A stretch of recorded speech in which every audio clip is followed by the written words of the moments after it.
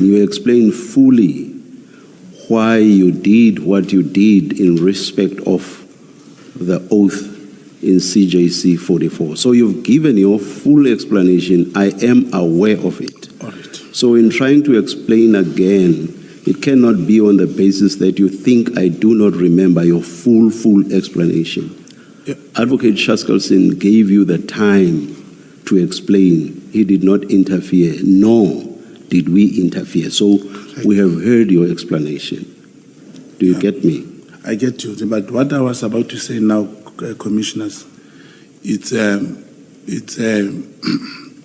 add to what I was saying, to give a probably, because it seems like this process misses, there is something missing in this process. Are you going to add something different to what you already explained fully yesterday? No, giving the background to, I'm going to explain a context that will bring a proper understanding to this. So that you do not leave this room with a view that you are being suppressed. I'm using your verb. So perhaps let me give you an opportunity to give yet another explanation. Thank you, Commissioner. Commissioner, when I came here to this commission, I never said I'm a high priest. I said I'm a state agent, and I have an instrument called the Legend Building, which allows me, in circumstances in executing my duties, to use what you call a false life. It's part of what I do. And the reason I requested to speak, Commissioner, it is because even the evidence leader, I was checking how it's like he's a prosecutor. He's not playing the role of evidence leader. Because I said I am an agent. In circumstances when in executing my duties, I have to lie. Now he come to the people, to the public, and say I'm a professional liar, knowing that I told him if I execute my duties, I do give a certain impression to reach or to get to the bottom of what the mission wants. Because even Madam Commissioner yesterday, she said, I'm bringing allegations, I'm talking about people, allegations that I make, I cannot provide proof. That is my job, commissioners. An agent is not a policeman who will obtain statements that can be presented here. I give intelligence information which must be converted into evidence which the commission wants. And how will that be converted, information be converted? It's when I bring people again who will corroborate what I'm saying to become the evidence that the commission wants. Example about yesterday, she said, are you accusing Brigadier Sebola? And I said, no. But I was going to say the handler is Colonel Koza, is working with Brigadier Johnson, and after the murder of that particular informant, Colonel Singh investigated the case. What does that mean? It means when he meets with the commission, he'll be able to show the commission the light as to up to where his investigation arrived. But the moment you say, you cannot say that, I'm not a policeman. I cannot even analyze what you call intelligence information. And I'm bringing raw information, but I'm not saying I cannot support or I cannot get anyone to come and corroborate. And last thing that I'm trying to say about Senior Counsel Charleston. Evidence leader, maybe I should read this. Please, Commissioner.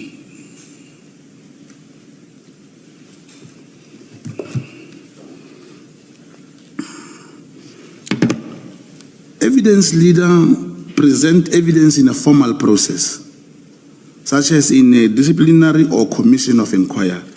Their role is to assist a committee or tribunal by organizing a leading evidence, which include preparing witness, interviewing them, presenting their evidence in a clear and structured way. Unlike a prosecutor, because now, even when he spoke about he gave us this thing to go and read, that me and the legal team should go through it. Now he comes and talk about the Richards Bay terminal, and I was not prepared, of which I also have a story to tell, that the coal that comes from there goes straight to Israel. There was people protesting in Richards Bay. Mr. Mogotsi, can you please try to confine yourself to the question of the oath and giving an explanation? Now you appear to be attacking the role of the evidence leader. I'm not quite sure how that relates to how you value or do not value an oath, and why, as you admit, you told a lie in your affidavit, which is annexed here as Exhibit CJC 44. Can you please, I'm giving you all the leeway to explain yourself with regard to the lie that you admittedly told. But please don't veer off to a whole lot of other issues. Thank you, Commissioner. Then it means, Commissioners, we need to start at this particular point.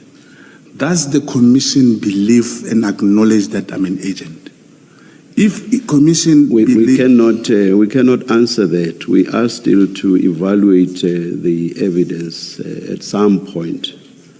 So we cannot say, yes, we believe you, Mr. Mogotsi. We cannot do that, not now. Okay. The answer, Commissioner, to the question, because the Commission has not yet arrived at the conclusion if I'm an agent. Commissioners, yes, I lied in executing my duties. My conscience, when signing this affidavit, I took an oath in front of that particular police officer, that commissioner of oath, knowing that it's a lie, in executing my duties. That's correct, Commissioner.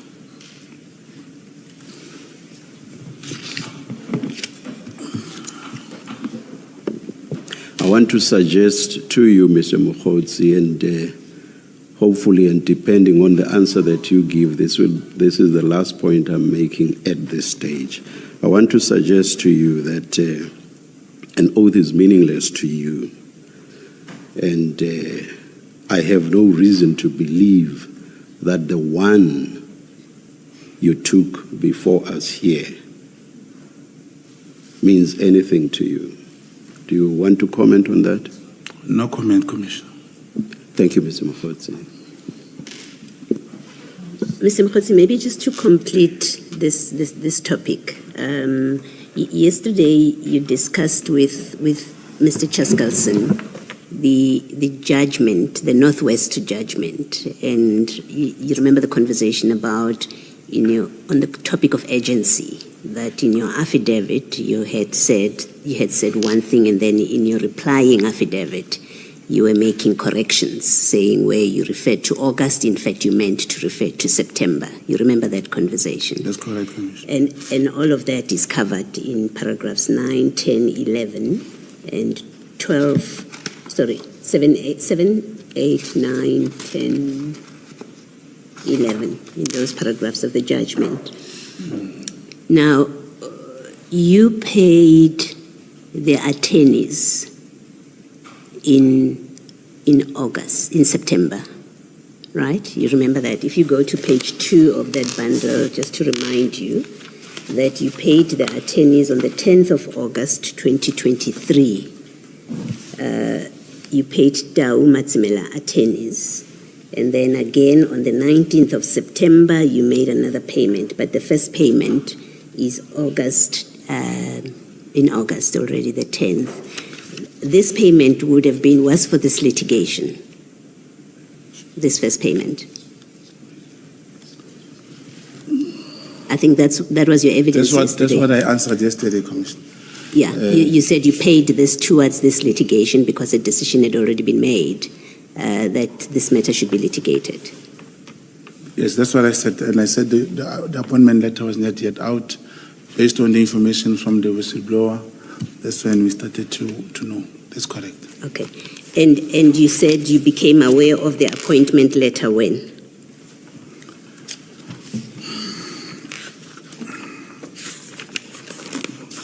I think you say in paragraph 7 that, no, sorry, in paragraph 9, rather, of the judgment, they did nothing after, you were criticized for doing nothing after the letter on 11 August 23, and then in your correction you said the letter, you became aware of it in September.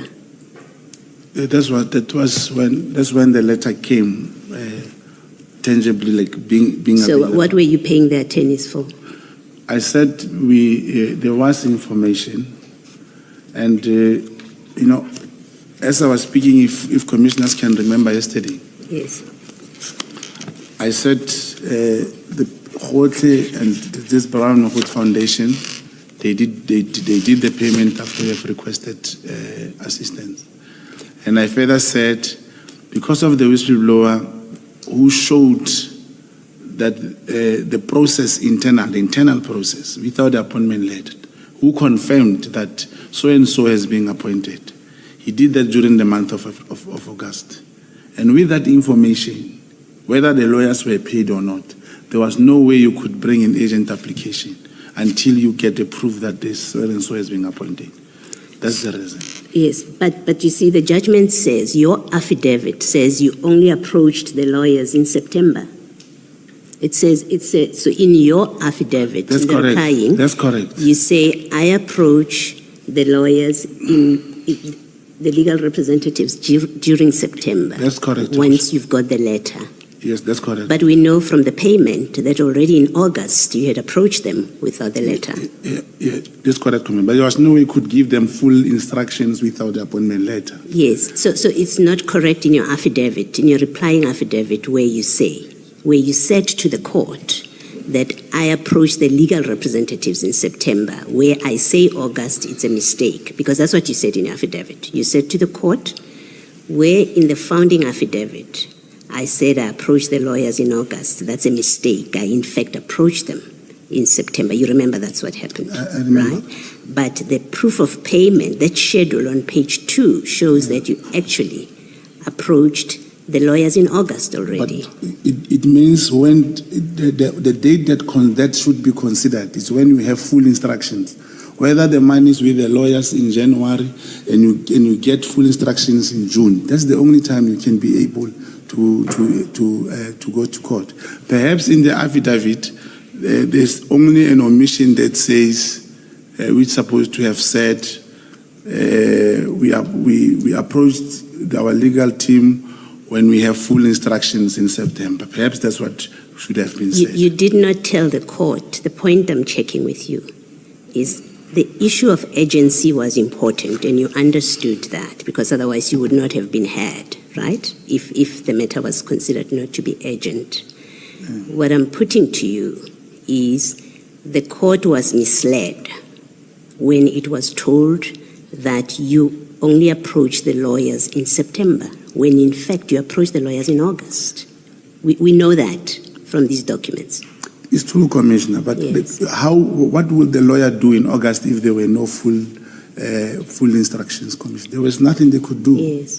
No, I'm not arguing there what would the lawyers do. I'm just clearing the fact of what the court was not told, or in fact what you said you were correcting, is where you had initially been honest with the court that the lawyers were approached in August, and when the issue of urgency was taken up, you then in your replying affidavit said, I'm correcting this, in fact it was in September. So on just the judgment, it looks like, in fact, in another affidavit, which was not about you being a contact or an informer, in an affidavit before court, in an urgent application, you actually misled the court into believing that you approached the lawyers for the first time in September, when in fact you did so in August. That's all I'm establishing with you. Perhaps, Commissioner, it should be understood properly. The second payment, there is a second payment in September. It shows that the first payment would have been a deposit. And approaching an attorney without full instructions, it's not like there's nothing the attorney will do until all instructions are being paid up and submitted all the evidences. Now, it may be an issue of how lawyers are writing, and the commission should take into cognizance. Commissioners, I do not even have matric myself. And when you have a lawyer who prepares documents for you, you read, and as a layman, a lawyer may still not contextualize things in a understanding of this level. But what we know is the deposit was paid, and that whether approached or not approached, perhaps in front of the court, to approach the court means you must have full instructions. But by then there were no full instructions. On a separate topic, you also discussed yesterday with Mr. Chaskalson that Mr. Matala he provided assistance in this court application. That's correct. You remember that? That's correct. And we know this court application was in 2023, so you met him before September 2024. You started interacting with him, with Mr. Matala. Yes, yes, that's correct. What was the nature of that relationship, such that he comes and advises you on litigation? What was the nature of your relationship? As business people, commissioners, and he did not come. Remember, we were talking over the phone. And as business people, you can discuss anything. It doesn't require a particular relationship to talk about anything. If we are known, maybe in Durban, being a successful businessman, and you happen to meet, I don't think there is anything wrong if I should call the businessman in Durban and say, hey, we know we are having this situation, the local businesses or companies are crying, can't you help us? And that time, he only gave us ideas. So he called you out of the blue I called him. You called him. That's correct, Commissioner. You knew him from where when you called him? And it's...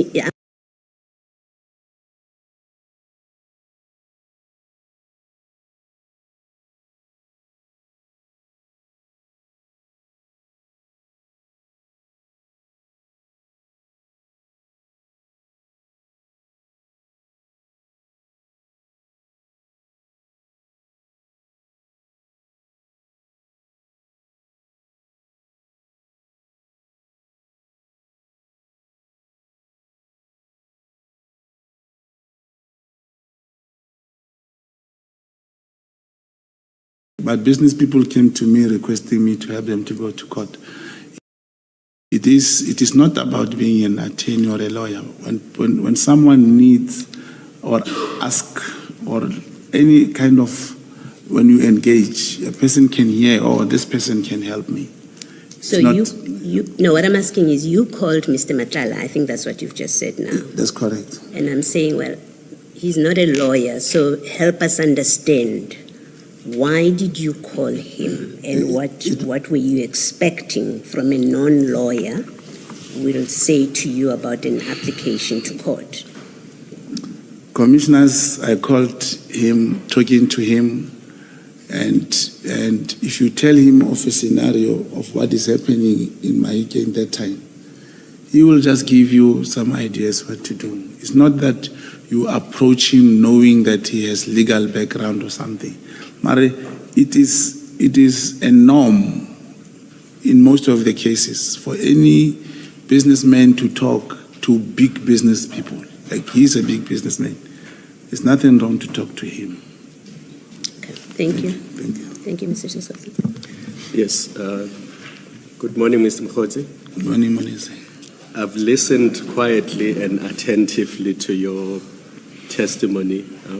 There's a few things I need to clarify, and I need really short answers because I want to give Mr. Chaskalson his time back. So from 10 o'clock, I'm hoping that he will have his time back. Chair asked you about the oath and whether you consider it binding on your conscience. In the February 2025 affidavit, you give your residential address as Shawelo, Soweto. Have you ever lived in Shawelo, Soweto?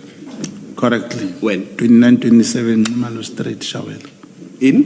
Ngumalo Street, Shawela. When did you live there? 1990, in the 90s. So Even this year, we held a funeral at home. It's a home.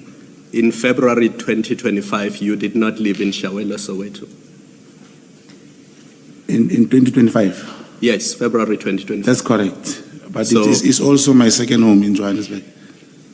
Okay, That's correct. I will leave it there. Yeah.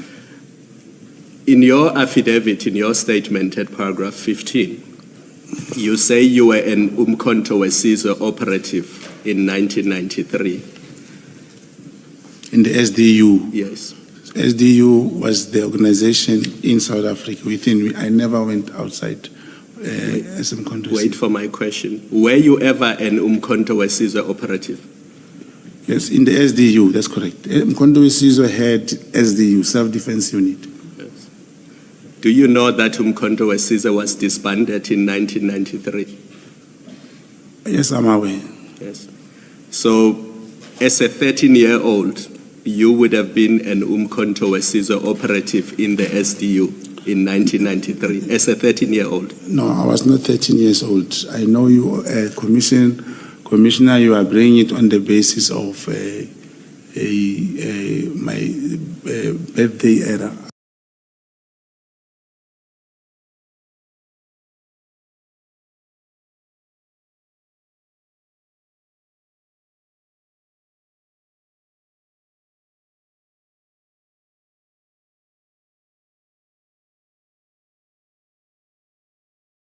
I was not actually born in 1979. I was born in 1977. So that's another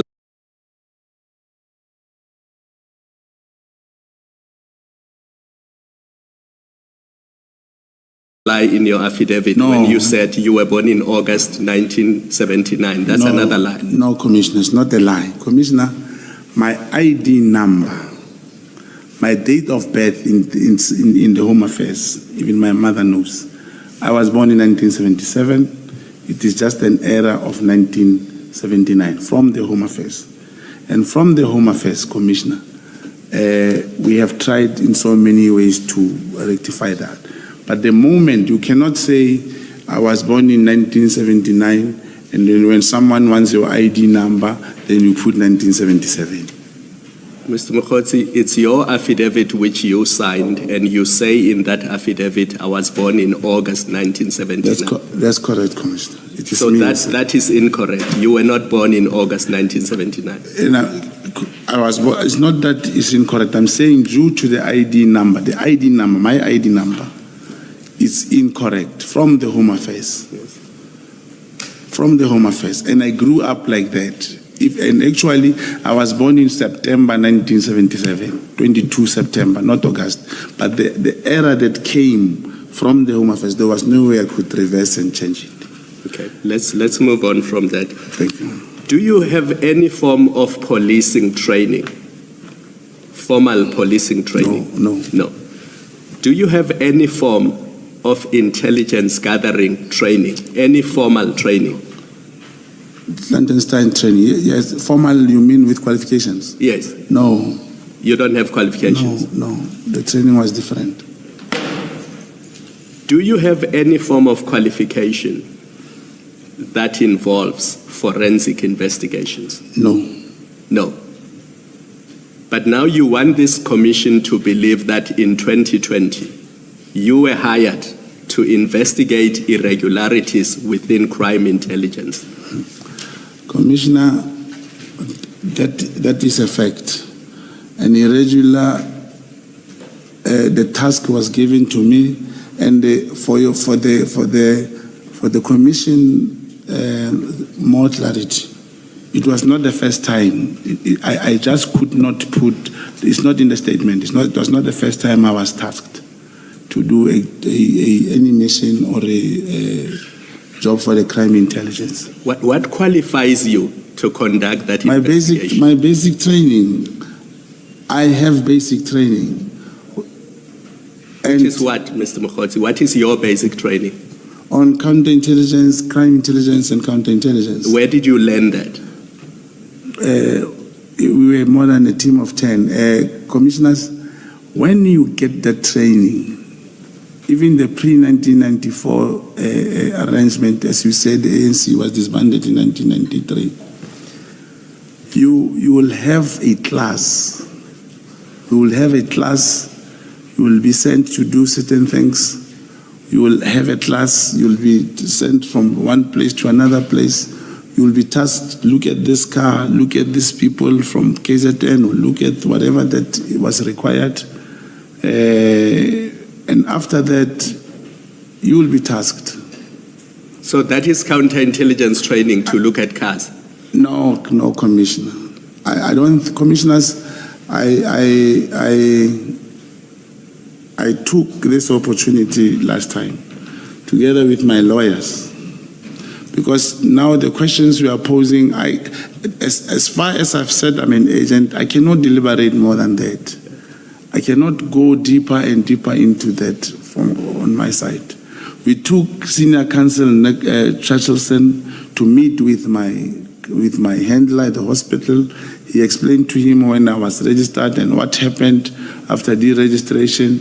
And it's not only him. I also did job with a mission between 2006 and 2008, proper one, with the former Divisional Commissioner, General Bob Madlanga. As I was saying earlier here, to corroborate information into evidence. If one is allowed, I can bring those people. Let me interrupt you, Ms. Mogotsi. I said short answers. I don't want you to go to 2008. I want to give Mr. Chaskalson his time back. Lastly, you said to Chair, you want this commission with any supporting documents that confirm, wait for the question. You have not supported this commission with any supporting documents that confirm your version that you are conducting investigations as a contact agent. We have nothing in front of us. You say you were in Kenya. We don't have your flight tickets.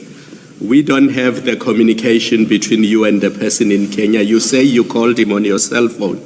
You say you followed Ket Matala to Durban. We don't have your flight tickets. You did not take photos of this place you followed him to. So there's absolutely nothing before us that supports the version that you conducted any of these investigations that you are mentioning.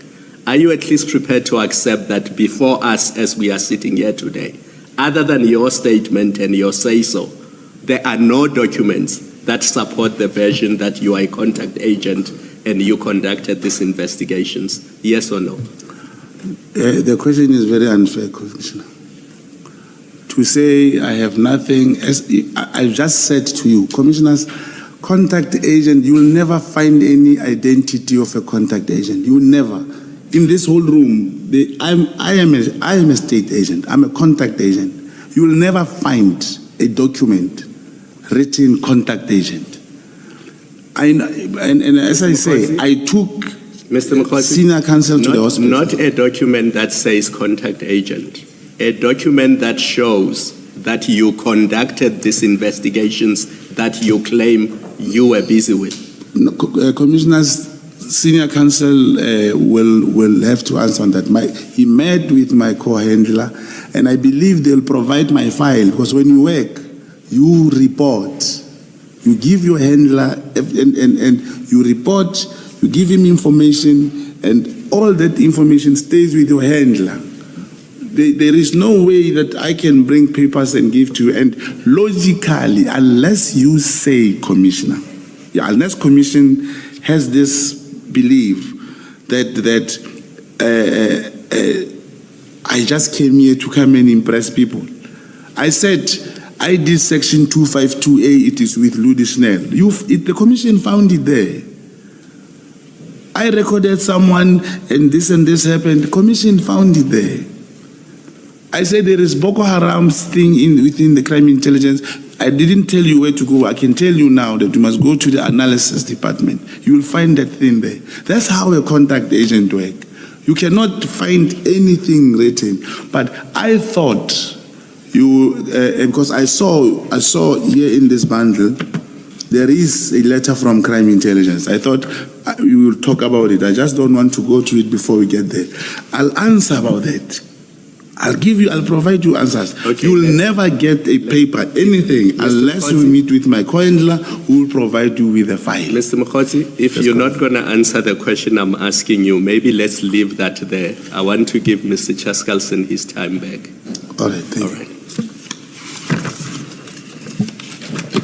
Thank you, Chair. In fairness to Mr. Mogotsi, I must confirm that we did interview in a hospital a man describing himself as Mr. Mogotsi's co-handler with the name that has been shown to you. And he did confirm that he had been running Mr. Mogotsi as an agent. We have certain questions we'd like to ask that man, but we're waiting for him to recover from his health condition. Thank you for that, Mr. Chaskalson. Mr. Mogotsi, I want to talk today about your signal communications with the Minister. And to begin with, I want to put to you the proposition that Signal is a more secure app than WhatsApp. Would you accept that? It's not. Repeat the question, Constable. That Signal is a more secure app, secure against against interception than WhatsApp. It's correct. And it's an app that is generally used for clandestine communications. I don't know about that. Well, you are an agent, are you not? I know of Telegram. Telegram. That's what you are saying. Yes. Do you use Telegram in your clandestine communications? It is used, yes. And I know it is used, but I'm asking, do you use it? I sometimes use it, correct. And do you have access to a Telegram account that you could share with the Commission? Not at the moment. Why is that? It's a long time that I did not use it. So you haven't used Telegram since when? Depending on the mission, for that particular purpose, I'll use Telegram. If there is nothing related or needed for that top classification information, I will not use it. When last did you use Telegram? I can't remember. Was it this year, last year? I can't remember. Mr. Mogotsi, you must have a broad sense of when last you used Telegram. I mean, maybe at tea time you can open your phone and look at what your Telegram account says. Yeah, I mean, I can look for it, Commissioner. But what I'm saying, and all these phones I knew, you need to know, and there are reasons. There are reasons why one will stop using a certain app. Like in the case of Telegram, there were very few people using it in the network. Everyone will use a WhatsApp or Signal. So when you stopped using Telegram, what platform did you use for your clandestine messaging? WhatsApp. WhatsApp. That's correct. But you communicated with the Minister on Signal. Was that his choice? It's not his choice. I also downloaded the Signal because he was using Signal. Sorry, I didn't hear your first half of that answer. You also downloaded Signal. But you downloaded Signal. Yes, he's using Signal. He was using Signal also. Yes. Did you download it for the purpose of communicating with the Minister? Not only that, then other few people also. Do you remember when you downloaded Signal? I can't remember. When the Minister, did you have Signal on your phone when you first started communicating with the Minister? I really cannot remember, Commissioners. You know, I'm saying most of the time I'm using the WhatsApp. And some of the apps, like you are referring to Signal, I don't know if, I believe I downloaded it somewhere last year, the signal. And as you scroll the phone, you'll start seeing people who are also using Signal. Then that's when you start greeting a person to say, hey, are you on Signal? I'm also on Signal. But presumably the minister's also on WhatsApp. That's correct. Why did you communicate with him on Signal? We also communicated on WhatsApp. It was not only on Signal. Like I said, when you scroll the phone, you start seeing people who are using Signal. Now, I understand that, but why did you choose to communicate with the minister on Signal? Why did you send Signal messages to the minister rather than WhatsApps? You start seeing him using your Signal and you greet and say, hello, are you also on Signal? And you start talking. There's no specific reason that we must talk on Signal. So you use WhatsApp and Signal interchangeably? That's correct. When I'm just that I don't have Signal anymore also. And if I understood you correctly, that when you went on to Signal, you realized that the minister was also on Signal, so you reached out to him on Signal? That's correct. Can we go to the first Signal text I want to discuss with you? It's at page 52.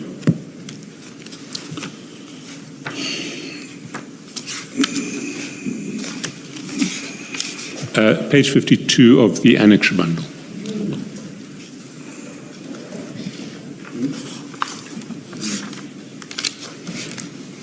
That's correct. And we touched on it, I think, 2 days ago.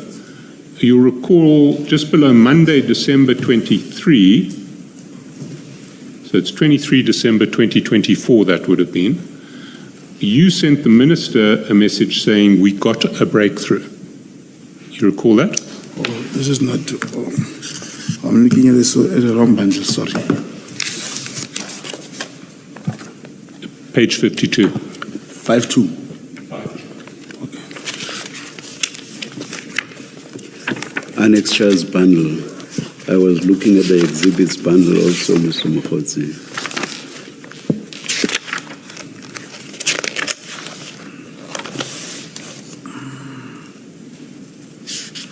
That's correct.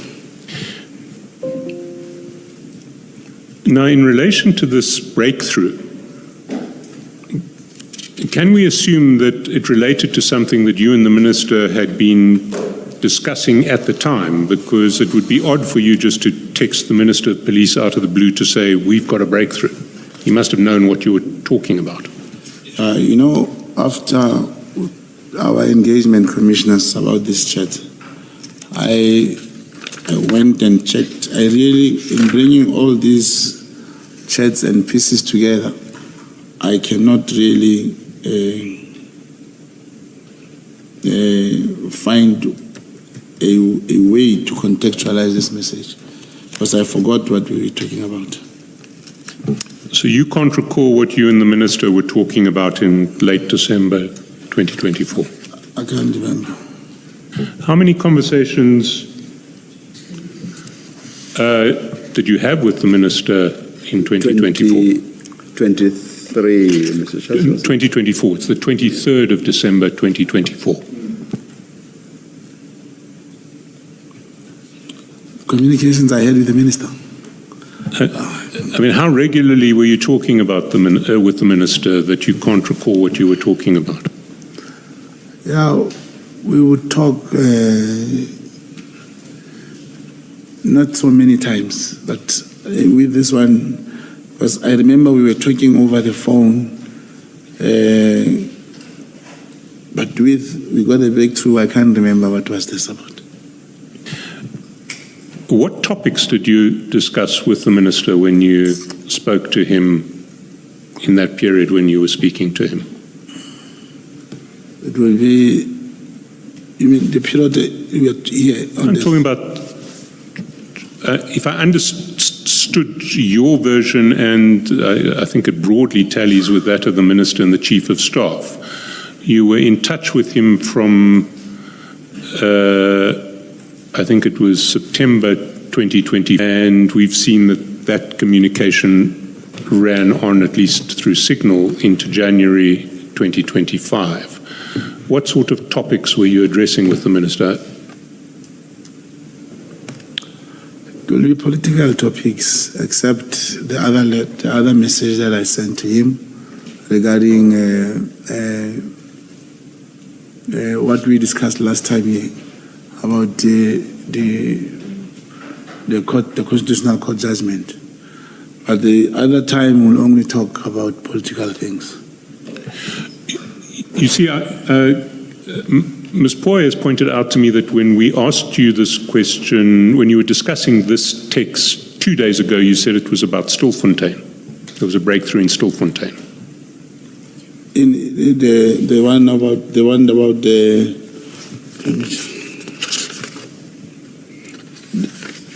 Stilfontein, we're talking about the arrest. When he asked, was the arrest effected? If you remember, I said, there I can still remember we were talking about Stilfontein. But this breakthrough wasn't about Stilfontein that you can remember. I could have said if it was, because me and him, that time we were talking about a community meeting which was held at Stilfontein, and the community were looking for that suspect, and he was never arrested. So I can't remember this breakthrough. What was it about? You see, yesterday the Chief of Staff of the Minister was in Parliament, and he was also just talking about Stilfontein. Everyone was talking about Stilfontein. Did you see the evidence of the Stilfontein from the Chief of Staff? I can't hear the question, Commissioner. The Chief of Staff was in Parliament, the Minister's Chief of Staff, Mr. Nkabinde. He was testifying at Parliament yesterday. And when he was asked about this contact that you had, and in particular meetings you had with the Minister, everything was about Stilfontein. Yes, I didn't hear him, but yes, the Minister was in Stilfontein, and I was also there. You see, I want to put to you that you know that this breakthrough had nothing to do with Stilfontein. It had to do with something else. Unless, Commissioners, you know what is that, now I can't remember. Well, let me take you through the chats. Let's start with this one. We've got a breakthrough. Can you see the time of that chat? Yes, I can see it. May the 23rd of December, what time? 10:34. I'd like you to take that page and the next page out of the file so that you can keep them on one side.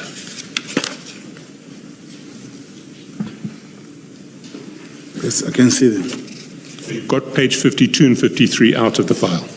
Yes, they're here. I want you to take them out the file because I'm going to take you somewhere else in the file, and I want you to be able to look at both at the same time. Tate. Absolutely.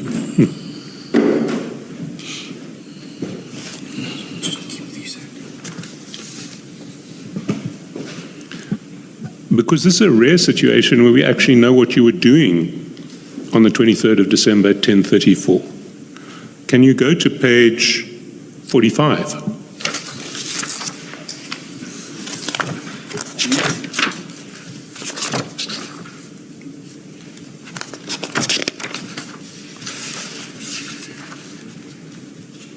And at the top of the page, you will see at exactly the same time, 23rd of December 2024, 10:34, you were on the phone. You, in fact, called Kat Matlala. You called him at 10:34:40, but the call may not have gone through because at 10:34:59, Kat Matlala called you back. That's correct. And then at 10:35, you texted him iPad guy, name. Does that help you remember what the breakthrough was? No, it doesn't go together this way. Because even when he said iPad guy, when I wanted the name of the iPad guy, he never gave me that name. And that's even if he had given me, we would probably say that was the breakthrough. But he never gave me the name. Sorry, Mr. Mogotsi, I must ask you to answer these questions as an honest witness, not as an operative trying to pursue an operation at this point. you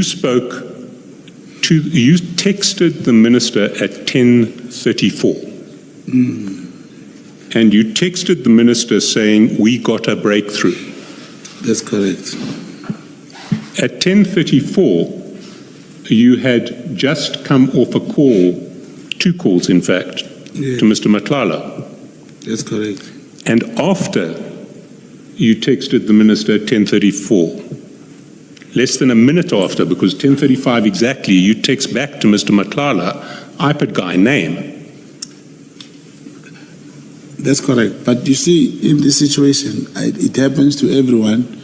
When you are chatting with someone and then you receive another call, when you answer that call, the particular person will start chatting to you. It has nothing to do with the breakthrough, unless if the iPad guy's name was given to me and I say, yes, we've got a breakthrough. It was not. Mr. Mogotsi, I have to put to you that your answer in this regard is false, but let's go through the texts. Okay. Let's go back to page 52 to see what happens later on the 24th of December, on the 23rd of December.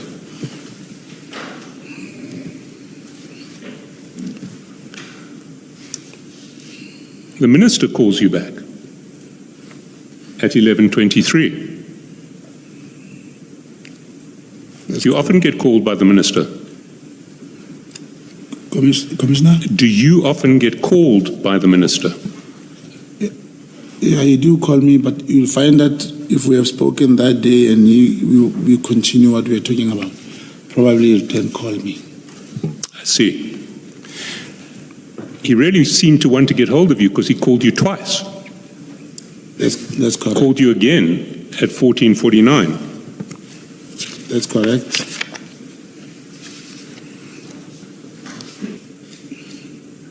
I thought, Commissioner, I can't recall. I thought you'll go to the 24th and you asked me about the arrest. You see, if... Sorry, Mr. Mogotsi, I must ask you to answer these questions as they... You can't recall. Yes. Let me help you again. Go back to page 45. The minister has called you at 14:49. You've had a conversation with him, apparently. Who called me Madlanga? No. Go to 52, or you can look behind you at 52, or look to your left at 52. Yeah. And you'll see that there's an incoming call from the minister at 14:49. That's correct. And then, 7 minutes later, if we go back to Yes. page 45, Right. we see that you've sent Mr. Madlanga this message at 10:35 saying iPad guy name, and he hasn't come back to you. That's So correct. 7 minutes after the minister calls you, you send him another message. My brother, any news from iPad? Yes, that I can see. Yeah, that's correct. Why were you so anxious to get iPad news from Mr. Madlanga? Was it that you didn't want to disappoint the minister? No, the minister did not want the iPad guy. It is me who wanted the iPad guy.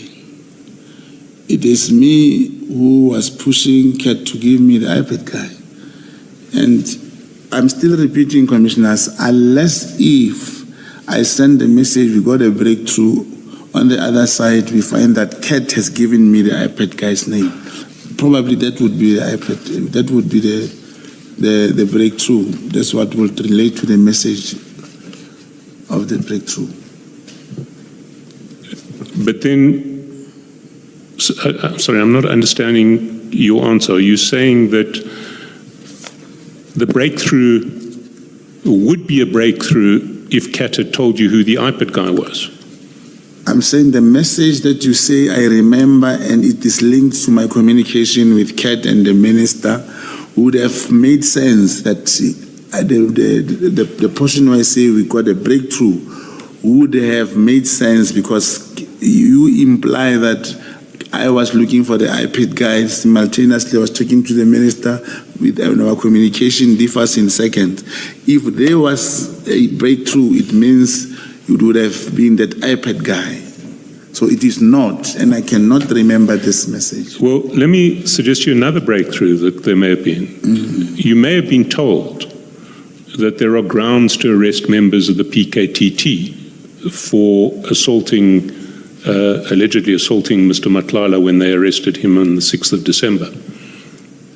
And you may have reported that to the minister as a breakthrough. Probably that would be a prophecy from some. That could be. Maybe someone prophesizing. It's not that. You did by this stage know that Mr. Matlala was alleging that he had been assaulted, he and his wife had been assaulted on the 6th of December. Yes, I did. And even if those people could have been arrested, there was no need for me to tell the minister. I see. Yeah. Well, let's look at the texts again.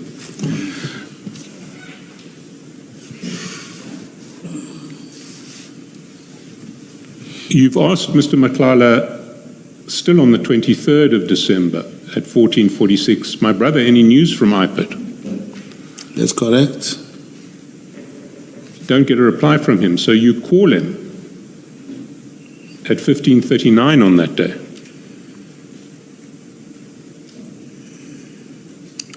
That's correct. Why would you be calling him? You also called him at 15:40, we see lower down.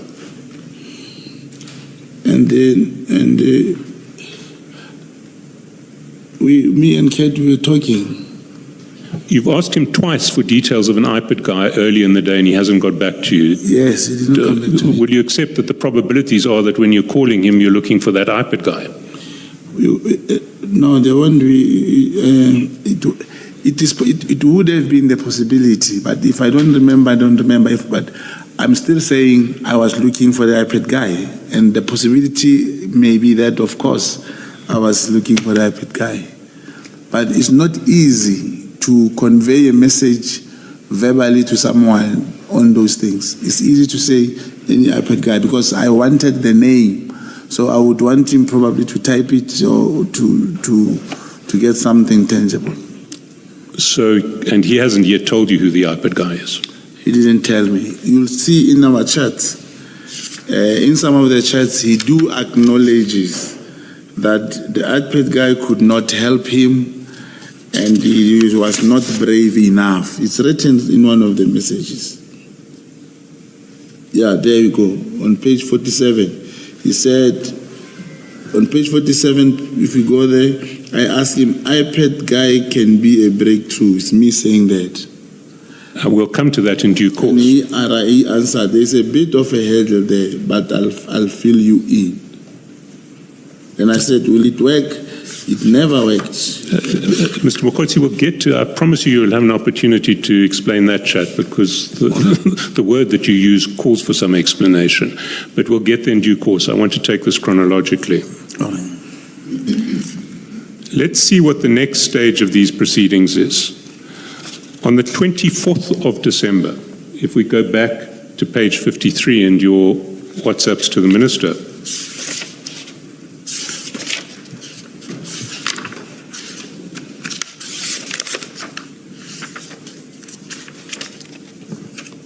you see on Tuesday, the 24th of December at 1919, it's the Minister who's initiating contact again, and he says, was the arrest effected? This I remember. And what do you say this was? In the Stilfontein. We're back with Stilfontein now. That's correct. Okay, I want to put it to you that that's false, and you know it's false. It's not false, it's true. It's me who was talking to the Minister. There's no way you can know that. Sorry, no one was talking to the Minister here. This was the Minister texting you. Yes, I'm saying it is me who was chatting with him, and it's me who was in contact with him. There is no way a third person can say, I'm lying, it's not true, we were talking about something else. It's true what is that you see here. Let's see how you respond to the Minister. Well, first of all, we see that you did actually respond. Can we just stay on 53?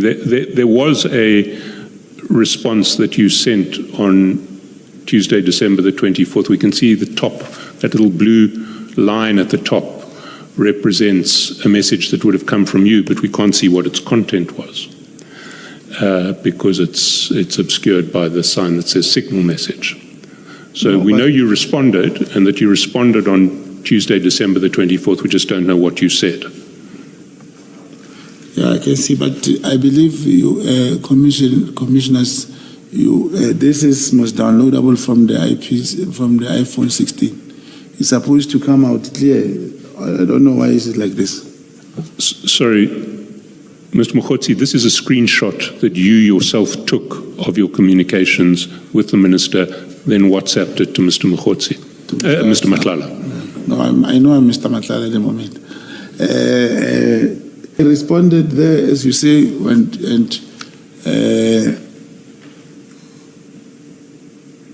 but I know we're talking about the Stilfontein. You know you're talking about Stilfontein now. I can't hear the question.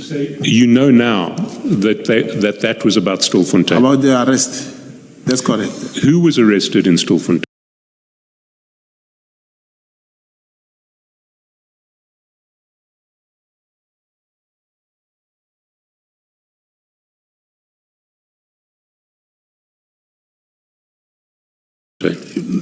It was, like I said, they were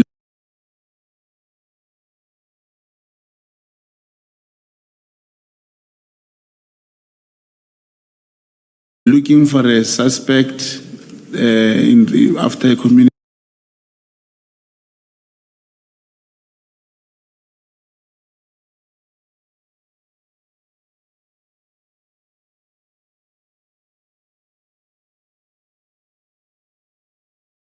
Meeting, and he asked me if there was the arrest was. Then I called him. I also called him. I remember to say there was no any arrest. Of course, if we had access to your signal chats, all of this would be resolved, but it seems that you no longer have access to your signal.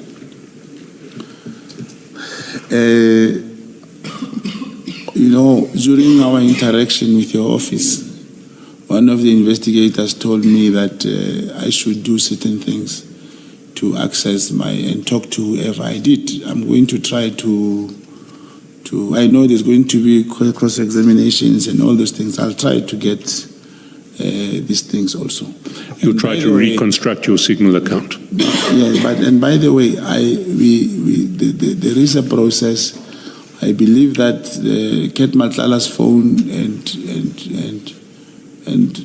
it is going to be, those messages will be re-downloaded. Perhaps at some stage we will get all these messages. No, but what we're looking at here is not something that any re-downloading of Kat Matlala's phone will ever screenshot of your signal communications that you sent to Mr. Madlanga. Okay. Commissioners, I'll go out there and see how do I get I'll try my best, because it will also help me. It would help you to have your signal back. No, in these proceedings, like these messages which one cannot answer, there won't be a time where someone say, I'm putting to you that you are talking about something. If the signal can work, that statement will not come again. A signal would help both of us, I suspect. That's correct. We leave this text? The minister says, was the arrest effected? That's quite formal language. Is that how the minister speaks? I don't know. The commissioners, I did tell you, I do not have formally, I'm not matriculated, and I cannot literally say if this is formal and this is not formal. Well, he isn't saying were they arrested or did they make an arrest. He's saying was the arrest effected? On the keeping of the Stilfontein, whom the community was looking for. Can you give us some details of this Stilfontein arrest that has now loomed so large? Who was the suspect? Was the suspect ever arrested? I don't know anymore, but... Sorry, you don't know anymore? Yes, I've not been following that since... So we can assume that in December 2024, the suspect wasn't arrested? No, that time was not arrested. Yeah. I'm just saying ever since this July 6, all our lives have changed. And I can understand that, but I'm very curious about these Stilfontein stories that we keep hearing about. Who was the suspect? What was the suspect alleged to have done? That king of the Zamazamas who was arrested and escaped from custody. The community was willing and they were trying to show some leads where to find the person. Right, but that person was never arrested. To date, I cannot confirm, but that time he was not arrested. So when you sent a text to the minister saying you had a breakthrough, it didn't relate to the arrest of the king of the Zamazamas because he's still at large. Yeah, that's what I was saying. If it was, I would have said yes, it was the Zamazamas because the person was arrested. So since there was no any arrest effected, I cannot link the two messages. So the breakthrough wasn't about the Zamazamas? No, I can't remember. It was not about. There was some other breakthrough that you can't recall? Yeah, probably. Yeah. Let's follow that chronology a bit further. Now, we need to go back to page 46.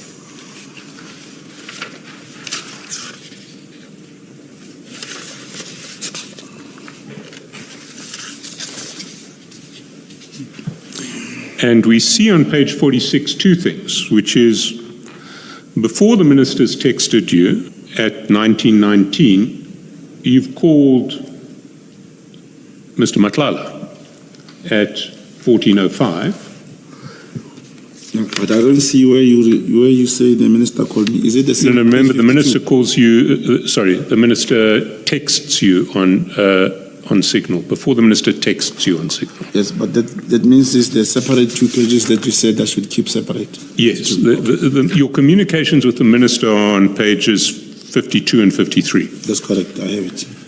So, on the 24th at 1405, you had an audio call with Mr. Matlala.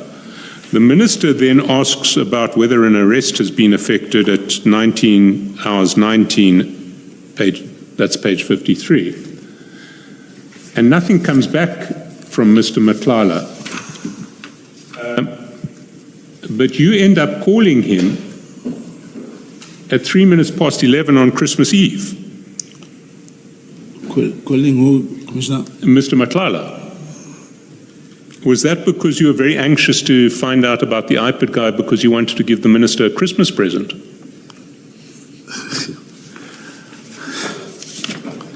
Commissioners, I don't know how will this be understood well that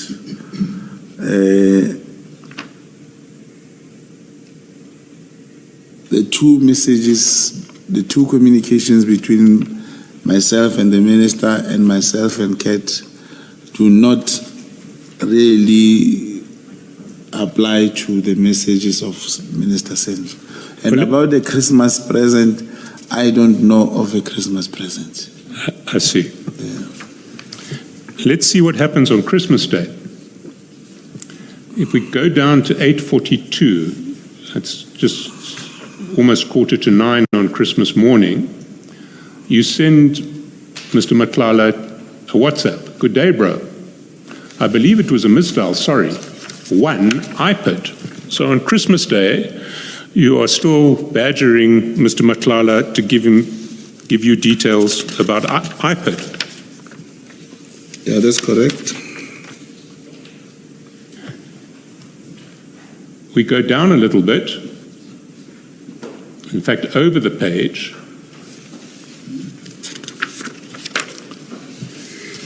All the way down to 9:18 on Christmas Day on page 47.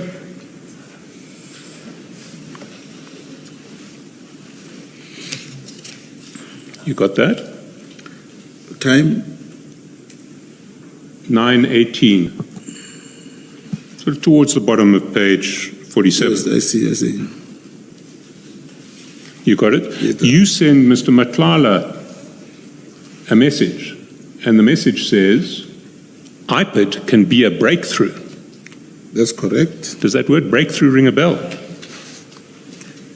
To get the iPad, I think that should be read together with page 46, where I say, good day, brah, Christmas 32.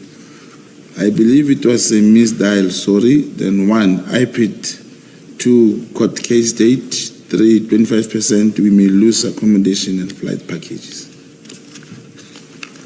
It must be read with that. So I knew that when he can get the IPID person, it will help him to deal with the police, those handled his wife.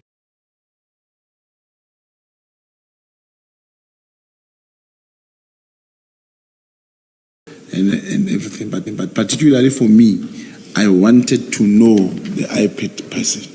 Why did you want to know the IPID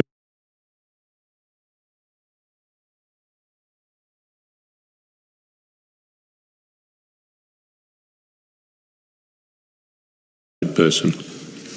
Because he could do wonders. The way he told me he could deal with, it was his connection, and I wanted to know him, and he was telling me that guy can do wonders, can arrest. And what would these wonders do to advance your operation? Is to know this particular pit guy who is able to perform his duties so wonderfully, instructed by this private person. I see. Let's follow the chats. You say IPID can be a breakthrough. That's correct. Was it just a coincidence that you used breakthrough in your text to the minister a couple of days earlier and breakthrough there? Yeah, it's a coincidence. Unfortunate coincidence. Question, Commissioner? An unfortunate coincidence. Yeah, it's a coincidence. I see. What happens later is you've texted at 9:18. Mr. Madlanga says at 9:18, there's a bit of a hurdle there, but I'll fill you in. You text back at 10:32, will it work? And he says at 10:54, needs someone brave enough. That's correct. It means that IPID guy couldn't do it, and he ended up not giving the name of the IPID guy, but the man was not brave enough. I see. So we didn't have an IPID guy who was brave enough. Let's go down the chat until we get to 27 December, the day that you forward him the minister's exchange.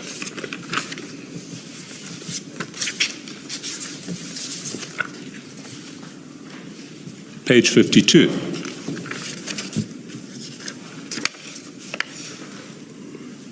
You got it? I got it. It's the one I have in my hand. Indeed. On the 27th of December, you send Mr. Madlanga your exchange with the minister about breakthroughs and whether arrests were effected.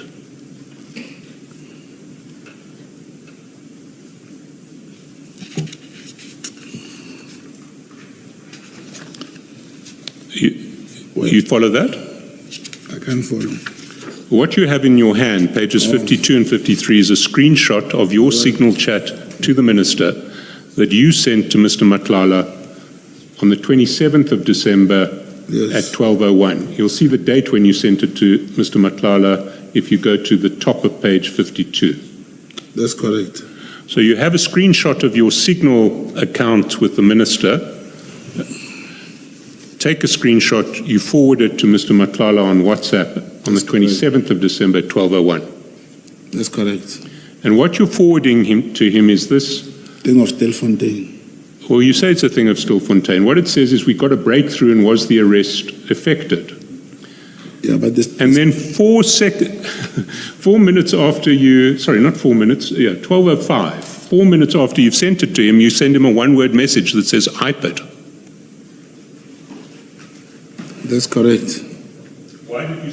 Why did you send that one-word message IPID to him straight after forwarding him the minister's? No, I was going back to the discussion, our discussion about the IPID, but I can tell you why did this message go to him of the Stelfontein.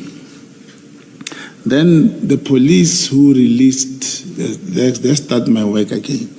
the police who were charged for the escape of that kingpin, which we were looking for. There was a case and they were charged. And one of these police is based here in Pretoria. And this, as I was talking, maybe this won't, I can't remember, but we were talking, me and Kate, on the phone. And he told me, you know, I've got a guy. This guy can help us, because I was telling him about that guy, because the one of them who was charged staying in Pretoria. And he felt that that guy wanted to tell the truth. Sorry, can I just clarify what you're saying now? That Yes. Mr. Matlala Yes. had told you that he knew this guy. Who was one of the police officers who were charged for the Okay. escape of the kingpin.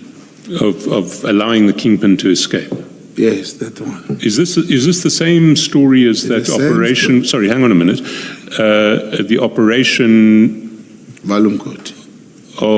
with Colonel Maluleke that you did with the Nkabis that won you the trust of General Sibia, or is it a different situation? No, this is a different situation. We are talking about, here's the person we wanted to have, the kingpin who ran away. Now, this kingpin who ran away, commissioners, we could not get him. Now, I reached to Madlanga that, you know, we are looking for this and this and this person. The police allowed, or they ganged or whatever, but they teamed up to have this man escaped. And he said, indeed, there's one guy also from here who was working there. I think he may know how this whole thing happened. You see, what's odd about this explanation is there's not the faintest hint of it in any of the WhatsApps that we see between yourself and Mr. Matlala, which traverse a very wide range of subjects, but never touch on Stilfontein at all. Yeah, but we would also talk over the phone, because that was now when I was talking to him over the phone. I see. So you're suggesting that it's just another unfortunate coincidence that when you send the minister's communication to you, to Mr. Matlala, you just happened, unfortunately, to follow it up with a one-line message saying IPID. That message was sent 4 minutes later. Yeah, but IPID has always been our story, me and Matlala. And I told him that we are looking for this particular guy. And some of the information he provided about this police officer who was charged could not actually help us at the end of the day. We couldn't find that man. And this, for the commission's knowledge, information, those police who were charged, they are still, I think their disciplinary hearings have just been concluded. I'm not sure, since July 6. Let's follow the chats.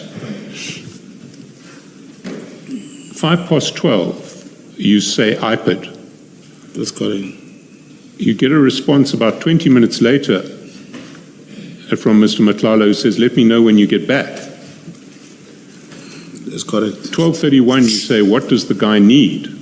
And then you say, I'm heading to Cape Town for January the 8th at 12:32. And then Mr. Matlala writes back to you at 12:37. The case needs to have assault for him to effect arrest. That's correct. He uses that same phrase, effect arrest. Is that another coincidence? That's correct. Well, that's an English word, eh? Which is It is an English word. It's quite a formal way of describing the process of arresting someone. Yeah, but this cat, I couldn't tell him what to write and how not to write.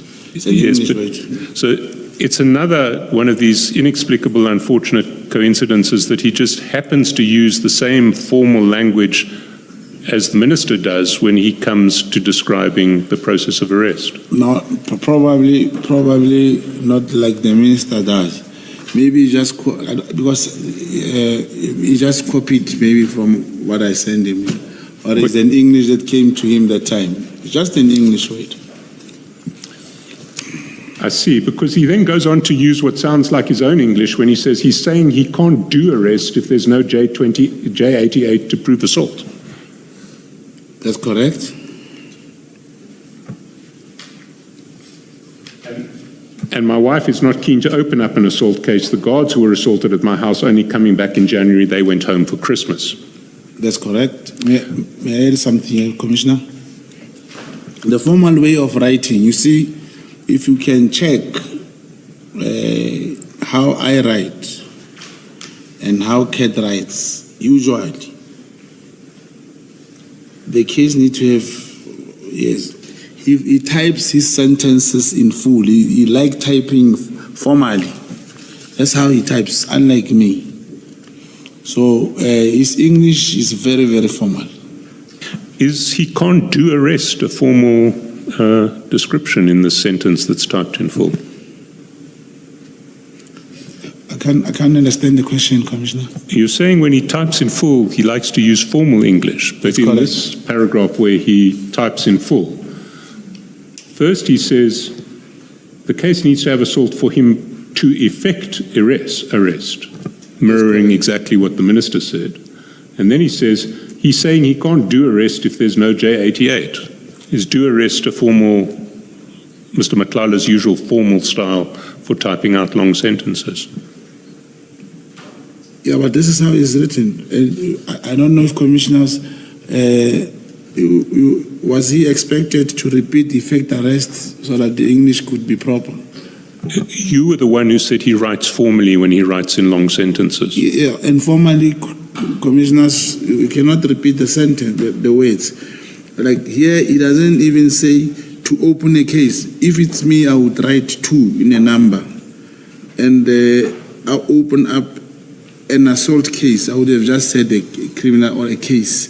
But I'm trying to show you that he even put a comma. That's very formal way of writing. Comma, the guards who were assaulted at my house, everything is formal, how he types. You see, Mr. Matlala, what I'm going to put to you is that it is absolutely clear from these chats that what you and the minister were discussing on 23 and 24 December was the possible arrest of PKTT members by IPID in relation to the events during the 6 December operation at Mr. Matlala's house. No, that was not the discussion. That was not the discussion. I cannot even think that I can rely on Matlala to get me IPID guy to arrest this guy. I wanted the IPID guy. So the notion that you are saying is totally not true. Why did you want the IPID guy? Because they said he can do wonders. And the wonders meaning he could. And I wanted to know who this person. It was not the first time I hear about him. It was not the first time. So what were you hoping to achieve through the IPID guy? After I got him. Who did you want the IPID guy to arrest? No, I did not want that. I was not interested in how the IPID will arrest those people. I wanted to know the IPID guy. Why did you want to know an IPID guy? This for my investigation, for my own operation. For what purpose? Purpose will never be understood, Commissioner. I wanted this particular guy. This particular IPID guy? That's correct. The one who Mr. Matlala had been speaking to at a certain stage? That's correct. What was so special about that guy? Commissioners, you know, I know IPID people. I know a lot of them. I interacted with even the investigators. I know a lot of them. I did not need Matlala to help me find an iPad person who can effect any arrest. I said I wanted the iPad guy for my own purpose, for whatever that I wanted him for. Not what you are implying that we were planning that the iPad should arrest the PKTT members. But why then would iPad be a breakthrough in your own words?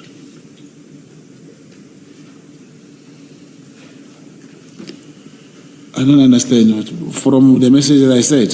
You send a message, iPad can be a breakthrough. I remember when you talked to Madlanga, I wanted the iPad guy. He wanted him to assist him to arrest people who assaulted his wife. For me to support him, I must keep on saying, I must get this iPad guy to get you these people. And what was going to be so special about this one iPad guy, as opposed to all of the other iPad guys you know? You see, I'm not at liberty to tell. I'll be opening another can as to what this particular iPad guy do, according to Madlanga. All right, well, I put it to you that your version here is transparently false, but I'm not going to take it further. Yeah, Mr. Skelson, are you leaving this chat? I'm leaving this chat, but I'm moving on to other signal chats, which will cast further light on it. I just need the witness to clarify. Mr. Mogotsi, whose arrest were you discussing with Mr. Madlanga in the last chat on page 53? Because it does refer to somebody's arrest, and it says the wife is not willing to open an assault case. The guards who were assaulted at my house are only coming back in January. So whose arrest are you discussing in this chat? The people who went to his house. The PKTT. Those that went to his house and harassed him. The PKTT. Yes or no? Yes. If it was the PKTT, yes, that's correct. Thank you.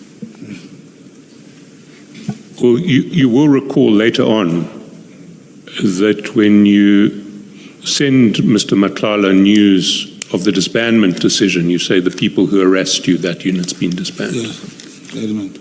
So it was the PKTT people you were looking to have arrested. Yes, that's what I'm saying. Can we then go to the next text,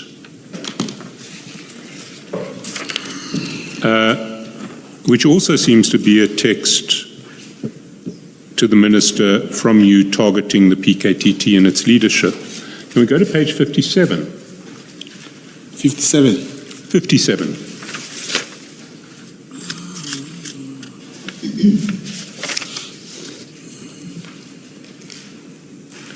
And you'll see that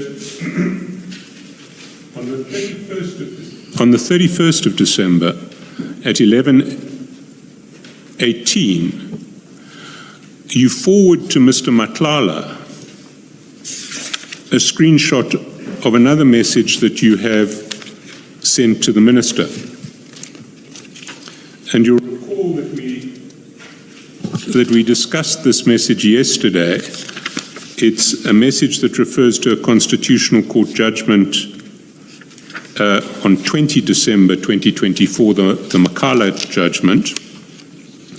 And you say to the minister, Minister, I'm going to get the case number and this judgment for you. Now we've got something proven by the court.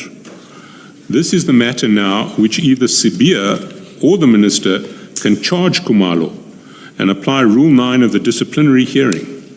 It took the Constitutional Court to release a man who was sentenced to life imprisonment through a forced Section 2. Imagine, Comrade Senso, after 30 years of democracy having this kind of policing. The good thing now is that these are not allegations but a court judgment. We discussed this briefly again yesterday. And can you just run us through your reasoning as to why this would afford a basis for the charging of General Khumalo?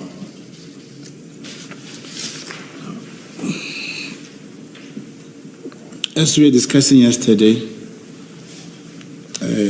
I did say the head of the PKTT should account or take responsibility if this has been decided by the court.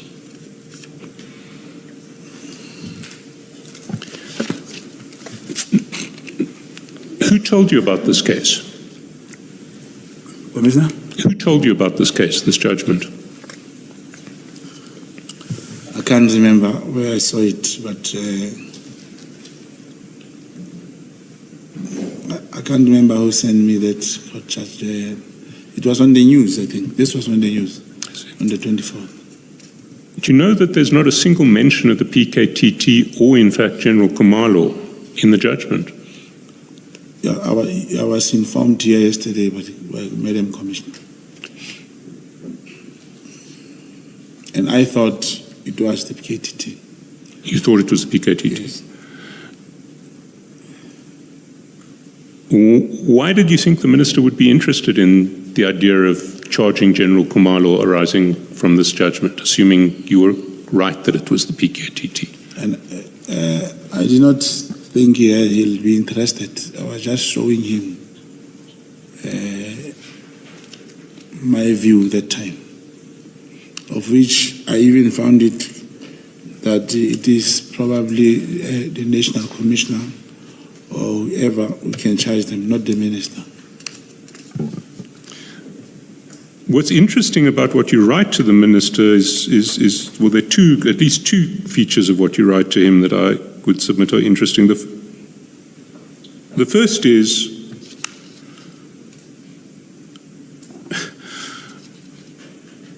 you say you're going to get the case number and this judgment for you. Now we got something proven by the court.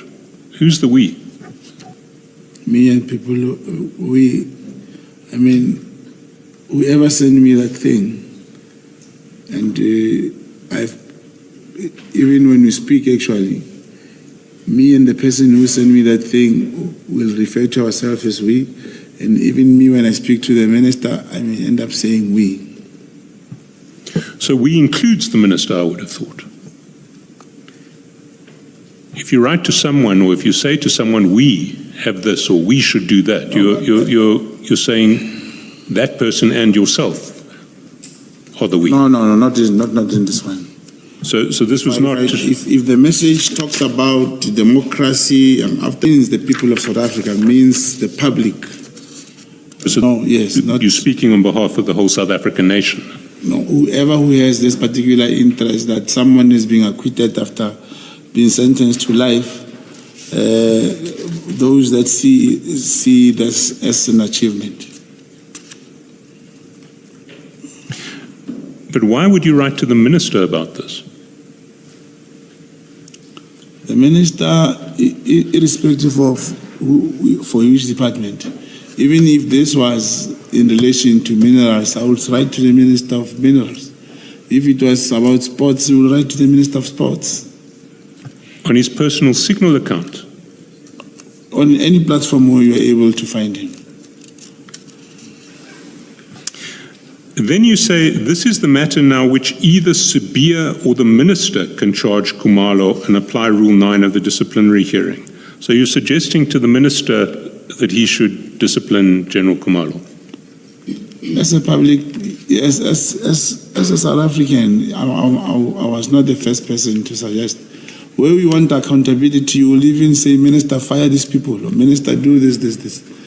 But you're not an ordinary member of the public in relation to the minister, Mr. Mogotsi. You're someone who the minister has been phoning on several occasions on WhatsApp, on Signal.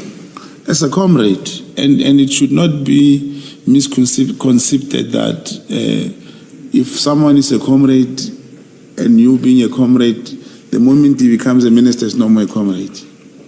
You'll still call him, he'll still call you.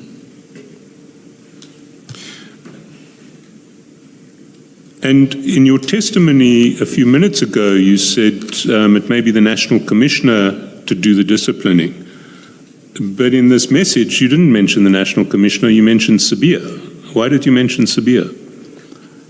I don't know why I mentioned Sibiya, but I mentioned it. Come now, Mr. Mogotsi, you do know why you mentioned Sibiya. Why would you have mentioned Sibiya? Commissioners, if you know why I mentioned him, please be at liberty to tell the Commission why. I'm not saying I know, I'm saying that you know. When you say I know, it means you know that I know. Why on earth would you, National Commissioner, discipline of General Kumalo? What could General Sabia have anything? What relevance could General Sabia have to the disciplinary process? No, I understand. I understand the question. Sorry for wasting Commission's time. The Deputy National Commissioner of Detection is, we like using the word the boss to both the Divisional Commissioner of Intelligence, General Kumalo. He is the immediate supervisor, he is the immediate person above him. So you're saying that General Kumalo reports to General Sabia? Definitely. Well, I think you're wrong in that regard. Is that what you thought? I'm not wrong. You are wrong. It's not a debate that we need to have with you. It's a legal fact that we can debate at the end of this commission. Okay, may I clarify this to the Commission? The Divisional Commissioner of Crime Intelligence is accountable to the DNC, to the Deputy National Commissioner. Who told you this? Is that what General Sabia told you in your meetings with him when he was handling your operation? No, I know. Is it what your handlers told you? It's I can even say it's my handler, but I know that the Deputy National Commissioner is above the Divisional Commissioner. They are both Lieutenant Generals, but this one is a Divisional Commissioner. The Deputy National Commissioner is above the Divisional Commissioner. It's not a debate that I want to have with you, but I do want to know where you get that view. It's not a view. The only person who's above the Deputy National Commissioner is the National Commissioner. And underneath the Deputy National Commissioner is the Divisional Commissioner. Well, let's leave that there. I just want to find out from you, was the Minister receptive to your suggestion that General Kumalo should be charged arising out of the Makala judgment? It is quite clear even on the message, he did not even respond to me. No, it's not clear on the message that he did not respond. We don't know what happened in your signal communications with the Minister, because this is the only piece of the screenshot we see. No, I know he did not respond. So he didn't respond at all to this message? He never responded. But he did respond to other messages later? Like I say, he did not respond to this particular message. I see. We do know, however, and we'll get to it in due course, that he asked his chief of staff to set up a meeting for you on the 3rd of February at a later stage. At the legislature? The chief of staff testified yesterday, having looked at the minister's diary, that the minister had tasked him to set up a meeting for you and the minister on the 3rd of February. Oh, with some comrades, that's correct. Right. We'll get to that meeting a little later. Chair, I think I've run over time here.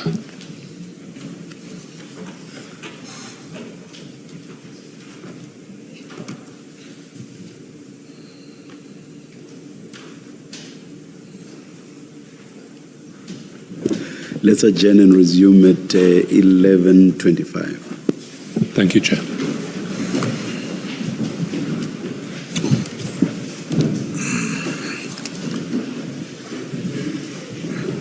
Yes.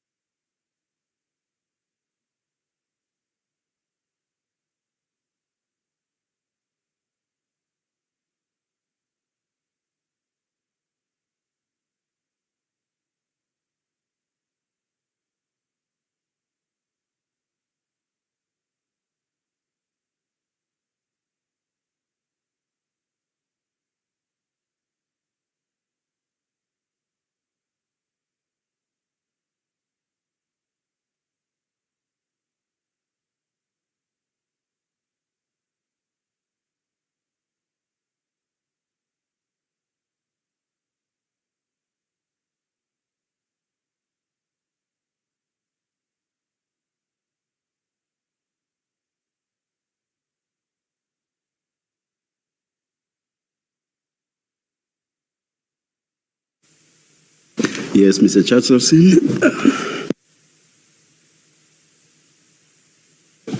Chair, I am going to move to a new topic now.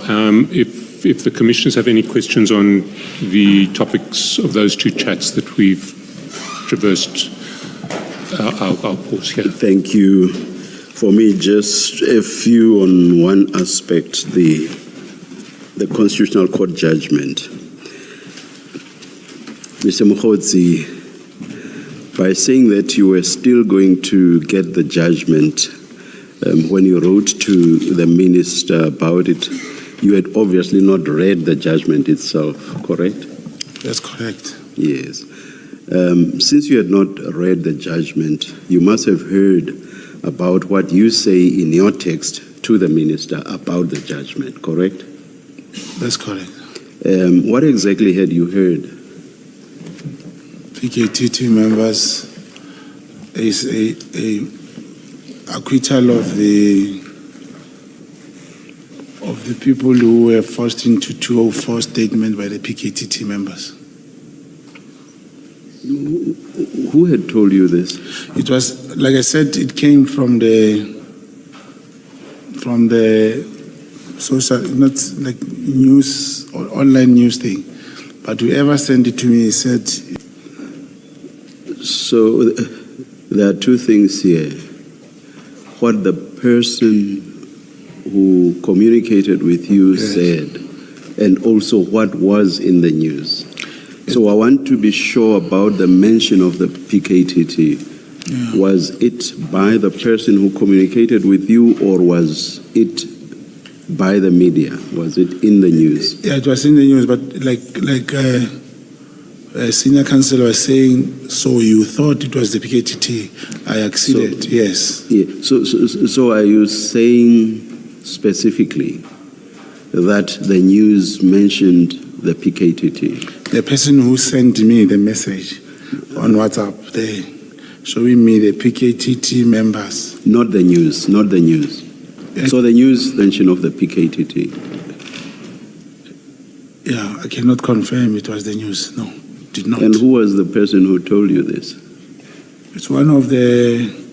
Is it on the group or? But there is this 3 groups. I can try and verify where this thing come from. Maybe after lunch, I should just go in and look for it quickly. I can try and get where and the source of that. How was this communicated to you? WhatsApp. WhatsApp. Yes. Oh, so you still have this somewhere? If it was a news link, I will have to look for that particular phrase, like 204. Go to Google just to research quickly how was it phrased. Without suggesting that news is always accurate, but I would be very surprised that this was in the news, because this case had nothing to do with the PKTT. Do you want to comment on that? Yeah, the fact that the question was posed as the judgment concerned events that took place in the Western Cape that had nothing to do with the PKTT. Do you accept that? I accept on the basis that probably I did not read the judgment. I accept that the judgment may have not said the PKTT, but I know that I don't know if commissioner is saying it has nothing to do with the PKTT because it's not in the KZN. No. No, if that's not the case. I'm just stating the fact that case had nothing to do with the PKTT. Okay, I accede. But I may add also that what we have heard thus far, unless you're going to suggest otherwise, is that the PKTT was involved in KZN and also in the Eastern Cape Fort Hare cases and in Mthatha case. And we've not heard anything else. Yes, a few members came to assist in Gauteng. That's all we have heard. But that's not the point I was making. Yeah. I was just saying to you that case had nothing to do with the PKTT. I agree. It related to Western Cape events that had nothing to do with the PKTT. I agree, Commissioner. Why did you rush to tell the minister about the judgment when you had not yourself read the judgment? Like I said, it happened so quickly, and even today, I have not read the judgment. It happened that quickly, and I typed that message. I thought it was the PKTT. All right. Just remind me again, what do you say about sourcing for us the information that relates to what was communicated to you? Are you saying you're going to get that for us? No, I was saying it was before you say it's a fact, Commissioner. Now that you say it's a fact, there's no need for me to look for anything. No, I'm interested in who told you about this. No, I would not even find who told me. I was going to check how was it phrased, whether it is phrased in some of the media links. But if you say it's a fact, let me ask you directly then. Who gave you that information? The information that this was about the PKTT. Who gave you that information? I can't remember. On something that you consider to be so crucial, Minister, we are going to be, you and General Sibia now have a basis for having General Kumalo arrested. Surely that must have been something quite important to you, was it not?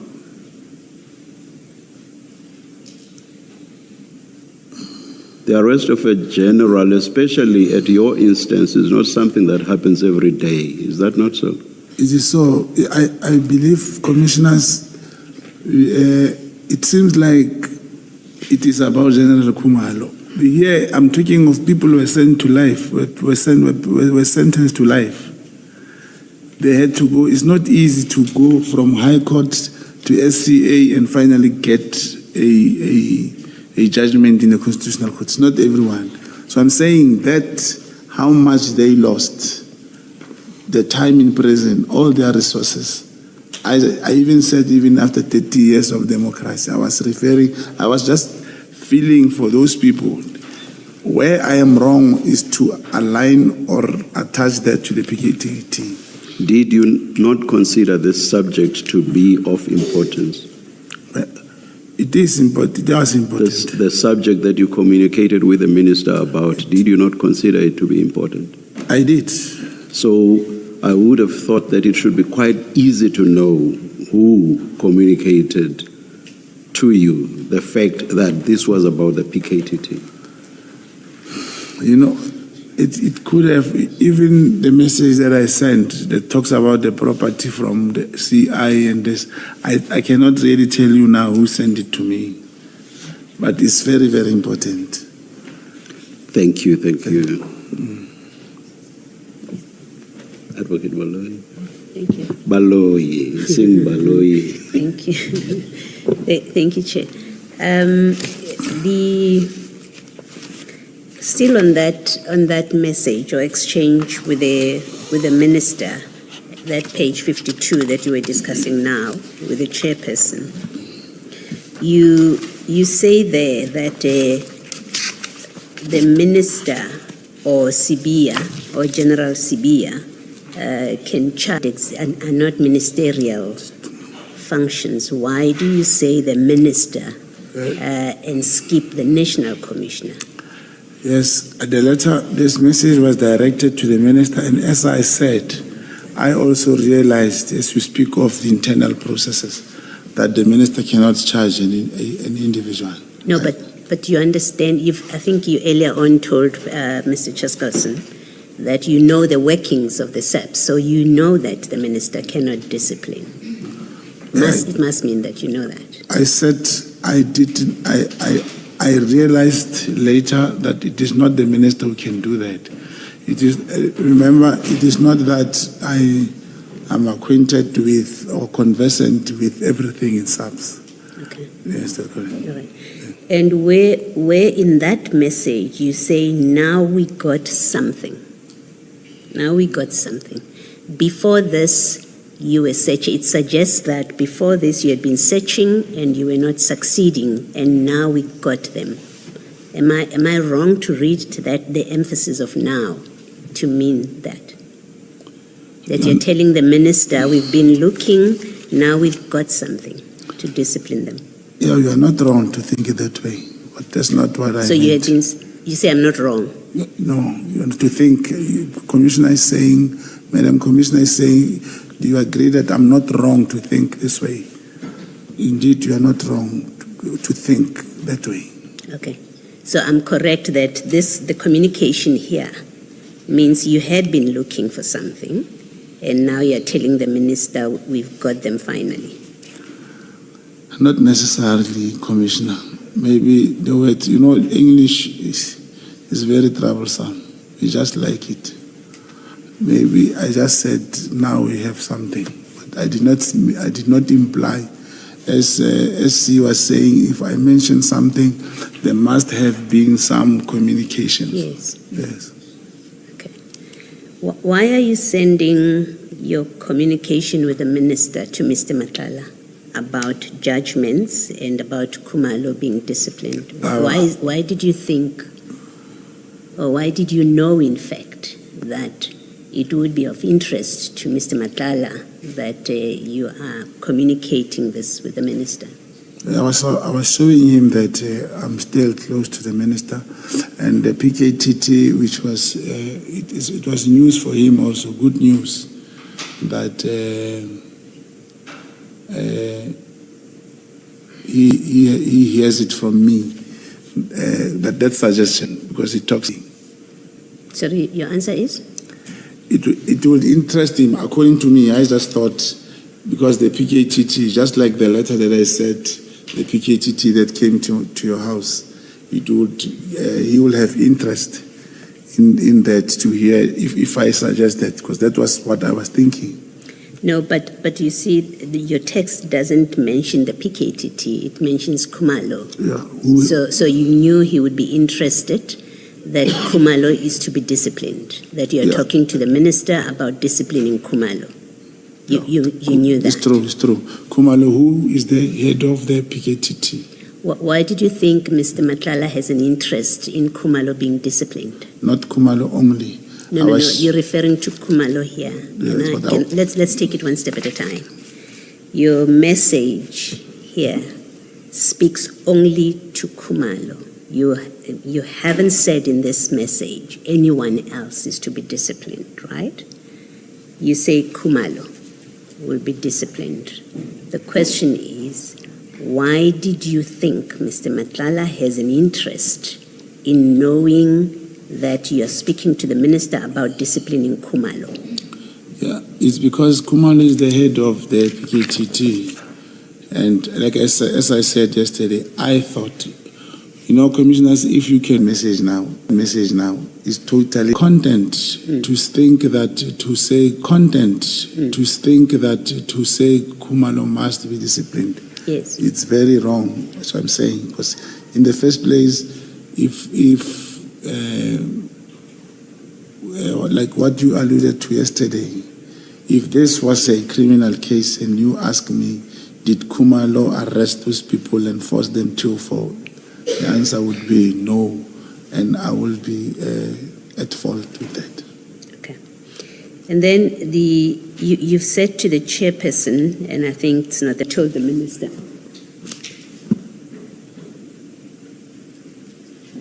Yes.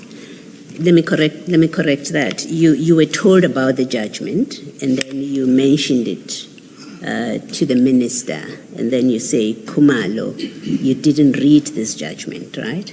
That's correct. Now, you've admitted the judgment doesn't refer to PKTT and doesn't refer to Khumalo at all. Is this, you accept that this is yet another case of you saying things that are not supported by facts? So you communicate to the minister something that you didn't check and that is untrue. This judgment has nothing to do with the PKTT. You accept that? Accept. Okay. Now, the WhatsApp exchange is in page 52, if you would just go there. And I have only one question maybe about it. You say, why did you share this with Matlala? Why did Matlala, because it's quite cryptic, by the way. So on its face, it doesn't tell anything. It just says, please update. That's page 52. Minister Mkhunu said that to you.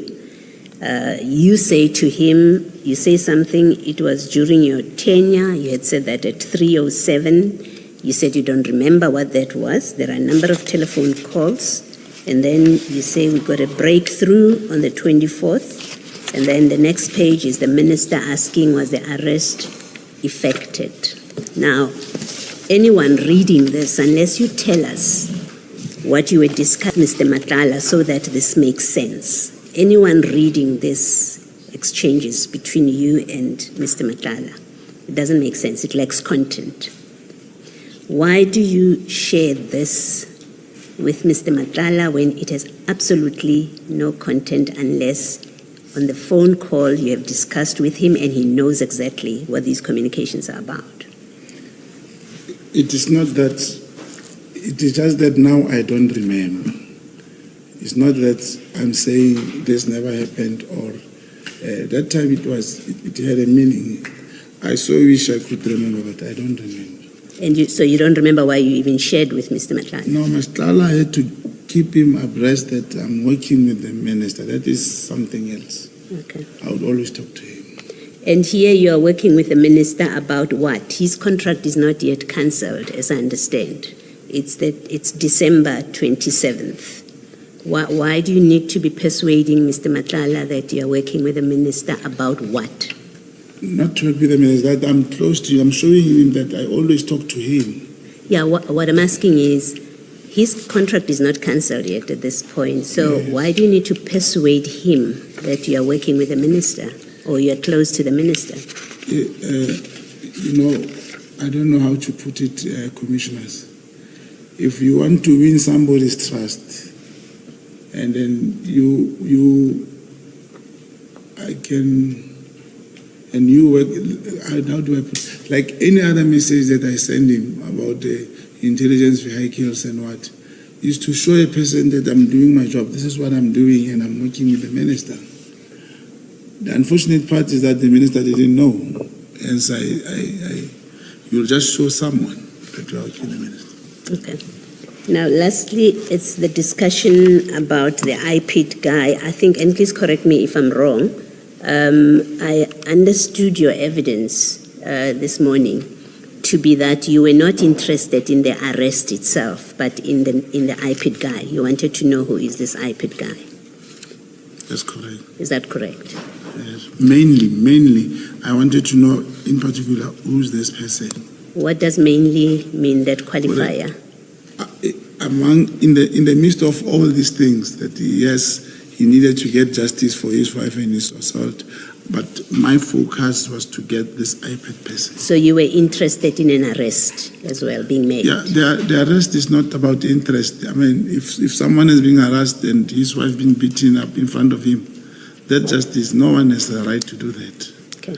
I cannot deny that the arrest, I would even want to see it. I mean, yeah. You actually encouraged it because you actually helped him to go and open a case in Yes. Soweto. It's true. That's correct, Commissioner. And according to you, who would have been arrested on that case? You know the facts. You know who went to his house. No, I was. Who according to you, would have been arrested? Would be the person who manhandled his wife and him. And you wanted the name of the IPID guy that would help him with that? No, because he mentioned him along those lines, I also wanted to know him as to who is this person. Okay. Thank you. Thank you, Chair. Okay. Commissioner, Sorry, yes. I'm sitting here, asking myself questions as I'm responding one by one. And I'm responding to the same table that says to me, even the oath that I have taken, they don't believe it is binding my conscience. Does it really help for me to be here? Or as we go on, it will start to bind in the mind of the commissioners? Is it still appropriate for me to be sitting here giving evidence on a known fact that the oath that I have taken doesn't help? Mr. Mogotsi, please do not make a mistake. What is put to you by way of questioning in no way means that decisions, conclusive findings have been made by this commission. I think you asked me a similar question yesterday. I forget, or I think you asked whether we believe that you are in fact a co-agent. Am I mistaken? I think that's the question you put. That was the question. And I said to you, Mr. Mogotsi, we are going to make our findings at some stage down the line. So take it from me when I say we have not made any findings, but that does not mean that we will not test what is apparent to us from documents. We are going to test that. All of that will assist us in the end. He says to you, there's a bit of a hurdle there, but I will fill you in. Now, we know from earlier evidence that you gave that this conversation is still about the iPad person, but then the very last comment is from you, or message is from you, where you say, will it work? What were you asking here? What would work? Remember, it's about the iPad person. He's just said to yes, you. but Yes. he said I wanted to know if he said there's a bit of a hurdle. I just want to know, but will it work? What will work ultimately? Whatever that is doing with the iPad person. Will the iPad person go Succeed, and yes. No, let me just make sure that you understand what I'm asking. When you ask him, will it work here? Were you asking him, will the iPad person make the arrest happen? Definitely. All right. Thank you. Thank you, Chair. It is still morning, Mr. Mogotsi. I didn't want to say good afternoon. The charts that we have been looking at, especially the one on it starts on page 57, continues to page 58.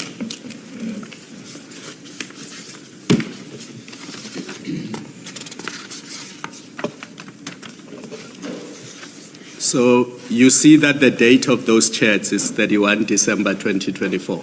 That's correct. Yes, and these are the chats between you and Mr. Madlanga because they were obtained from Mr. Madlanga's phone. That's correct. And we know that 31 December 2024 is the date when the minister drafted the disbandment letter. That's correct. We can accept that. We accept it. Did you know that the minister was at home on that day? I did not know where the minister was. You did not know. And you sending your communication with the minister to Mr. Madlanga, correct? That's correct. Because on 31 December 2024, you want to show Mr. Madlanga that you and the minister are discussing the PKTT, or at least people in the leadership of the PKTT, correct? Not discussing that. I sent him a message. Yes. Remember, the minister did not respond. Yes. If it's me, it was a one-way communication. No, I'm saying you are sending this to Mr. Madlanga. Yes. And the purpose of you sending it to Mr. Madlanga is to show Mr. Madlanga that at least you are discussing the PKTT with the minister. Yeah, that I sent him Yes. a message, yes. And that you are portraying the PKTT, or at least its leadership, in a negative light. Is that correct? Because you're not saying positive things about the PKTT or its leadership. In that context, yes. Yeah. So you are portraying the PKTT in a negative light. To Madlanga. You are showing Madlanga That's correct. that you are portraying to the minister. No, I'm not showing that. It's not in that context. To show, this is where there's a court judgment. Yes. It's a fact. You don't portray, you are showing him, this is now what I think Yes. the PKTT have done, and this is what my suggestion is Yes. to the minister. So you are suggesting to the minister that the PKTT is doing wrong things. That there's a court judgment. Yes. Yes, not the PK. Here we are not referring mainly to the PKTT. I'm referring to the judgment, that here's the judgment, And I feel the leader of the PKTT should be accountable. Yes. Yes. No, we're saying the same thing. You were referring to a judgment. Yes, In the judgment was the conduct of the PKTT, that's correct. which you thought was bad. Inappropriately so, yes. Yes. And this is around 11:18 in the morning, so it's 18 minutes after 11. Yes. Yes. And then what follows this text is a text on page 59 to Mr. Madlanga, where you say to him, "Today is D-Day," on the other side. You see that? I see that 100%. And what I'm going to suggest to you is that the only thing of relevance or significance that happened that day is the disbandment of the PKTT by the minister. Absolutely. At least that is relevant to Mr. Madlanga. I mean, I'm sure the whole country would have been celebrating the end of the year. But in these exchanges, the only thing of significance that happened that day is the disbandment of the PKTT. That's correct. That's Yes. correct. And this suggests, at least to me, that at 11:32 on the 31st of December 2024, you knew that PKTT was going to be disbanded that day, and that's the message you were sending to Mr. Madlanga, that this is D-Day, this is the day when PKTT is going to be disbanded. The suggestion, Commissioner, is misplaced, Commissioner. Here it was a D-Day. Remember I said it was, this is what I said. If you check the message, outstanding issues. But from the top, it started by, "I'm now worried, my brother." Yes. He said, worried about. And I said, "The outstanding issues, now this again." Then I said, "Okay, today is the D-Day on the other side. I think you must also stand back." The D-Day was the pay for the payment of the January 8. And then to stand back, look, this is now what supports the stand back. He asked me, "Stand back, don't understand what you mean." Then I only spoke about your safety and business, because I did allude even yesterday. It was after I heard that they were going to Madlanga. I don't want to say attack, but they're going to do a similar thing which they did previously. That is why I even say, if you check the next one, I said, we must just fight what comes your way.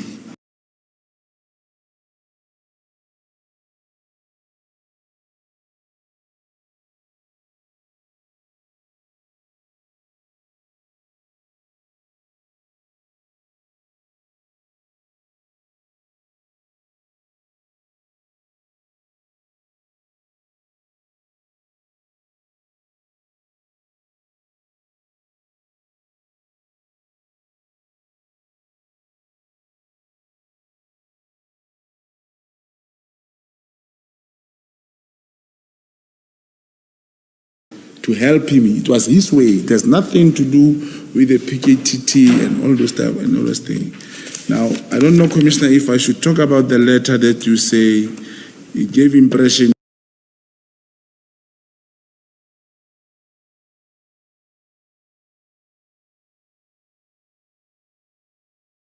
to the minister, and I've also showed to Kate.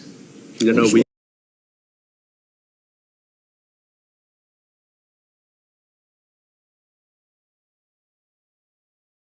I should not ask. I did not ask about that. I'm only focusing on this text.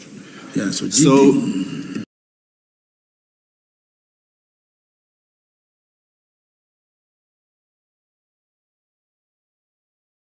D-Day to you referred to payments for 8 January. That's correct.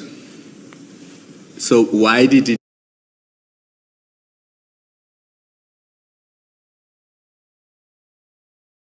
have to be D-Day on the 31st of December? Because 2024. it was what we agreed with the arrangement for the people who were going to Cape Town that we're going to pay. And the focus, as I've said, let's say there's no D-Day, and I say you must stand back, and he asks me from what, and I say for your safety and your business. If it was the PKTT, when he says stand back from what, I should have said something big is coming that is going to make you happy, or something to show that I was awaiting the disbandment. But we were talking specifically about his safety and his business. Yes. And his safety and his business That's have correct. everything to do with PKTT and not the 8th January event of the ANC. Yes, that's what I said, because the D-Day is separate. Yes. On other issues, is a D-Day on the other side. Yes. Yes, but now, And then when he asks you why he must stand back, you say it relates to your safety and your business, yes. which means it relates to the PKTT. Because they were going to go, as I heard. You told us that in September 2024, you assisted some people to open a case against the PKTT in Midrand. Do you remember that? Against General Mkhwanazi, yes. Yes. Did you tell the minister about that? No. In December 2024, did you have, other than the text that we have seen, did you have discussions with the minister about the PKTT and their raid at Mr. Did you tell the minister about that? I can't remember. You can't, but it's possible that you did. No. No, but if you can't remember, then you can't say it did not happen. Either you remember or you don't remember. No, I never told the minister. And if I don't remember, doesn't mean I did. Yes. If one cannot remember, it just that this is here now. You will find out even this letter that I wrote to the minister, I may have sent to another person also about the judgment, constitutional court judgment. But I don't remember sending or informing the minister that they have beaten Kat's wife, and I know. And I never even spoke to the minister about Kat. Yes. Okay. Yes. And then one last point. Just looking at the long text on page 58 and the content of the long text, I think my colleague, Commissioner Baloy, has taken you through it. You are advising or suggesting to the minister that either he or Sibiya must charge Khumalo and apply Rule 9 of the disciplinary hearing. Do you see that? I see that. Do you accept that on its face, this is you interfering with police matters at a high level, on matters that have nothing to do with you or your community in the Northwest? Do you accept that this is interference in police matters? Commissioners, you seeing me sitting here, it should not go out of the mind of the commissioners that I'm still a citizen of South Africa. I'm still an individual. It's not the first time, that I send a message to someone or request an intervention of some sort from other people. I did. So to write this, I can give you two practical examples. There is one general of the army from Mahikeng. He was a well-known person, General Madumani. He had some problems before he passed on. The commission, I don't know if you are aware, I called the deputy president, Mashatile, and he referred me to the HOD requesting an intervention. Unfortunately, the HOD, as we were starting, the person passed on. I'm saying it is possible, it may have been, this should not be misconstrued just because it's Minister says. Even if it was like the former Minister Vikitela, I would call him. I would send him messages. It's not in the start because of Minister says. Mr. Mogotsi, I'm being patient. The case in Cape Town had nothing to do with you. It had nothing to do with your community. And here you are advising a minister to charge a senior general in the subs. I'm saying to you, that is interference in police matters. Commissioner, it means you are suggesting to me what happens in the Cape Flats, people being raped and killed, has nothing to do with me and the commissioner. Commissioner, this is South Africa. It is our South Africa.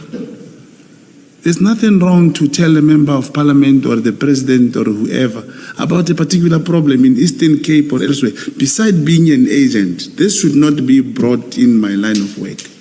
So let me put it the other way. If Mr. Ket Madlanga had said to the minister, I want you to arrest Khumalo or to charge Khumalo, as an ordinary citizen, that would have been fine. There would have been nothing wrong with that. There was nothing wrong with that. I mean, it is him. Thank you. Thank you, Commissioner. Mr. Jasperson? Chair, there is one follow-up question that I just do want to ask, and I just want to clarify with you, Mr. Mogotsi. It's that chat from the minister when he asks, was the arrest effected? And if I understood your evidence correctly, you were saying, or what he was actually interested in was the escape of the Zamazama kingpin.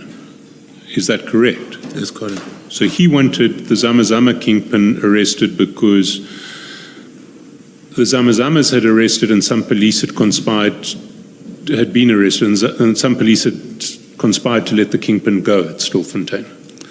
Not in that context, Commissioners. I said there was a community meeting which the minister went to meet with the community leaders. And that particular commitment and intention from the community was made that the community was going to arrest this person, the Zamazama kingpin. So I'm trying to say, he asked me specifically, because I was with that community, to find out, did they effect that arrest? Did they find the person? And are we talking about the Zamazamas who were underground in Stilfontein?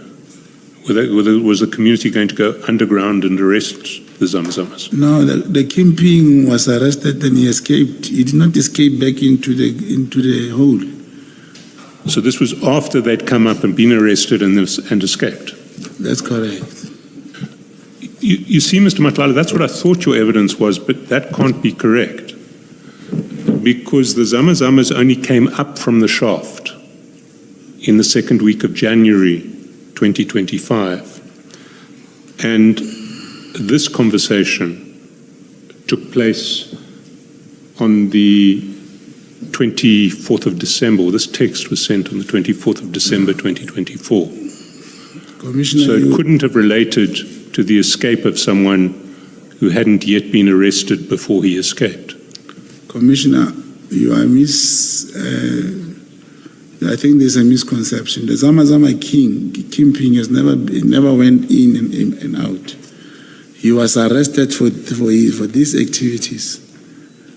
He was never inside the hole. Are we talking about the same person, Tiger Tswaedi? Commissioner? Are we talking about the same person, Tiger Tswaedi? The kingpin.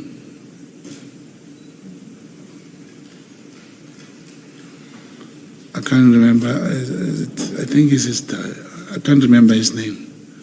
That guy is a tiger from Lesotho. I'll have to find out. I must check the right name. Because what I do want to put to you is that it's quite clear that an alleged kingpin of the Zamazamas called Tiger Tswaedi was arrested and did escape. And there was national press about it, there was controversy about it. And he was described as the kingpin of the Zamazamas in Stilfontein, and he escaped. But that escape only took place in the second week of January 2025. So it couldn't be what you were talking to the minister about on the 24th of December 2024. Commissioners, I'm still repeating again.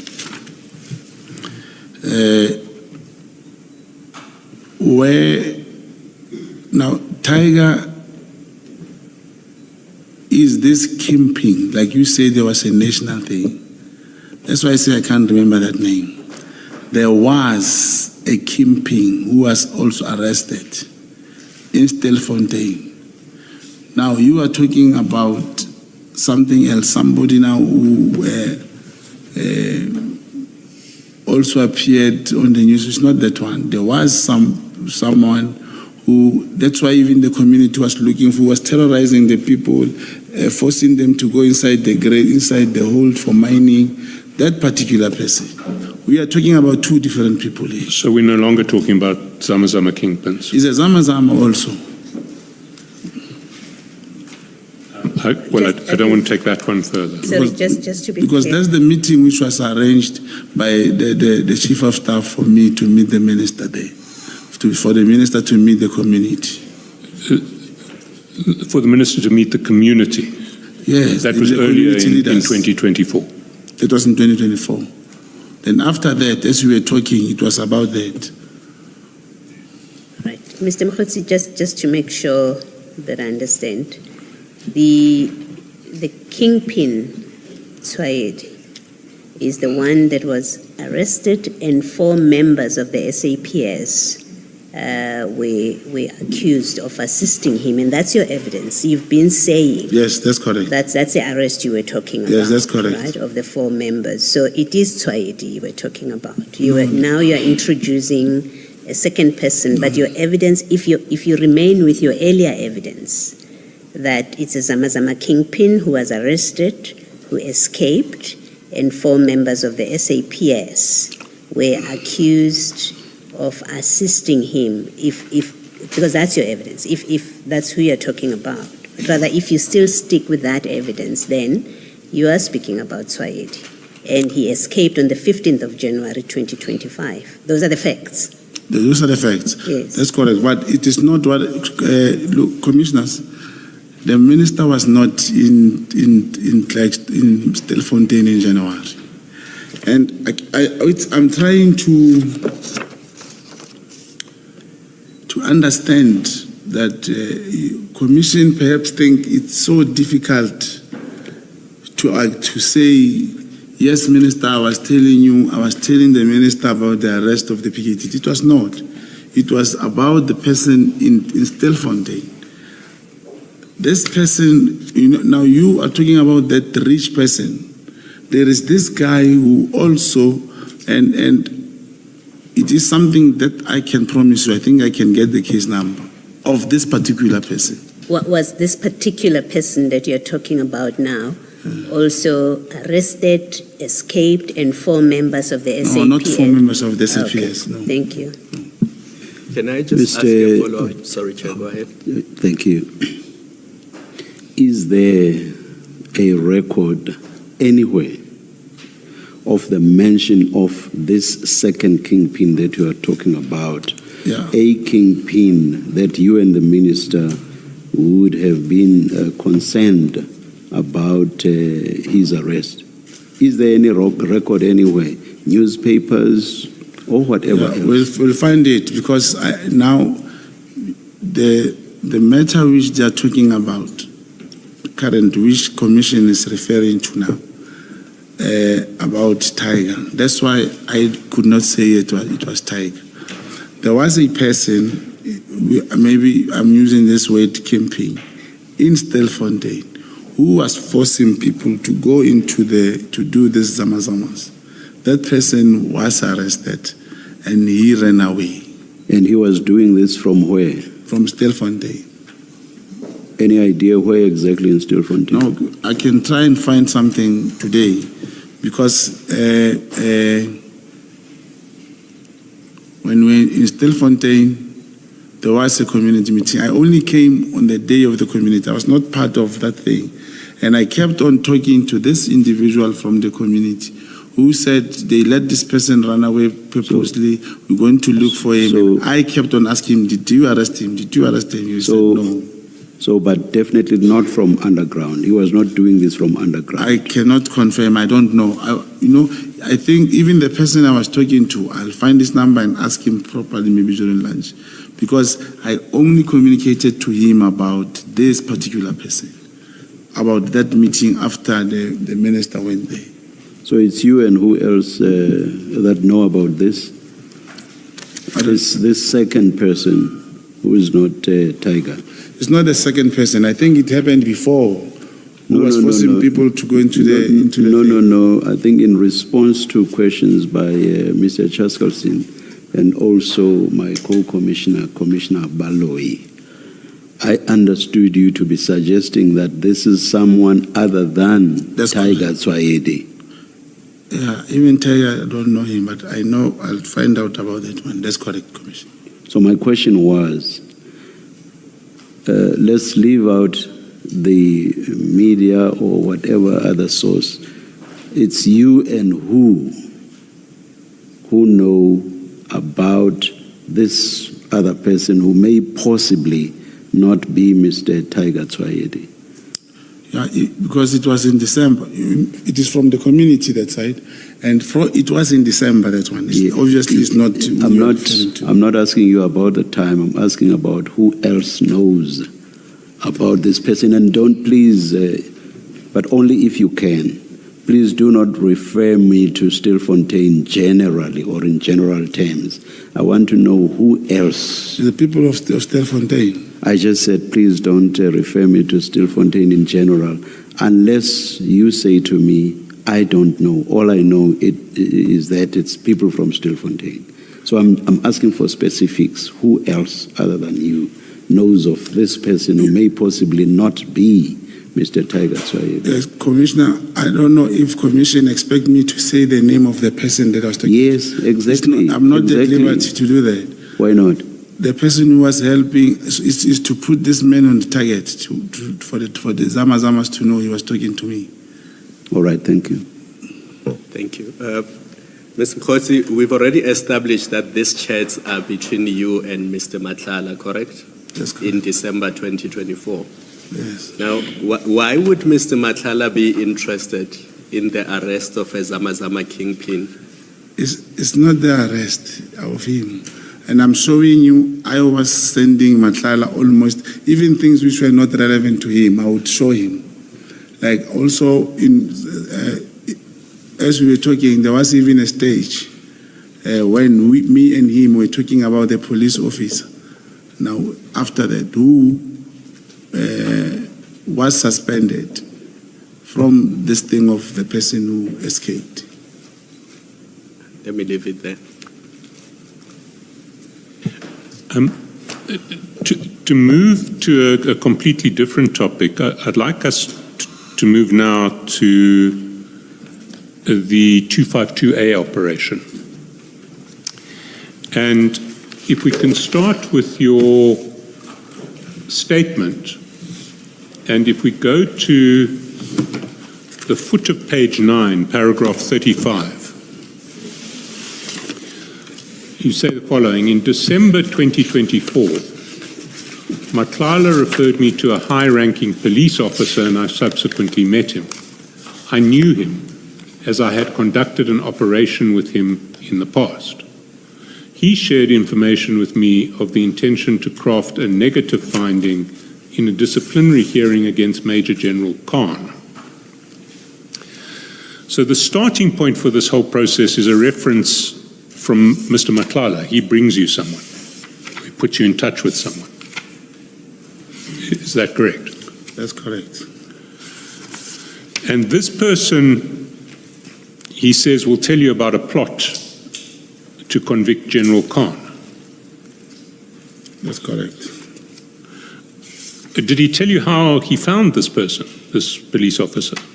He didn't tell me. Did it strike you as odd that Mr. Madlanga, who you suspect of being a criminal and who you are investigating for corruption in SAPS, comes to you with a witness to be able to prove and expose corruption in SAPS? Why would Mr. Madlanga want to expose corruption in SAPS? I don't know, but I don't know why you would want to expose. Did it not strike you odd that your primary target, who's suspected of corrupting the procurement process, is now wanting to expose corruption in SAPS? It did not. I see. Now, the ultimate target of this operation was Generals Khumalo and Mkonazi. If you go to paragraph 36 of your statement, you say, the intention was to employ this person as a Section 204 witness against both Lieutenant Colonel Khumalo and Lieutenant General Mkhwanazi, who plotted against Major General Khan with reference to the disciplinary hearing outcome. Say that you gave a statement to Lieutenant Colonel Schneller. Part of the strategy behind the disciplinary hearing instituted against Major General Khan was that he would be employed in that situation to give implicating testimony against Major General Khan at the insistence of Lieutenant General Khumalo and Lieutenant General Mkhwanazi. So, if I understand you correctly, you're saying this officer, who Mr. Matlala wants you to use to expose corruption in SAPS, says he is being used by General Khumalo and General Mkhwanazi to give false evidence against General Khan. Is that broadly correct? That's correct. And you then go to meet the officer, and essentially he tells you that he will only change his story to what he says is the truth if you ensure that he gets promoted to the level of full colonel and you give him a bag of cash. Is that correct? He spoke about something, and he said, yeah, he was talking about a bag. Maybe he implied cash, but he never said bag of cash. You said bag, you didn't mention cash. What did you understand the bag to contain? The bag that he wanted, what would have to be in the bag? No, a bag would be... I mean, was he looking for a sort of smart handbag or something? No. Or was he looking for a bag of cash? Yeah, that will imply cash, of course. Yeah, I thought so too. Let's date this meeting. If you go to evidence bundle 51. Sorry, exhibits or annexes? Evidence bundle in this case, but we will move between annexures and evidence bundles. So unfortunately, we may need both. Sorry, exhibit. Sorry. You said page 51. Thank you. And this shouldn't be displayed because the name of the investigating colonel shouldn't be displayed. But what we see at this is a WhatsApp that was sent to Lieutenant Colonel Schneller, who was going to be in charge of the 252A operation. It was sent by the investigator from the Hawks who came with you to that meeting with the source, who was going to change his story. And in paragraph 2,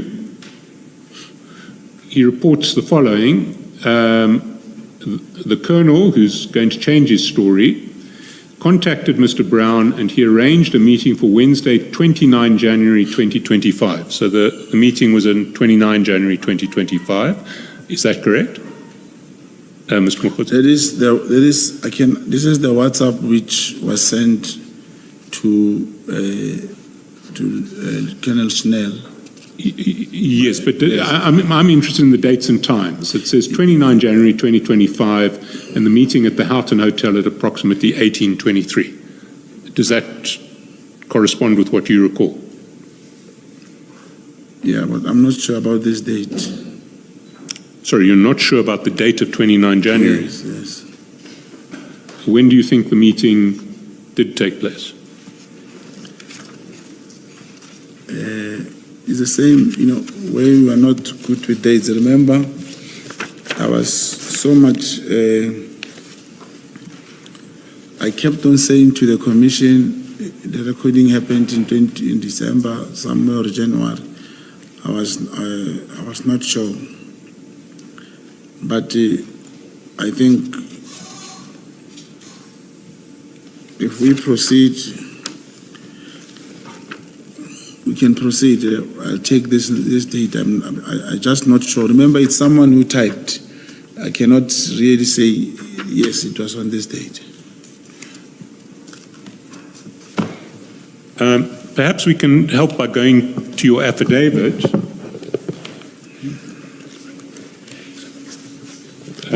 Which is in the exhibit bundle at page 43. That's correct. There, Yes, it confirms on the affidavit. and paragraph 5, at the footer page 43, there you say on Wednesday, 29 January 2025, at approximately 18:23. I was accompanied by, and then you give the name of the investigator. So those dates are correct, Yeah, they did that. date and time, because you would have made that affidavit quite soon after the event. Let's go to page 106 of the annexure bundle now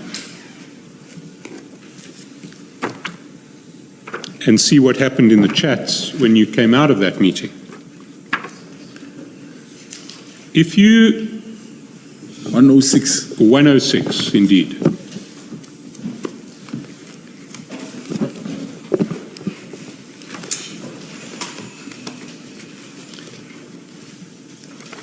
If you go down to 2015,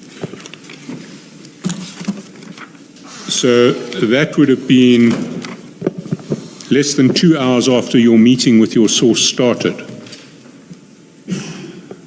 At 2015, you text Mr. Madlanga,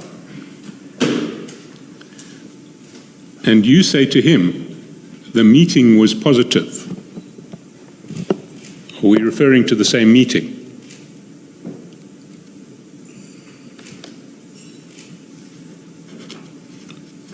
Maybe if you read further. Is he willing to help you guys, says Mr. Madlanga. You respond, I just wish he could help with a statement. That's correct. That's And correct. then you say, I think he needs cash. So we're talking about what's happened at this meeting. That's correct. And you go over the page, and Mr. Madlanga's response at the top of page 107 is, okay, arrange with Khan to give him cash if the information he has is worth it. That's correct. So Mr. Madlanga is saying, he wants cash, speak to General Khan. We give him the cash if the information is going to be worth it. That's correct. So let's just take a step back. Mr. Madlanga is a suspected criminal you're investigating. That's correct. He refers you to an apparently corrupt SAPS officer who is willing to tailor his evidence if he's paid enough. That's correct. And Mr. Madlanga says you should get General Khan to pay the officer to give evidence that will incriminate General Mkhwanazi and General Khumalo. No. For him to make a statement, not to incriminate as such. Remember, it is the man coming to me saying, I'm being told to incriminate the person. Now, and I'm going back to the person who gave me the senior officer to say, I think this person wants cash. And he said, it means therefore that it is this general who's affected. I must ask him that he is the one who must finance this. I see, but you say it's not to incriminate them, but in fact, if you go back to your witness statement at paragraph 37, you said that was the purpose. The strategy behind the disciplinary hearing instituted against Major General Khan was that he, in other words, this officer, would be employed in that situation. That's correct. To give implicating testimony against Major General Khan at the insistence of Lieutenant General Khumalo and Lieutenant General Mkhwanazi. That's correct. And so the whole purpose of this operation is to expose Lieutenant General Khumalo and Lieutenant General Mkhwanazi, is it not? Yes, it's to use this statement correctly. That's And correct. you want to use it as a Section 204 witness, you say in paragraph 36. That's correct. And that presupposes that there will be criminal charges against Lieutenant Colonel Khumalo and Lieutenant General Mkhwanazi. It's true. Because you don't have 204 witnesses unless You're in a correct. criminal case. That's correct. So let's scroll forward a little bit in these chats to page 114.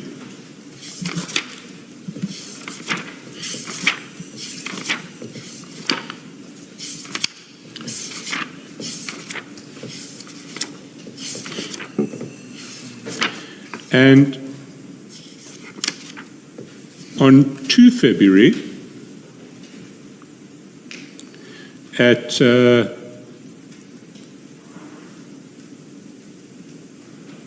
12:27, Mr. Matlala sends you a story about the plot against General Khan being exposed. It says, breaking, police witnesses change statements for promotion.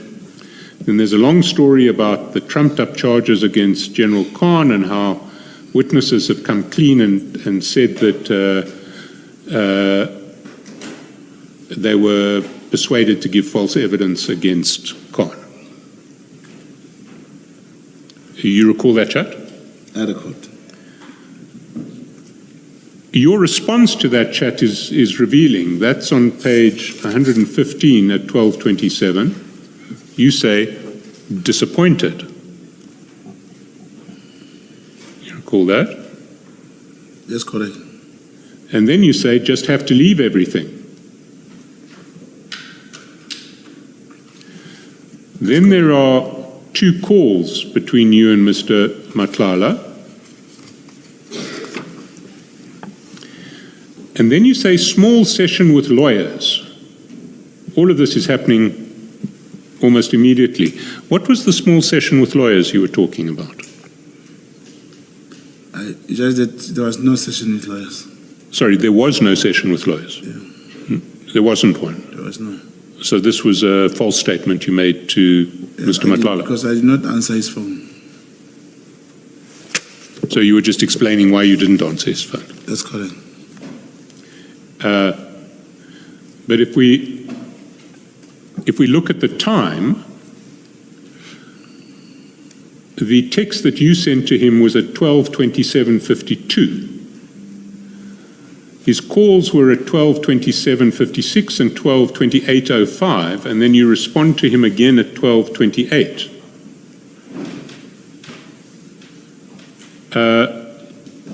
So are you saying that you deliberately chose not to answer his phone, you wanted to communicate with him on text? And you need to have a reason to explain that. It's not that I did not. I wanted him to tell me what he was saying. Sorry, you wanted him? To perhaps tell me what he was saying. I did not take the call at that time. Well, he then says this is in your favor, actually. It disrupts their plan against Khan. He says that to you. You see that? He said that to me. Yes. Why would he think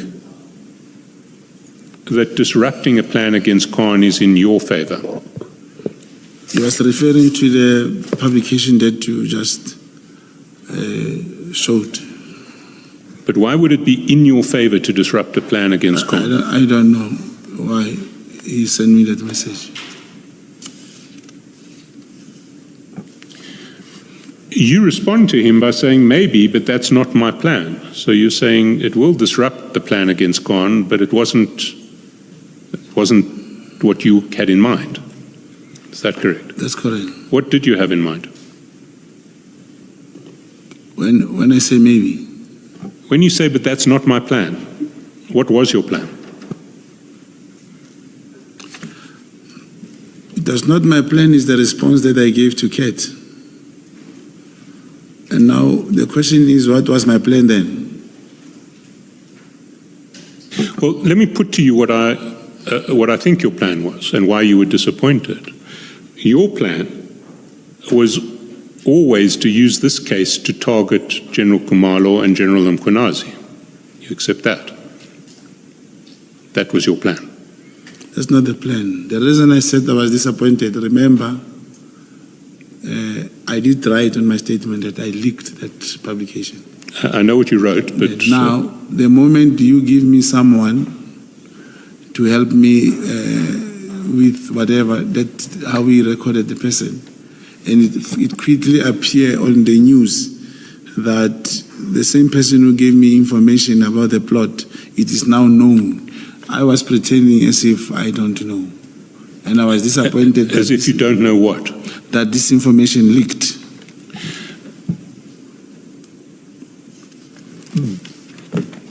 You see, I want to put to you what your plan all along had been, and in fact what you indicated in your statement is that you wanted this colonel to be used in a criminal prosecution of General Khumalo and General Mkhwanazi. That was your original plan, was it not? Yeah. Commissioners, when you refer to the text here, I'm saying, because you also mentioned... No, I'm asking whether that was your original plan. We'll talk about the text later.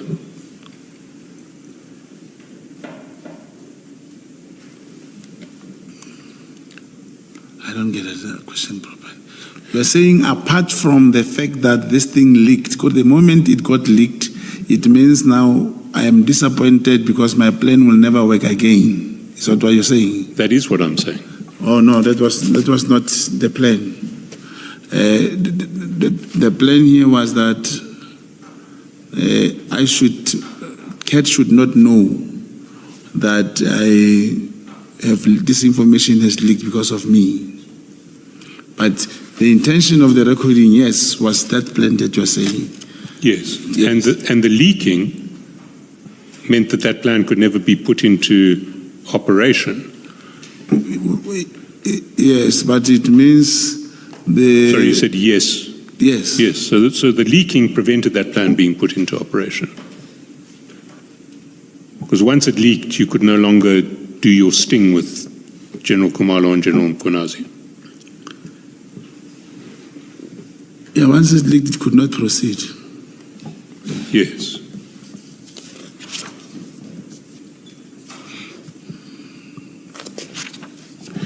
Why were you targeting General Mkhwanazi and General Khumalo?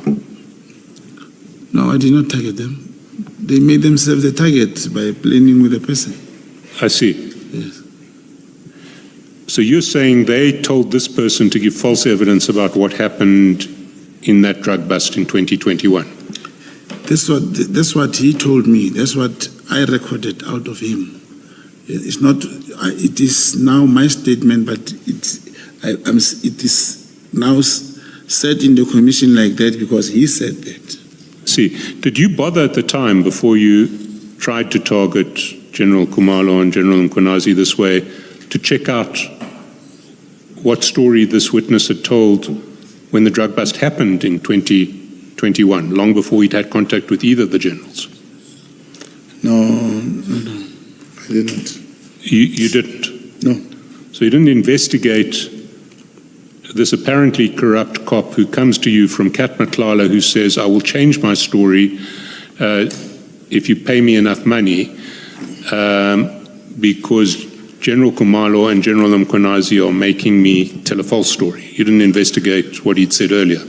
Yeah, now here's the situation. It means this senior officer, he may have his original statement, which when he got to Durban, they said he must change. Then he comes to me and say, if he gets something, he will change the statement again. So he made a statement back in 2021. Then he meets the allegedly corrupt generals Khumalo and Mkhwanazi, and they lean on him to change the statement in 2024, to make a new statement that's false. And then he says to you, I'll go back to my original true statement if you give me a bag of cash. Is that what you're saying? He never said, it's not said. He just said, he never mentioned or implied the original statement. He spoke about changing the statement which was given to him in Durban. So not knowing whether he would go to the original statement or not. Now, if he was present at a drug bust you'd expect that a statement would exist from him that was taken at the time of the drug bust, would you not? That's correct. Did you not ask to look at that statement to see what he said on the day, several years before he had had any contact with General Khumalo or General Mkhwanazi? No, I did not ask him. Maybe we should look at it now. Can you go to Exhibit Bundle 211?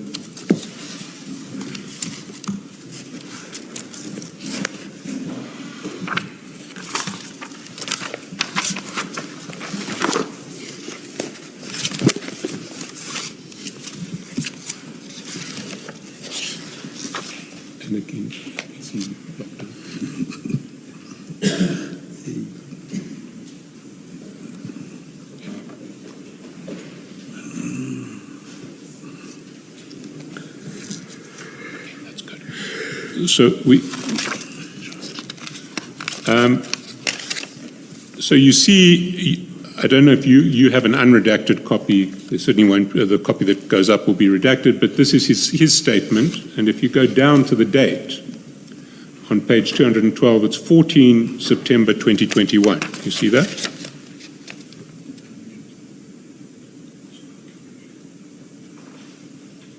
You see that date? That's correct. And across the top it says Boyson's CAS Yes, something stroke, and at the end of it says 21. that's correct. So this is the statement that he gave in 2021 at the time of the drug bust. You say that's correct. That's correct. And you will accept that that was long before General Khumalo or General Mkhwanazi could have had any contact with him in relation to this matter. It's true. So let's see what he says. Go to paragraph 5, the foot of page 211. 211. That's correct. The driver of the truck which was containing the drugs was pointed to me, whom was already placed under arrest, and members informing me that they're awaiting the photographer to come take pictures of the said packages of drugs which were placed inside a police bakkie. While the scene was being explained to me, I was surprised to see one general of intelligence. Now, would that be General Khan?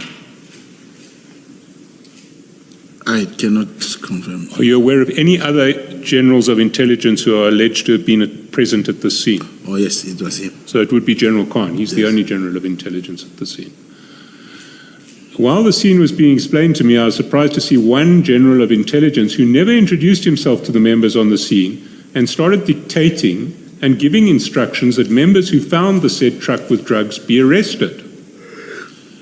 So he wants the police officers who did the drug bust to be arrested. The suspect, brackets driver, who members already placed under arrest, was released from the scene as a suspect by the said general. So the driver of the drug cargo, who'd been placed under arrest, was, according to your source, released from the scene as a suspect by General Khan. And the truck which was containing the said drugs when it was stopped was never booked into SAP 13. So the truck containing the drugs was never booked into a SAP warehouse. And then your source continues. As an experienced investigator, what I observed happening there at the scene is only abuse of power and rank, which I don't know why it was done. I informed all members placed under arrest that they need to open a case of defeating the ends of justice against the said general. So this man says, immediately after the event, I told everyone there we must open a case against General Khan. I was not happy, since I noticed what was happening is a cover strategy to protect the driver of the truck found with drugs and the origin of the said truck and drugs. Fact that members are manipulated and power of rank is used to achieve unknown or ulterior motives is unacceptable and needs to be dealt with within the parameters of the law, as what I observed transpiring on the said day was that some individuals are above the law, and it irritated me seeing that members enforcing the law being abused by seniors within the police. And then it's signed, and is that the same man who came to you as the source in the 252? That's correct. So this contemporaneous statement made by that man says that General Khan should be charged with defeating the ends of justice, and that he's abused his authority and suppressed an arrest and a drug bust. And the only false evidence that this man was ever going to give was the false evidence that you and Mr. Madlanga were hoping he would be paid for to exonerate General Khan and to implicate General Khumalo and General Mkonazi. You accept that that's... No. So where was the false evidence?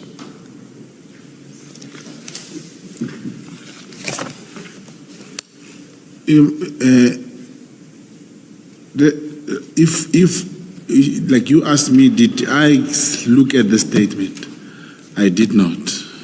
And therefore, I wouldn't have known any other statement except what he was telling me.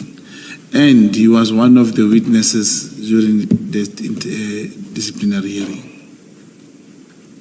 So I did not have any other statement, and it is not. I did not even ask him what is your original statement. He said, "Look, we were called to Durban.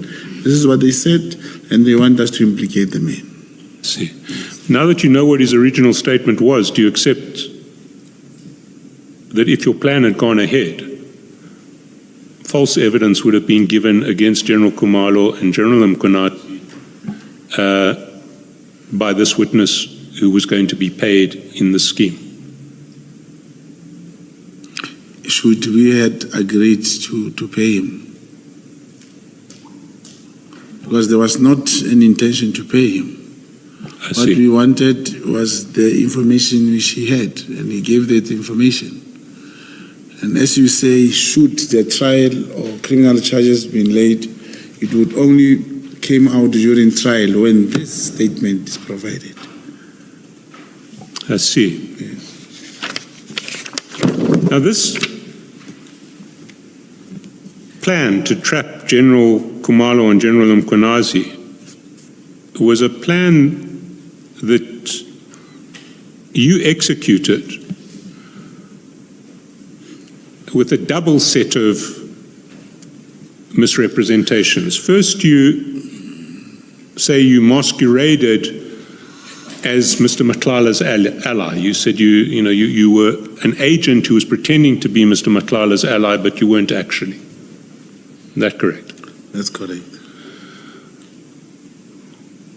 But in relation to the SAPS members who did the 252A operation, you also masqueraded as an agent of the minister, as an employee in the minister's office. As a comrade, yes, as a comrade to the minister.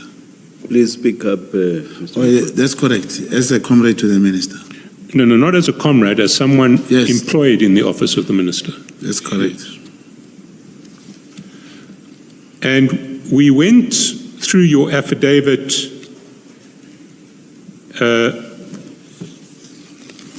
yesterday. I'd just like to take you to, I don't want to traverse what I traversed yesterday, but there is another aspect of your affidavit which I want to look at. Paragraph 5.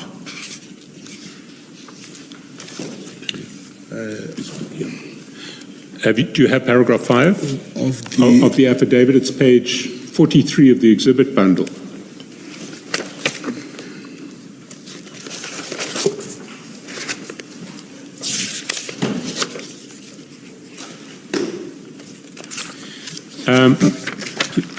There you say, on Wednesday, 29 January 2025, at approximately 18:23, I was accompanied by the Hawks officer, and we met the colonel at the Houghton Hotel.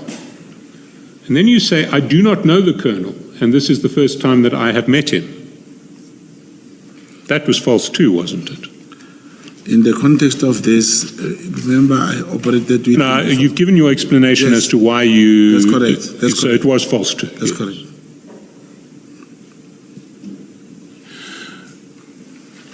Now, can I understand why you had to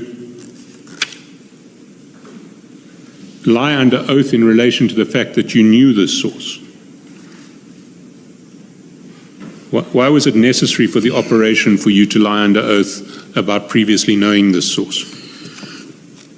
This colonel, let's call him colonel because he's a colonel. Because I wouldn't tell even Colonel Chanel that I knew this person. I wouldn't tell him. But why wouldn't you tell him? Why was it necessary for the operation? Why was it necessary to lie under oath? Because it would not make, it would look, even Colonel Chanel will ask me, but why would this man, why would you record this man when you know him like this?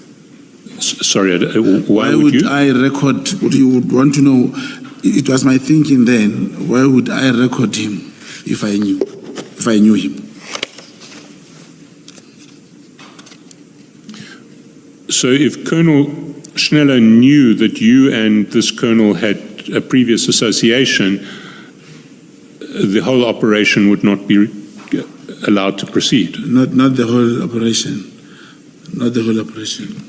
What operation? I just felt, what would not be allowed? I just felt he should not know. That was my feeling that time.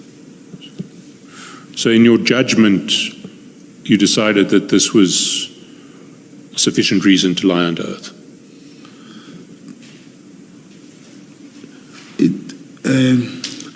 I don't know how you could. It sounds so different. I don't know how are we going. It means we'll continue, even if I've provided reasons, unless I don't know if it calls for the commission to make a ruling that it was. I don't know. It sounds otherwise like I was not doing my job. Like repeating it, you're a professional liar. Today you were lying out the oath, even though I gave reasons. This was an underground work. But I don't know if a commission could come up with a certain ruling that will stay until this proceedings. Well, I don't propose to take this further. But so maybe we can stop it there. But I do want to go to further aspects of this operation. Yeah. If you go down to Lieutenant Schneller's affidavit, and if we go to the sort of bottom of page 47, top of page 48. Top of page 48, he clearly assumed that you were employed in the office of the minister, because he says, I was informed that the complainant was Mr. Brown Mogotsi, a politician that is deployed at the office of the Minister of Police, Mr. Senzo Mqunu. So he authorized this operation on the basis that you were someone from the minister's office. That's correct. And then if we go into the transcript of this meeting that you had with the source, we see that the source, the colonel, was reluctant to commit to writing and wanted some sort of assurance from the minister or the DNC, the Deputy National Commissioner. Let's go to page 65.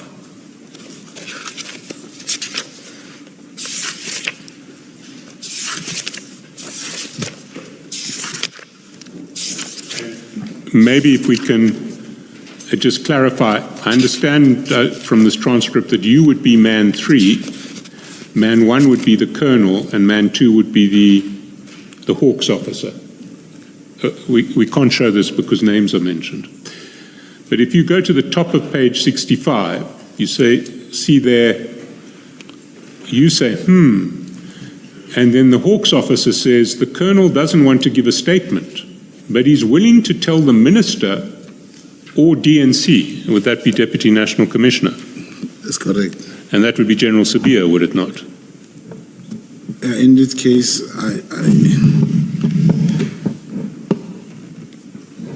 perhaps I did not even think whom did he refer to. But remember, there are about 3 DNCs. I'm not sure, but it's possible it may be DNC Sabia, yes. Who is the DNC who you refer to right through this process? Myself. You yourself? Yeah, I referred to the NCCB. I see. For this man to say the DNC, it should not be concluded that he meant him. There are other DNCs, but So he in may this not have case, been let's say referring he to- meant the NCCB. It's fine. Did you not try to find out which DNC he needed comfort from? No, I did not, because he was not going to meet him or the minister anyway, so I didn't find out.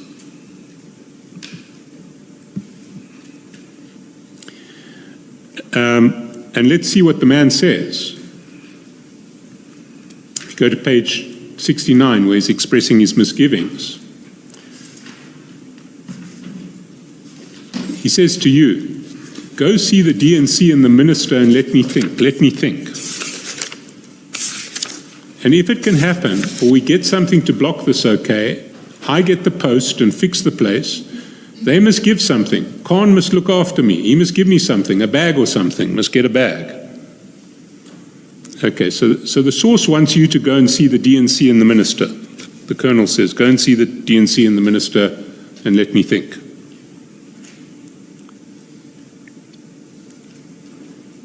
That's correct, is it not? Yes, that's correct. I'm following. And did you understand which DNC he was referring to? Which DNC did he want you to go and see? Yes, I've long agreed that let's agree it is the NCCB.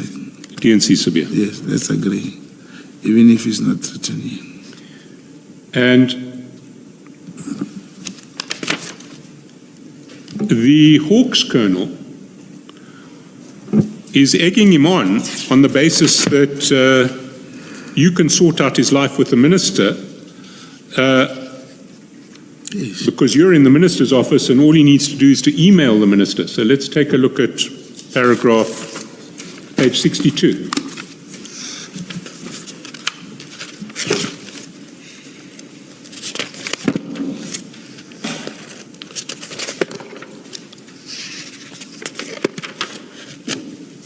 Sorry, Advocate Chaskalson. Did we establish what a bag is? Is it a rank or money? I can't seem to recall. A bag with cash inside it. Towards the bottom of the page, on page 62, the Hawks officer says, then what do you do? He writes an email or a letter to the minister, to the chief of staff, saying, this is the story, this is what happened, I'm requesting your intervention. That gives them the opportunity. So the Hawks man is saying to the colonel, write to the minister, write to the chief of staff. And 2 lines down, the colonel says, I do what? And the Hawks man says, write an email to the minister to say this is what happened. I've got a grievance, this issue. I'm aggrieved because of X, Y, and Z. And I'm requesting your assistance in the matter. That's it. He'll sort out the rest for you. So the Hawks man's making promises to this guy that you can step in the minister's office and just make his life whole again. Let's go down a page. Top of the next page, 63, the Hawks man again. That's why we got to do it. You will write that email. You can write that email tonight even. Right, you send that email tomorrow morning. We can talk, give feedback how we're going to do that. So he's saying to the colonel, write to the minister. And then in the middle of the page, but that's what I'm saying. Brown will probably speak to the minister. The colonel's a bit sort of dodgy, and the Hawks guy says, you need to send that email tonight. And the colonel says, Brown's working with the minister, he's a police officer. And the Hawks guy says, no, he's the minister's man. And the colonel says, And the Hawks guy says, he's the minister's man. And over the page,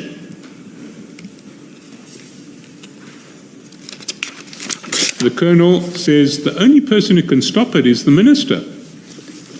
Which page is that? We're now at page 64. Sort of about 7 lines in. The only person who can stop it is the minister. And the Hawks person says, how can the minister stop it? The colonel says, how can the minister stop it? And the colonel says, misled, misrepresentation. And the and the Hawksman says, can you? And the Colonel says, facts were misrepresented to me. I did my due diligence and worked for. And then the Hawksman says, and found the truth. Can you do a statement for that and send it to the minister? So this Hawksman is saying, Brown's from the minister's office, send your complaint to the minister. And on it goes. The central theme through all of this is the Hawksman who thinks that you are part of the minister's office is urging this person to send stuff through to the minister at at every turn. Now, you didn't try to stop any of this inside this meeting. I don't see you saying, no, don't send anything to the minister, don't send anything to the minister. Have I got it wrong?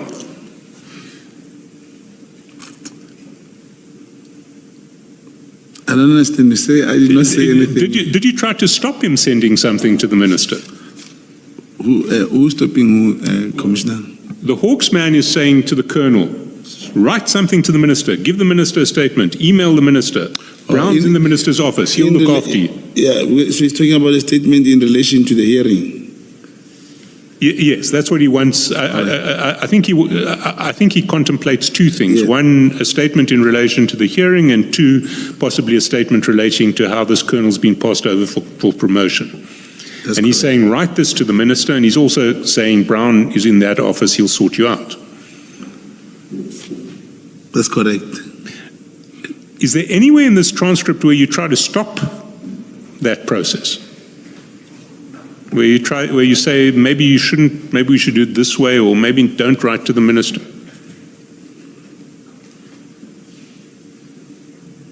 No, there's no way.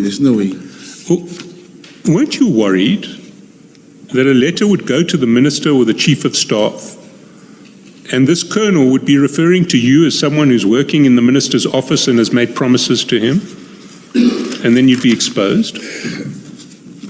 But immediately we knew there was no way he could write a letter. How did you know there was no way he could write a letter? Because he relied on me to do that for him. Even if he could write a letter, he had to give it to me.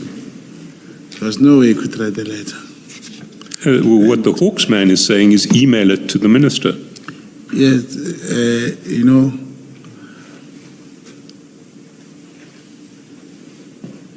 I don't think he could write the letter. Commissioners, I'm thinking something now, and I don't want to laugh. This is very serious, but the way he's doing it, it's like he was there. And I'm thinking of this other email that I have that is linked to me, my name, but it was not a plan. But I'm just thinking, if he emailed, where was he going to email? I'm getting your point. So, but I was going to make sure that I get the letter in my hand. But I'm trying to show you, commissioners, in this thing that this is a kernel of crime intelligence talking to the Hawksman about me in that legend building that I spoke about. Who confirms this man is with the minister? I'm trying to elaborate that when this function arises, it becomes so real. Sorry, can you just, I'm not sure I understood what you're saying. You're talking about legend building. So are you saying that the colonel was actually a colonel in crime intelligence who was part of a legend building exercise or not? I'm saying if a colonel is telling, you see, this is man one.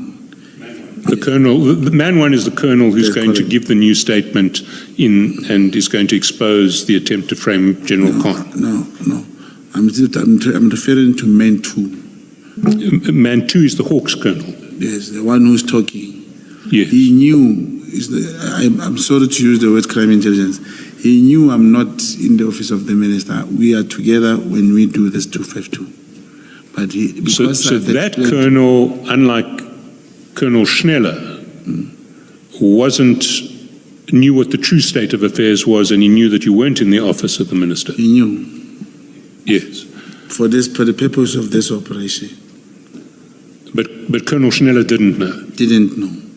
So you and that colonel in military intelligence, that colonel, was he in, sorry, No, not it's military I said intelligence? I made a mistake. It's from the Hawks. Yes, I thought he was from the Hawks, yes. So that colonel from the Hawks and you both knew what your true status was. And you were both building a common legend inside this meeting. That's correct. This was a common legend you hadn't shared with Colonel Schneller, who thought that you genuinely were in the minister's office. I can't share. Couldn't share. Couldn't share. Okay.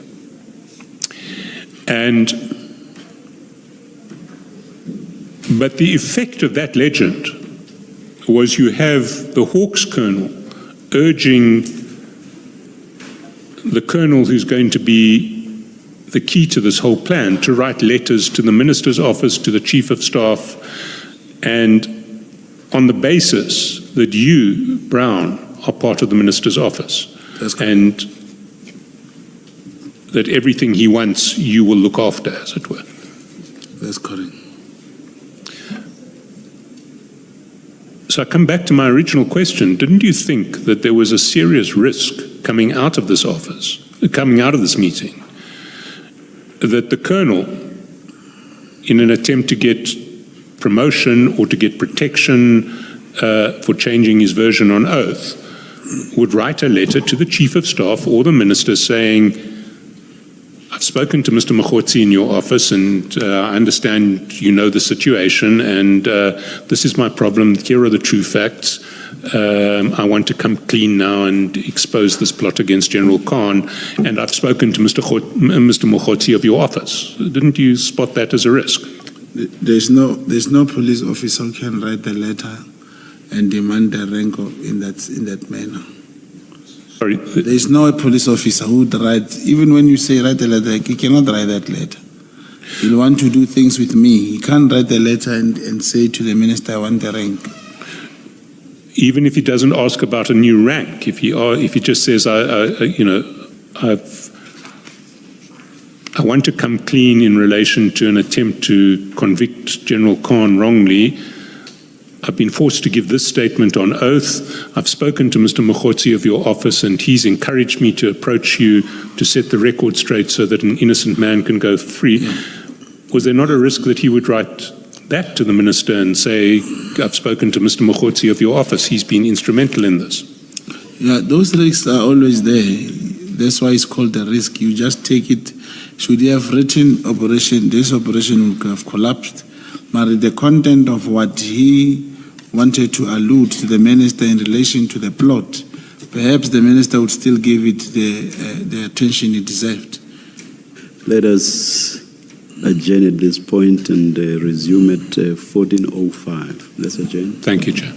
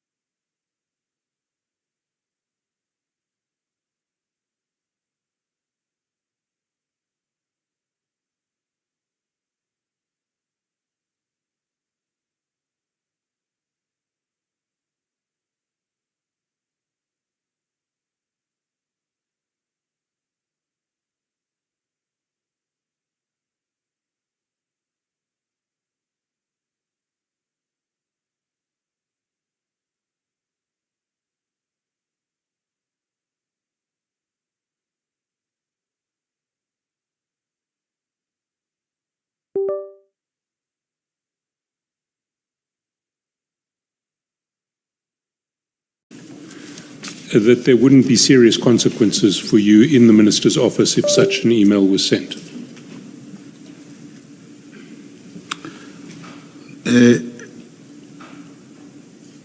That risk, it is not correct that, like I said, the risk was not that much immense. Your destination is on the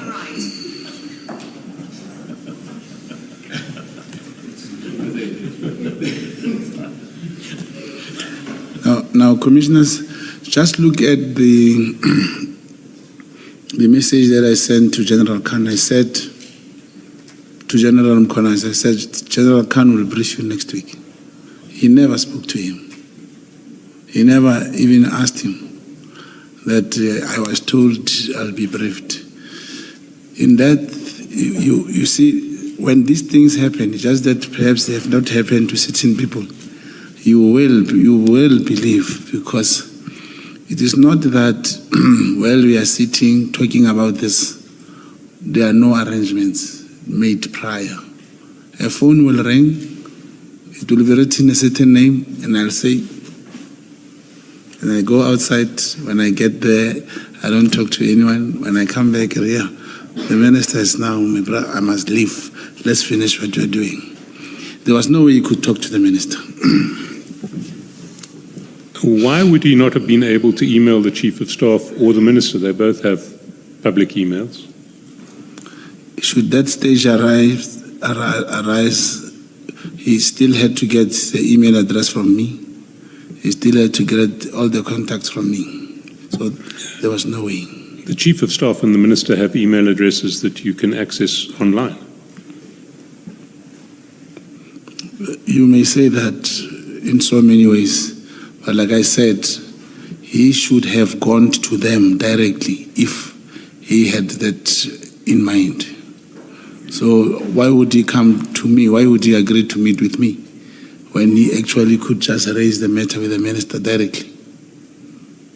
It was in the meeting that he was urged to write to the minister, was it not? Correct. You see, I want to look back at the chronology and what was exchanged between you and the minister, and then come back to this risk and assess it in that light. That chronology, and we only have 3 signal chats to work with, but what those 3 signal chats show is that when you told the minister on the 23rd of December there was a breakthrough, and I put it to you that that breakthrough related to possible IPID arrests of PKTT members, he phoned you twice. He phoned you back twice on that day. And he texted you the next day to find out if the arrest had been effected. And then later in December, you sent a screenshot about a constitutional court judgment where you told the minister to charge General Khumalo either himself or through General Sabia. You recall that? That's correct. And then we come to the third signal chat that we have. That's the signal chat of 26 January. It's at page 210. So maybe if we can go there, 110 of the annexure bundle.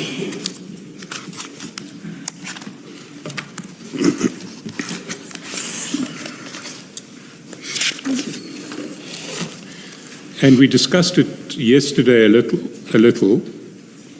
or the day before yesterday a little, and you recall it addressed 3 different things. The first was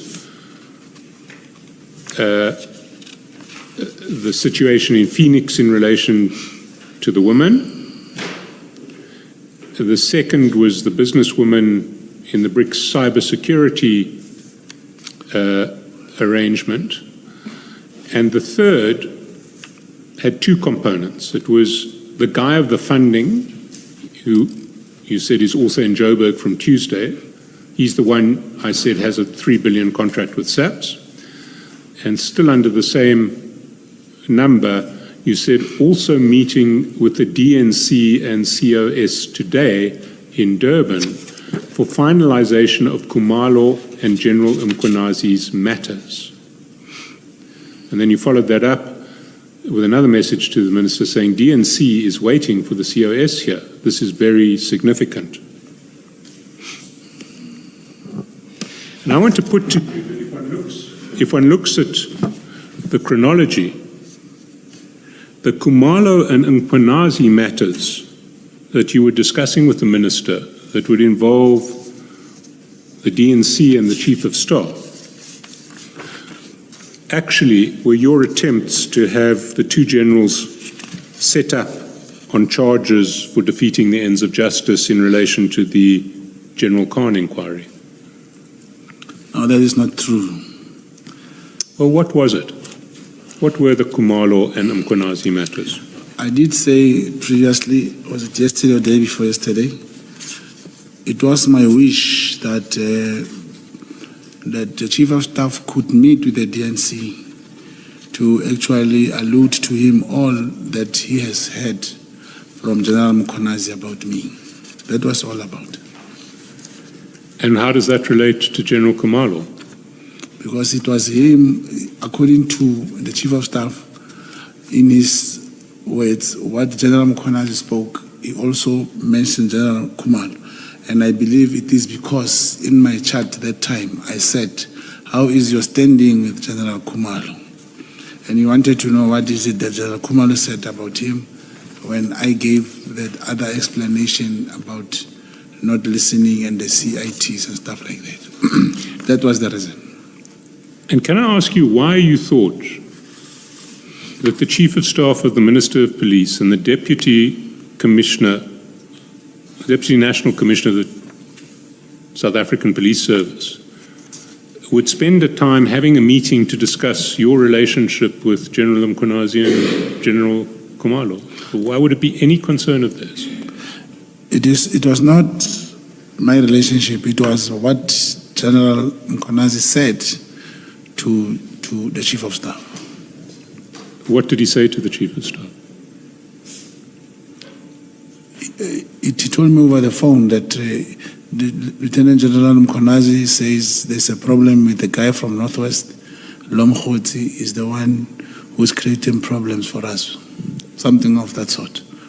And you thought that this was a matter for the immediate attention of the Deputy National Commissioner and the Chief of Staff? The advantage was they were both in Durban at the time. That's the reason. Sorry, I'm afraid I didn't hear that answer. I was taking advantage that they were already in one place, like in the same area that time. Your follow-up message, DNC is waiting for the Chief of Staff here. This is very significant. What was so significant about the fact that the Chief of Staff hadn't come to a meeting to discuss? Mr. Mogotsi, please wait until the question has been... Thank you. Yeah. What was so significant about the fact that the Chief of Staff in the Minister's office hadn't yet arrived for a meeting with the Deputy National Commissioner to discuss what General Mkhonazi had apparently said to the Chief of Staff about you? Commissioners, this question has been posed again. I did say I was kind of requesting the Minister to ask or somehow tell the Chief of Staff to meet with the DNC so that he could speak to him about this problem. Whatever that Lieutenant General Mkhonazi said about me to the Chief of Staff.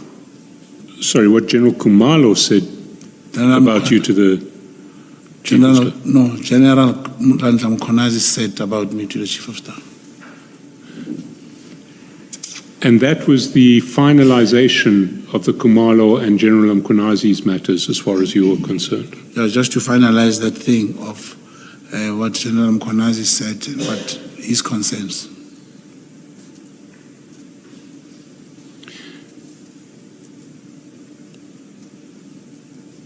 All you wanted apparently was finality in relation to learning what General Mkhonazi thought about you. Is that what you're saying?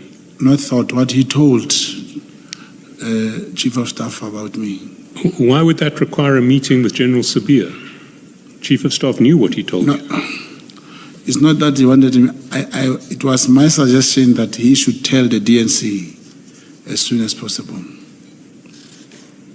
And why would the DNC have any interest in what General Mkonazi had told the Chief of Staff about his thoughts in relation to you? The DNC is a senior police officer. And what business is it of the DNC what General Mkonazi tells the Chief of Staff of his views in relation to you? Why is this a top-level police matter? Like I said, it is what I suggested. You know, if you suggest something and you feel it is correct and you do it, then you are questioned why, and you still say, no, I thought that was the right thing to do. And that was the right thing to do. Do you think that it is a sensible use of the time of the Deputy National Commissioner and the Chief of Staff in the Minister's office for them to meet specifically to discuss what General Mkonazi may have said to the Chief of Staff about you? It is, you know, I don't know how this can be explained thoroughly. Including General Mkonazi himself, he did send a message to the minister that they must have a meeting and I must be present. It was testified in the ad hoc committee. But now, when it's me requesting, you know, it becomes something else. General Mkonazi did ask the minister to call a meeting with the DNC and whoever, but the minister did not do that meeting. But when it's me requesting just the 2 instead of 5, which General Mkonazi requested, this becomes so questionable in many ways. There is a difference. If you're talking about a provincial commissioner in one province asking for a meeting with the Deputy National Commissioner to sort out relations within the top-level leadership of the South African Police Force, that makes sense. With Brown Mogotsi present. With Brown Mogotsi present, if Brown Mogotsi is interfering with those relations. So I can't ask questions. Sorry, Commissioner. No, I almost asked that. So is it what General Mkonazi said to Senior Counsel Tswarelo? And why was that Kumalo's matter? Because he did, when Lieutenant General Mkonazi spoke to the Chief of Staff, he did mention General Kumalo. Did he mention General Khan? No, he did not tell me about General Khan. Chief of Staff didn't tell you about No, General didn't Khan? tell me. You see, I want to put it to you that answer is self-evidently false, and that the Kumalo and Mkonazi's matters that you were referring to have to relate to something else. No, it's not true. It's not false. What I'm saying here is this, that they had to meet, and I was thinking if Chief of Staff explains to the DNC exactly how he had whatever that General Mkonazi was saying was going to bring a kind of closure to the thinking of General Mkonazi. You see, Mr. Mogotsi, you know what that meeting was about. The Commission can only draw its own inferences from what it sees in the evidence and any credible version that you put forward. Now, I'm going to put it to you that you haven't put forward any credible version, and so the Commission can only draw the most likely inference from what it sees in relation to all of these texts, which is that having regard to the timeline, having regard to the fact that you sent these messages to the Minister, that the Mkonazi and Kumalo matters that you were referring to were your attempt to have General Mkonazi and General Kumalo charged with defeating the ends of justice in relation to the Khan inquiry. That's what the evidence points to. One sees it in the timeline, one sees it in your meeting with the source, where the 3 people who the source is encouraged to engage with are the Minister, the Chief of Staff, and General Sabia. One doesn't see any other plausible explanation for what you were referring to in relation to the General Kumalo matter and the General Mkhwanazi matter. So unless you can give us one, we have to leave it at this point and draw the inference from the actual evidence that we have. So what are you saying these matters were?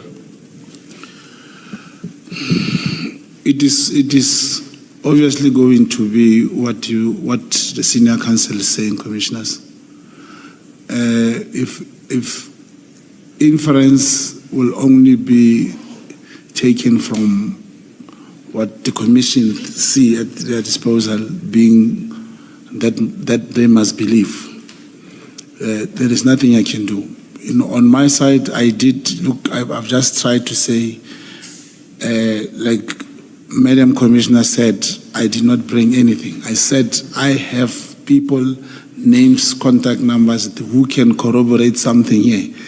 The commission has never said what senior counsel is saying now, that they will take the information from those people, or they will ever allow me to bring that evidence. Or who can we speak to corroborate your version that the meeting you were calling for here was to discuss what General Mkhwanazi had told the Chief of Staff in relation to you?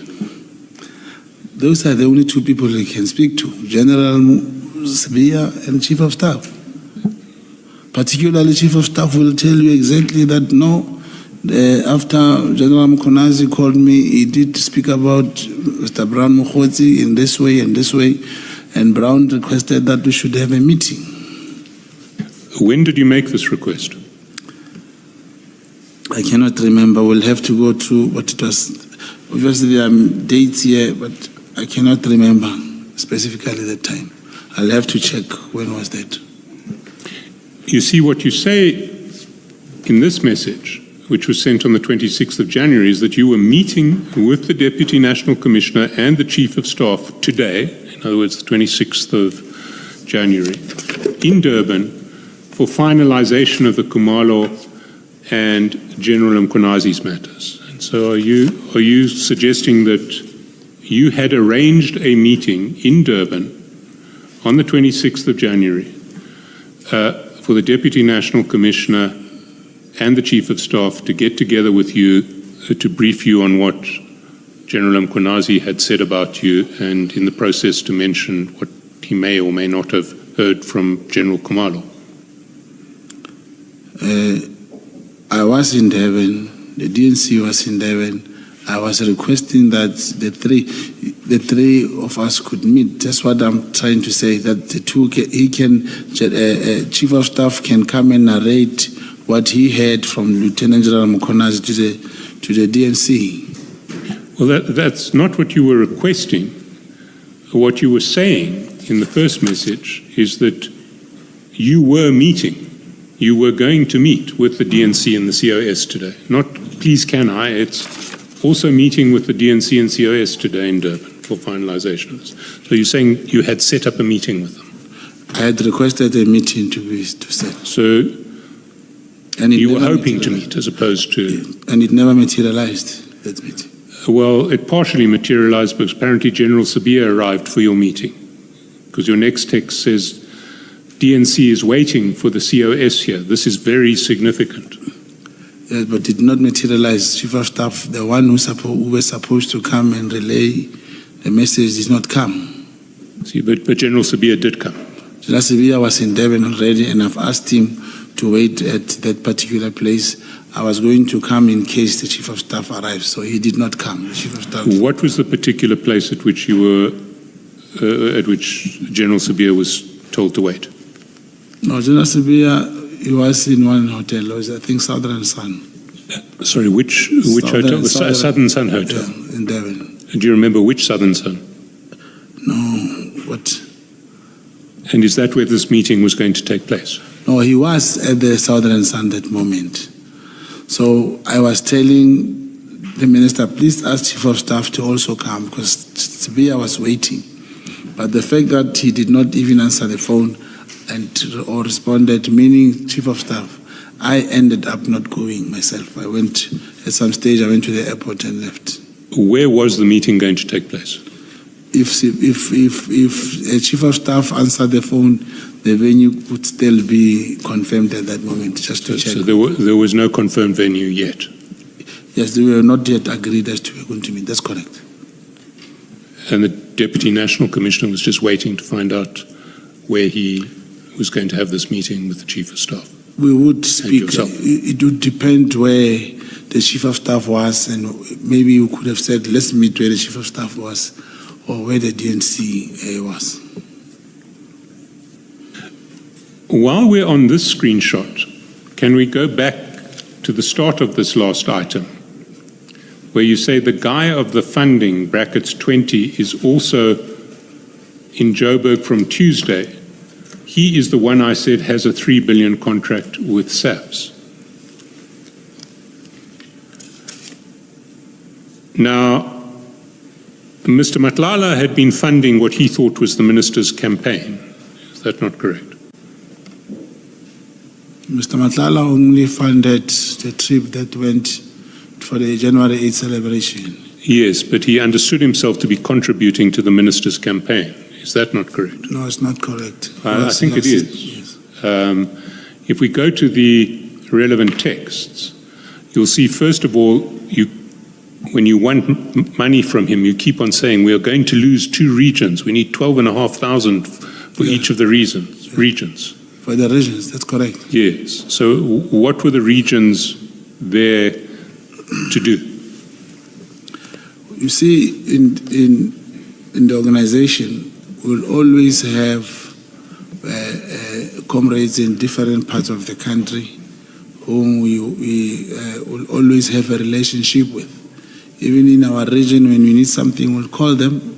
We can be called in Mpumalanga, someone saying, hey, we have a regional conference, or we have this, please assist us with transport and so forth. And I don't think, talking of this presidential ambitions and all these things, they have not started. It is premature for people to say Madlanga was going to fund the campaign. It has not started. I haven't seen any political race so far. This is going to local elections, is preparing for that. I never saw the presidential thing coming. Can I take you to the exchange that you had with Mr. Madlanga in relation to D-Day? To? D-Day. All right.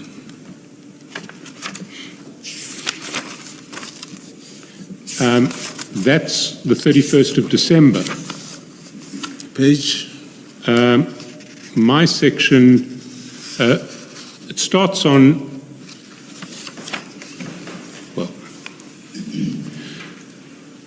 the relevant passage that I want to deal with is 59.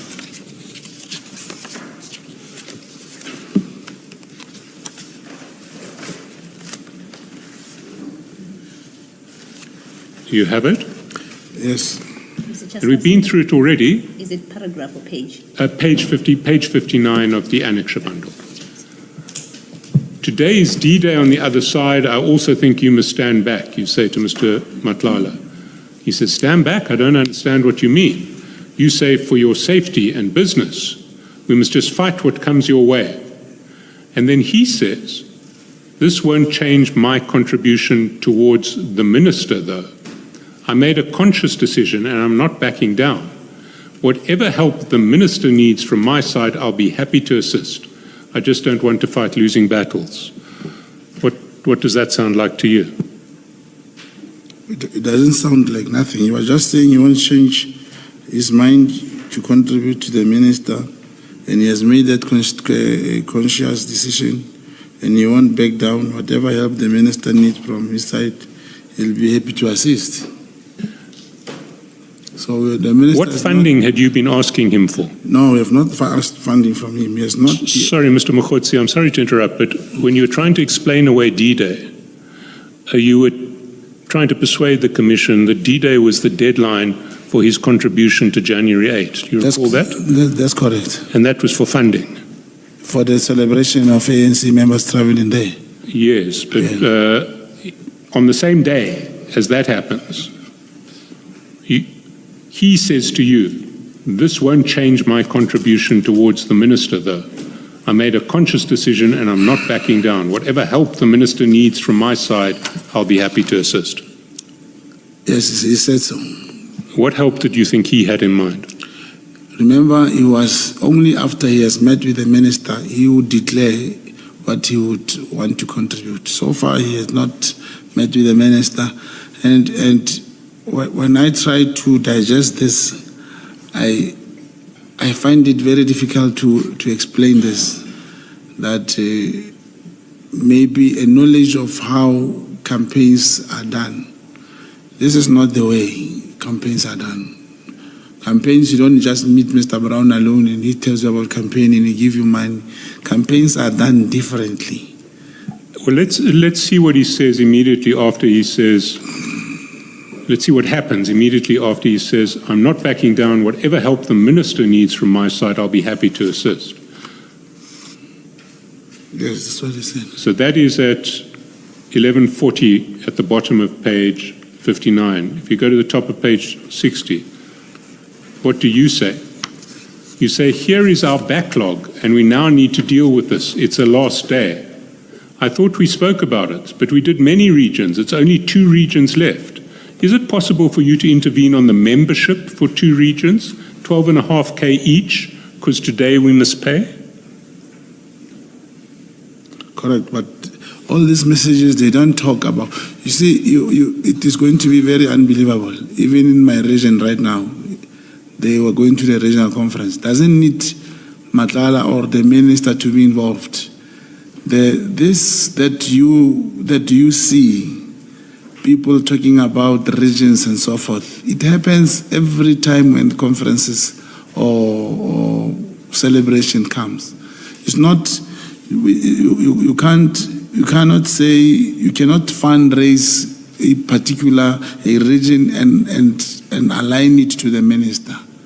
It's individuals in that region that will ask you to assist them.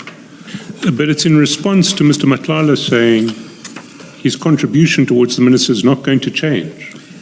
Yes, that was whatever help the minister needs, he's going to provide. Yeah, but it has not, commissioners, every time when these things start, a person will have to meet with the campaign managers and the team. If you are talking provincial or national conference, and when he had those intentions to do that, he has not. It is unfortunate that I had, according to what former Minister Begitela said, he said Madlanga said he met me with Senzo Mkunu and he was going to contribute to the presidential campaign of Senzo. I'm saying those campaigns have not started. Can I look at not what you say today, but what you wrote to Mr. Madlanga at the time? Let's go down the page, still on the 31st of December, D-Day. Go down to 1908.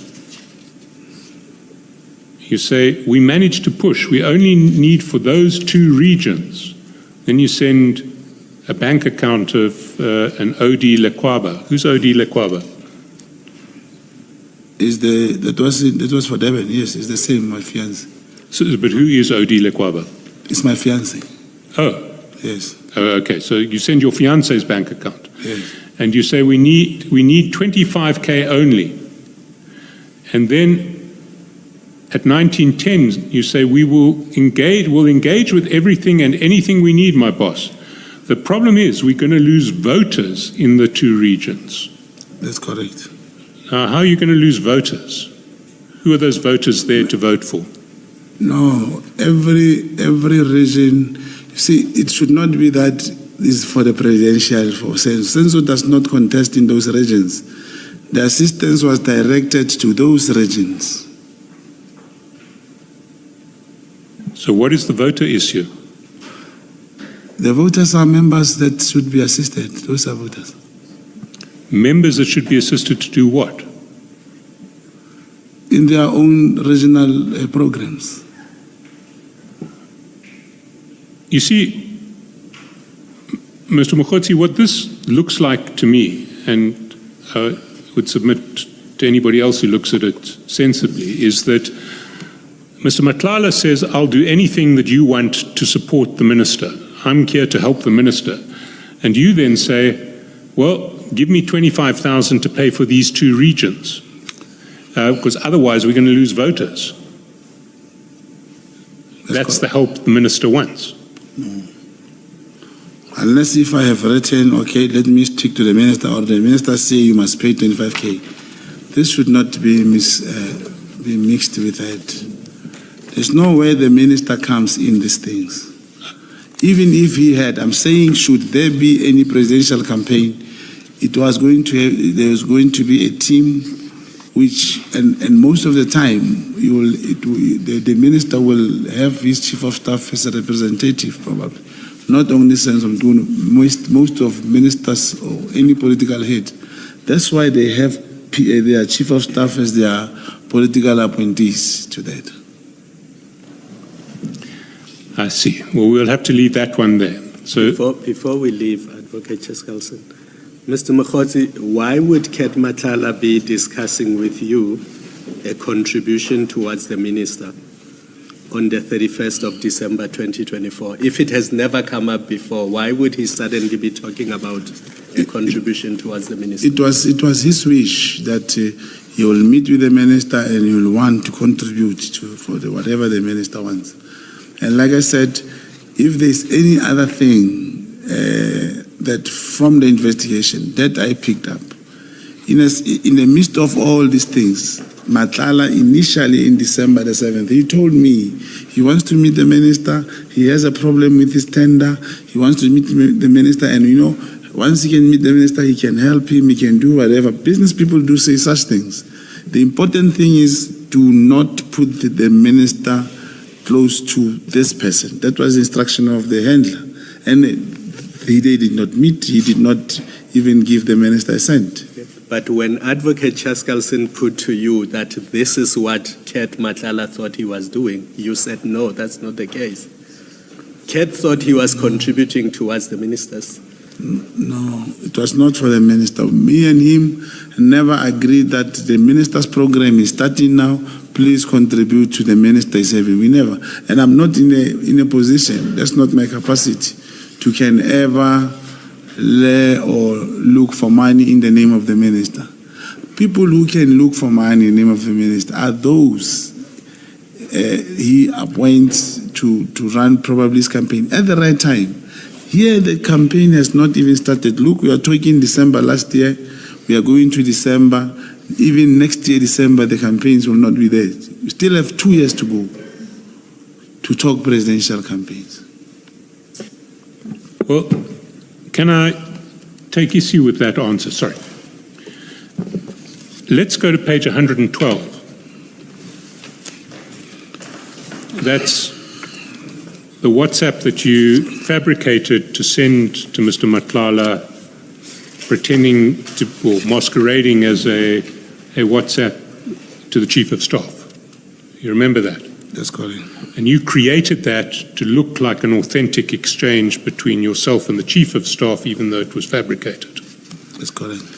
So it was designed to say what Mr. Matlala wanted to see you saying to the Chief of Staff. Yeah, Is that correct? That's correct.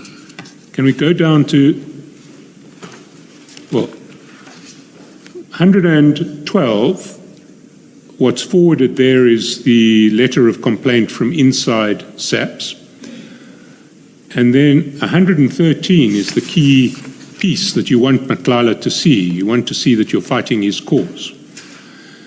And there you pretend to be saying to the Chief of Staff, this matter may be escalated to you because of non-performance. Our guy needs your intervention. January 08 guy who's about to take over our program. What are you saying there? The fact that the message is fabricated, I was trying to show him that it is the guy of January 8. it is the guy who wants to take over the program. And what's that program? As you say, remember I was telling you about this, the charity organization in the KZN. This is the one. It's not yet the president. So it's not a political campaign now, it's the minister's private charitable foundation. Yes, this is what I also told. So Kat Matlala was a funding guy, but he wasn't funding a political campaign, he was funding a charitable foundation. Yeah, which he has not funded. It is the message designed for him to see, for Matlala to see that I send this message. I see. Well, let's go back then to page 110, because at least we now have some clarity.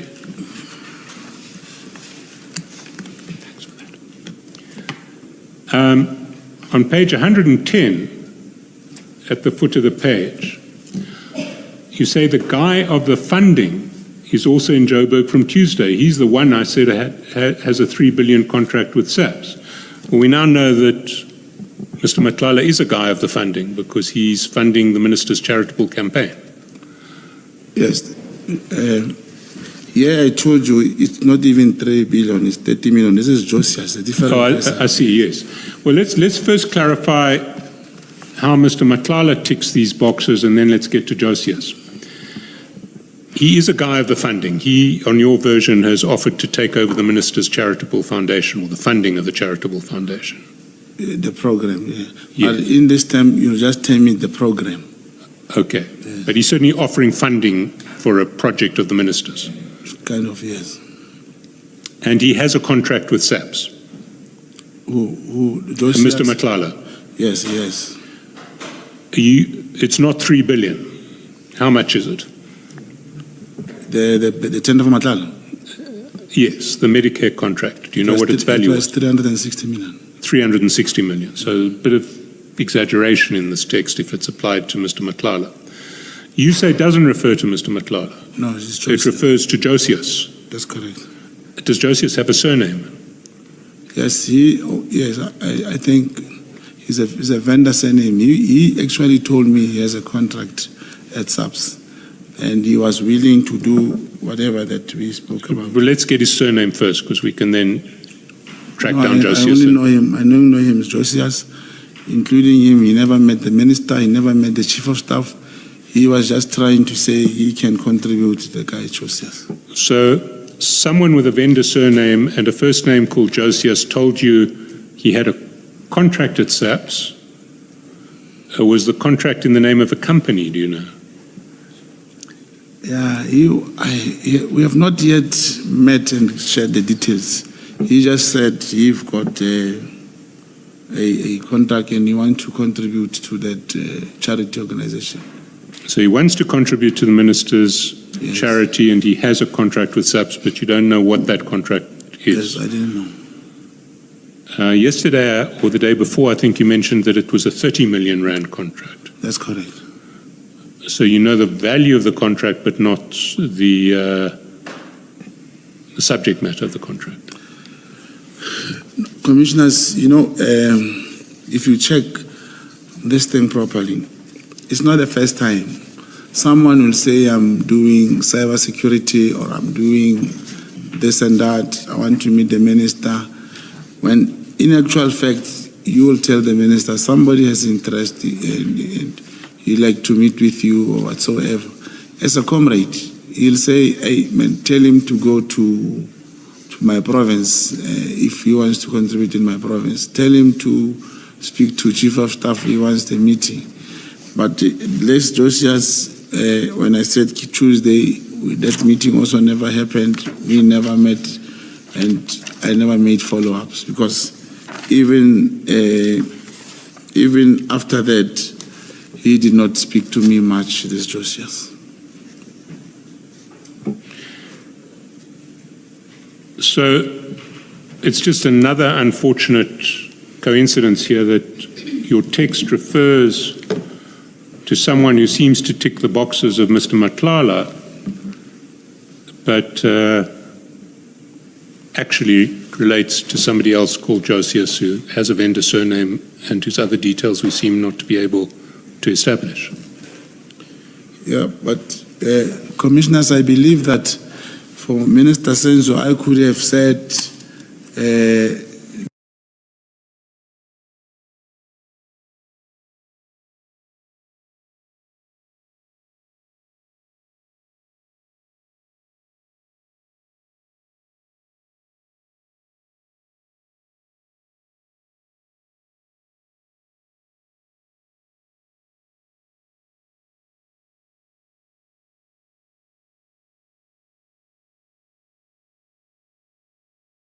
this guy has a contract of 360 million, is a Medicare company. I should have given the minister details if it was CAT. I see. And the fact that you just referred to the funding guy and the contract with SAPS is evidence that it wasn't CAT. May you please repeat the question, Commissioner? The fact that you just referred to the funding guy and the contract with SAPS is evidence that you weren't referring to CAT. Is that what you're suggesting to us?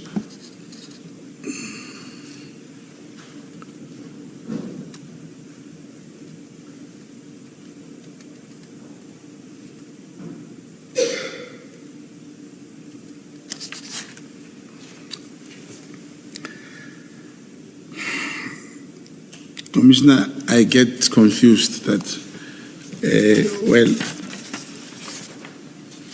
I send this message and I've said it so many times that if it was CAT, perhaps I could have identified him differently as opposed to this. If it wasn't CAT, why did you bother sending this to CAT? Is to show him that I am working and I'm very close to the minister and I'm doing something every day. That's, you know, he knew that he has the minister's man all the time. And he did not, that's why sometimes he'll even say, I see you are sending me so many things. What is this? What are you talking about? So this is just another unfortunate coincidence. You send to CAT a text that looks for all the world that it's referring to him, but actually it isn't.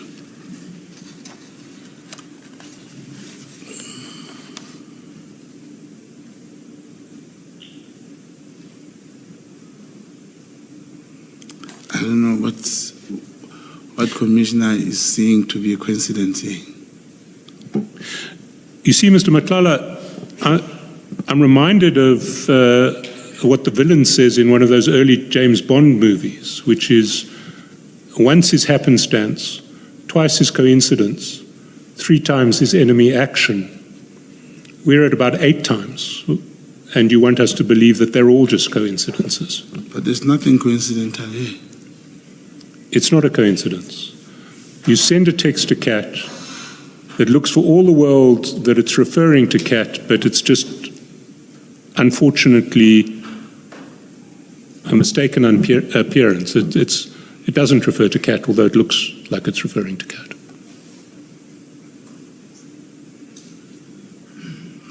Yeah, but Commissioner, CAT did not have 33 billion in control. No one has. I don't know of anyone. And I knew this was 30 million. And you'd also understand, maybe you want to ask me, how does CAT feels when I say there's a guy who is going to meet, is also has a contract and is going to be available on Tuesday? Maybe if that was the question, Commissioner. Is that the question, Commissioner? Or how does he feel when he sees this? How does CAT feel when he sees a text from you saying that he's going to be in Joburg on Tuesday and that he's expecting a meeting with the minister? Another person. Another person. That's correct. Let's look at what happened with CAT. Because straight after you send this meeting, as you send this text, if we go, staying on page 111 down to 2037, the very next text, you write to CAT, they just left the Lekgotla. That's correct. Yes. And he says, so what's the plan? Should I make my way there or what? That's the He thinks he's coming to a meeting with the minister, does he not? No, This is the time when I said General Begitele was in Kat's house. This is the one. Sorry, this is the time? When I said after Lekgotla, that's when General Begitele was in Kat's house. I see. That's correct. So you send him a text which says that the guy of the funding is also in Joburg from Tuesday, and he's the one with the contract with SAPS. You then tell him they just left the Lekgotla, and he says, should I come over there? And actually, he's not meeting the person who was told apparently that he's in Joburg. He's there to meet somebody else entirely, General Pele, who's not been mentioned in any of these texts previously. Is that what you're saying? Yeah, but this, commissioners, the meeting here, this is now this is now January. This is the 26th of January on a Sunday. Then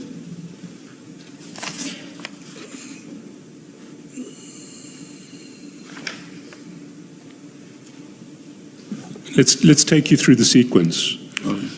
The chat with the minister is on the Sunday the 26th of January. That's correct. Monday was the 27th. Tuesday was the 28th. You tell the minister that the guy of the funding is in Joburg from Tuesday, from the 28th. That's correct. On Thursday the 30th, you send that text to Kat. That's correct. And Kat says, and then immediately after, on the same day as you send that text, you say, they just left the Lekgotla. And Kat says, should I make my way there or what? What does it look like to you? Yeah, but you see, this commissioners, perhaps council, you imply that this was the meeting I spoke about. It was not Tuesday. This was now on Thursday. Yes, but what you said to the minister is the guy with the funding is here in Joburg from Tuesday. Thursday is from Tuesday. Yeah, that's correct. But Kat is staying here in Gauteng. He's staying in Pretoria. For him to have a meeting, I wouldn't have to say he's there from Tuesday. He's staying here. I can tell you, that's why I said perhaps the question here is, how does Kat feels to show him these meetings? It is for one reason that I showed him these messages, especially this one. One talks about a woman who's doing cybersecurity. The other one talks about someone who's doing a business and whatever and whatever.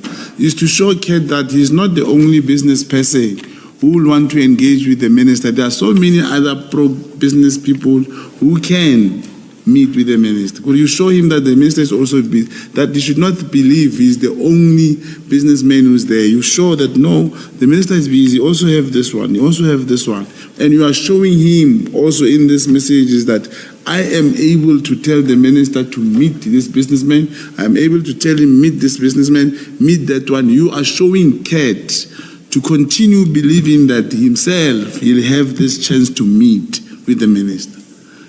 It's not that it's mistaken and it's coincidental that this now refers to Kat. No. Now here, let me tell you, and this is very sensitive, but it happened. When I said, should I made a plan there? I wish on this particular two things. Commission, may I approach Council on these two things? To approach Council only 5 seconds on these two things that I need to give clarity about, or else I'm going to request to make a representation, because this is something that I don't really think I can just say it here. Maybe I should just ask 1 minute, ask them. Chair, there may be a route through this. I had arranged with Mr. Matlala's counsel earlier that I apologize, Mr. Mogotsi. Mr. Mogotsi's counsel earlier that because we might sit a little later today, we would have a break. Well, I would ask for a break. And why don't, if we could take a 5-minute, 10-minute break now, just to give Mr. Mogotsi a bit of a break so that we can sit a little later. let's adjourn and come back at 10 past. Thank you, Chair.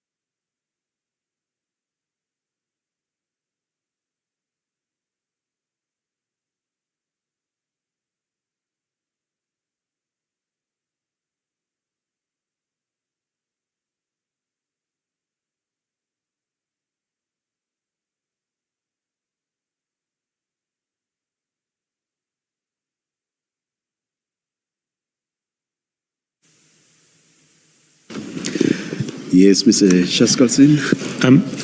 Chair, I understand we have to finish within the next 50 minutes, and there are some other topics I'd like to get through, so I'm not going to pursue that last line of questioning any further.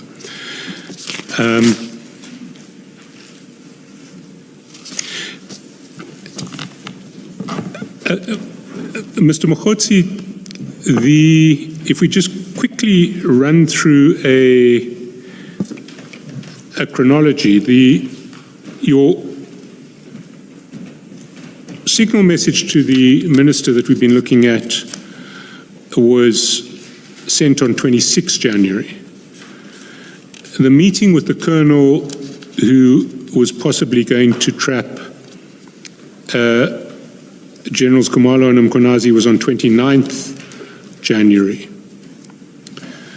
In Parliament yesterday, the Chief of Staff mentioned that the Minister had scheduled a meeting with you for 3 February, which was a week after you sent the Morning Minister a letter about the Khumalo and General Mkonazi matters and the funding guy with the contract with SAPS. He says that the 3 February meeting apparently couldn't take place because people were called urgently to Lutuli House. What was the 3 February meeting going to be about?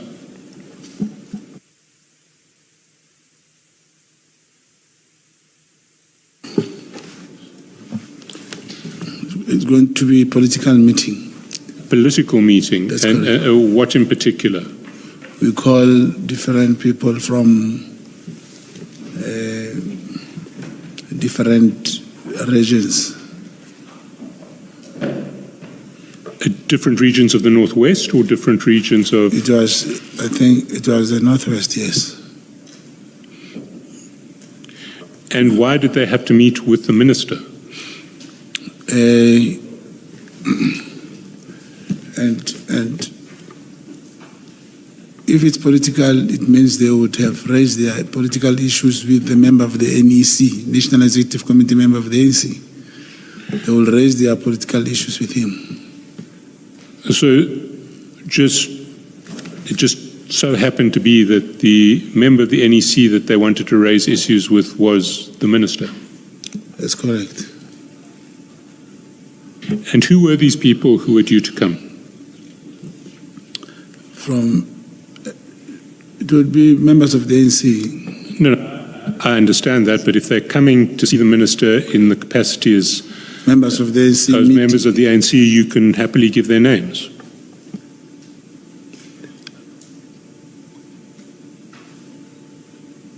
The names of the people who are going to attend the meeting. Who are going to come to that meeting. You see, I ask you this question because the Chief of Staff's version yesterday in Parliament was remarkably unparticularized.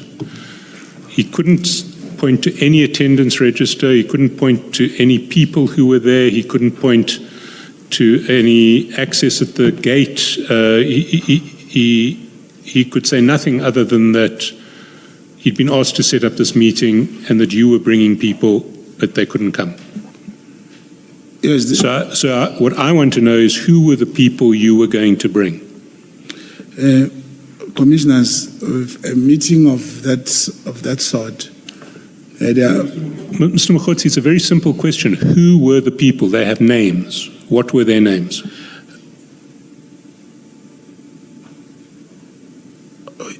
I don't get the point, Minister. That meeting never took place.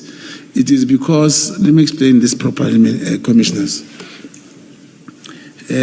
Mr. Mogotsi, if you know the names, it does not require an explanation. Do you know the names or not? If you do, please give us the names. The names were not yet prepared because we were relying on when they said people were called to Lituli, it means whoever that we were planning to bring being a leader, you cannot bring their followers without a leader. It is leaders like your regional leadership, regional chair and secretaries who were called to the Lituli House. Now, we could not convene any other meeting without the regional leadership. So at that stage, we did not have people we could not put up a list and say, here are the people who are going to come. Sorry, I genuinely don't understand that answer, because if the answer is that the regional leadership and chair would have been there along with other people, then No, I'm not saying that. you're not saying that. Yes, there was a What are you meeting which we had with regional secretaries. I have names, but that one did not materialize. When you call that meeting, you say, please bring one rep from your region. And if that meeting does not take place, those reps, you won't be able to see them, and therefore you don't have the names. You see, if I understood the version of the Chief of Staff correctly,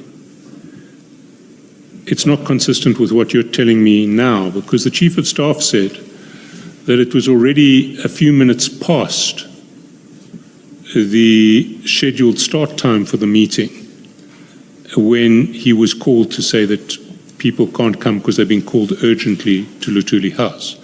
So if that was the situation, you would have known who was due to be at the meeting, and the fact that they were subsequently called urgently to Luthuli House wouldn't prevent you from telling me who was supposed to be there but for the Luthuli House call. You know, commissioners, there are so members, many members of the NC that I know, my friend. I would have just said, Tato, Tepo, Mama. It's being, to be honest, once a meeting is arranged and that meeting, for him to say it was the last minute cancellation, it is because the leaders who were not coming here, the leaders were called to the tool. So the same leaders could not give us their names, could not give us their representative who were coming. I'm saying to you that because there are even few members now who left the ANC, I could have called their name or called to F, but we did not have the list. I was also going to meet them here in Gauteng. So I don't have the names. So this meeting was about ordinary ANC business in the Northwest? Not business. What was it? Like concerned members. If you say one rep per region, it means Northwest has 4 regions. You will bring 4 people. But those leaders you are talking to, you'll never know who are they bringing. So that meeting, therefore, never took And place. what was the purpose of the meeting? What were you going to raise with the MEC, with the minister in his capacity as an NEC member? I don't know what they're going to raise. It is them who have to come and give their political overview, their feeling in the province, and so forth. But the Chief of Staff said it was your meeting, that you were bringing people, that the minister had scheduled a meeting with you and some people you were going to bring. Yeah, you know, commissioners, I was watching the same thing that we're talking about. I could have had answers of those people. I'm saying only the leaders who were called to Luthuli, did not give me those that had to attend. So I cannot have the names, even if it was my meeting. And those people that were coming to attend for that meeting, it's a normal thing for maybe comrades from KZN or Free State to meet with the minister, is to raise their general concerns from where they come from, not me, where I come from, where they come from, to raise their issues and with a member of the National Executive Committee. And have you been involved in any meetings of the NEC, or not NEC, meetings with the minister in his capacity as NEC member, other than that meeting that didn't happen? Yeah, there was a meeting of regional secretaries, and only 2 of them came with their drivers, and the meeting could not necessarily be fruitful, but it took place. I was present in that meeting. Where was that? Where and when was that Minister's State House. And when? Commissioners, I'm not good with dates, and this is a disadvantage, but it was last year. I can't remember. 2024, not 2025. Not 2025.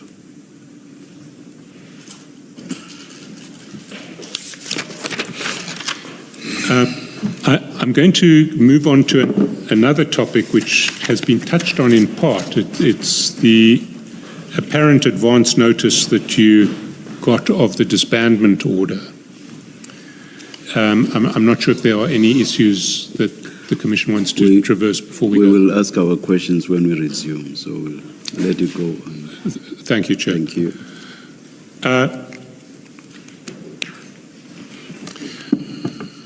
We know that the PKTT disbandment letter was sent from the Chief of Staff to the National Commissioner's Office at 17.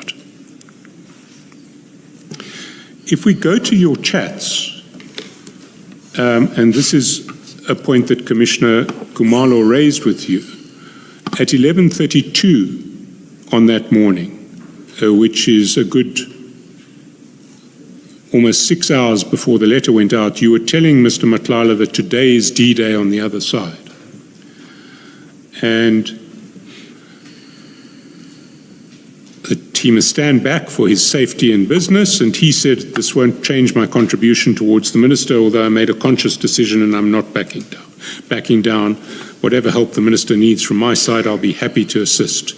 Just don't want to fight losing battles, he says. And you've had an exchange with the Commissioner who put to you that disbandment letter. You denied that. I deny that. And you have suggested that what you were really speaking to Mr. Madlanga about was he had to pay today because it was the deadline for the January the 8th contributions. That's correct.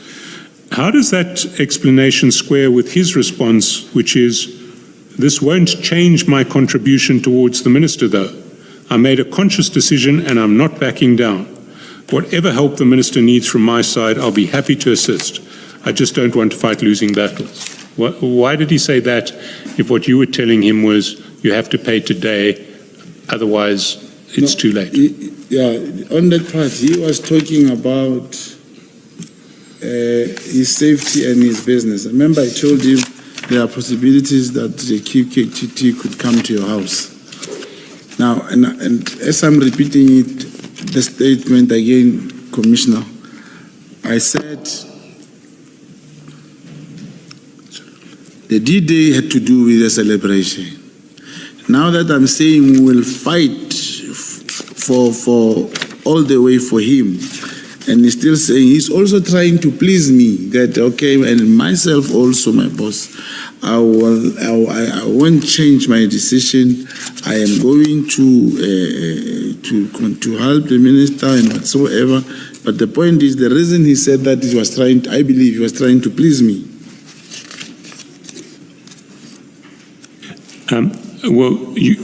We have traversed this, and you have traversed it with Commissioner Khumalo. I'm not going to take it forward.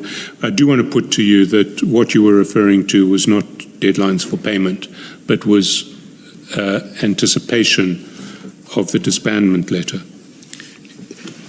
So far, it is vividly clear that Madlanga, I was talking to him openly.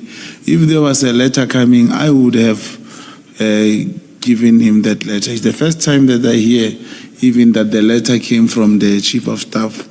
And because I'm talking to him, probably I would have received the letter the same day and showed it to Kat the same day. So I only got the letter from social media, I believe it was the second day. Well, let's wait till we get there, because before we get there, on the 1st of January, at 13:41, page 62 at the bottom of the page, there's a text which you've denied, or a chat which you've denied. At 13:51, the text reads, "Good day," it's from you to Kat. "Good day, I've arranged a meeting for Sabia and the minister must have a solution." You say you never sent that. Page 62. Sorry? Yes, I did not send this message. You deny sending that. Yes. I have to put to you that your denial is unsustainable, but we will in due course bring the technical evidence to show that this text could not have been planted in that body of WhatsApp messages, but it's a technical question. I don't want to take it further with you now, but I have to put it to you. Oh, I hear that there will be a technical person for this. You know, it is my wish, commissioners, that this cell phone forget, when you are having those experts, perhaps I should be allowed to bring a same machine. Sorry, the same machine. Yeah, we know they are using the cell bright machine. And I've said yesterday, this cell bright machine, South African Police Service it has that machine. No one operates it. They are utilizing these other companies that I cannot mention. That machine, you choose the message that you want to extract. And I wish they bring it here on that day, they extract. Once they are done, they must allow us to also extract, with my person to extract. If you want to appoint an expert to be present at the mirror imaging of the phone from the original sealed evidence bag in which it's kept, and to make your own image, we will make the necessary arrangements if that is necessary. Yeah, not mirroring, not to mirror, to do what they did, the download, to show you from the phone, the day it was bought till today. Whatever that was taken out, will be able to take out. Whatever that was deleted, we'll put it back. Things that General Mogotsi said there in Parliament, that they can do what. Like I said, commissioners, with us to run this. Mr. Mogotsi, I don't want to have this debate with you. I'm tendering our cooperation if you want an expert appointed to perform these exercises. When we get to it, your legal team can be in touch with us. Thank you. Let's then get to the 1st of January. And at 10:38 on the 1st of January, you send a message to Mr. Madlanga, which we see at page 63, 10 p.m. 22:38. The message says, the task team that came to your house and harassed you has been dissolved, disbanded. You see it? Correct. And your evidence was that you sent this message after finding the disbandment letter on social media. That's correct, Commissioner. And I asked you whether it was public social media or private social media. Had someone sent it to you privately? You said no, it was publicly accessible. That's correct, Commissioner. You see, I want to put it to you that evidence is false, because we have done a comprehensive search of public social media, and the earliest that any public source announced the disbandment decision was when the journalists who scooped the story posted about the disbandment decision on X at 21 hours 32 p.m. on the 2nd, not on the 1st, on the 2nd. So you had in your possession information of the disbandment 23 hours before it went public. It's not true. Who did that study, I don't know how he's going to prove that that journalist was the first one to get that was the first to run the story, or when did the journalist get the story. I got the letter from the social media, and it was all over social media. And everyone, including General Mogotsi, General Masemo, no one mans up and say, including the recipient, no one received to accept to have received the letter.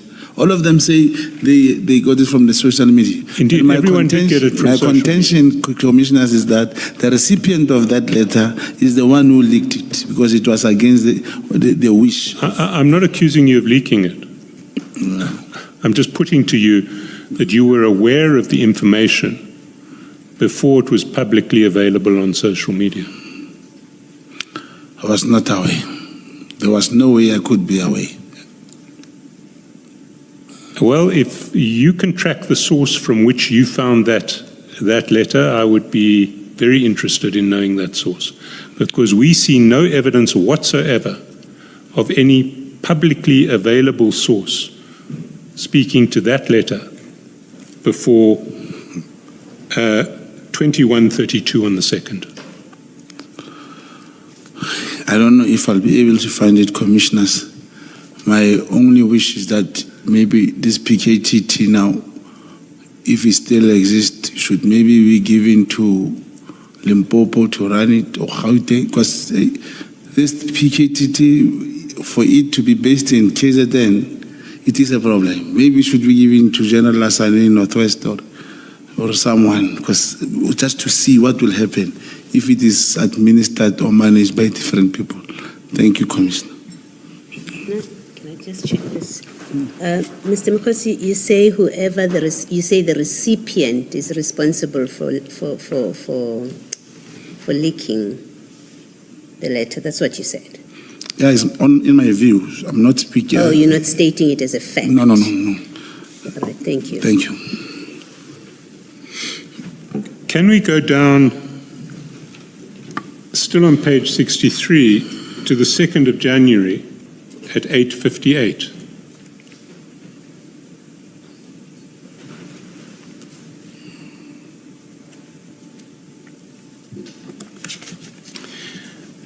There you send a message to Mr. Madlanga saying they got the letter on Monday. As we speak, they're bringing all the dockets to Sibiya. That's correct, Commissioner. Yes, and there was ultimately a decision to bring the dockets to General Sibiya's office. But that was only taken officially in March of 2025. That's correct, Commissioner. But you seem to have advance notice that this decision was going to be taken. Yeah, this has been coming so many times, and I'm trying to think perhaps we should check who actually gave the directive that the dockets must go to General Sibiya.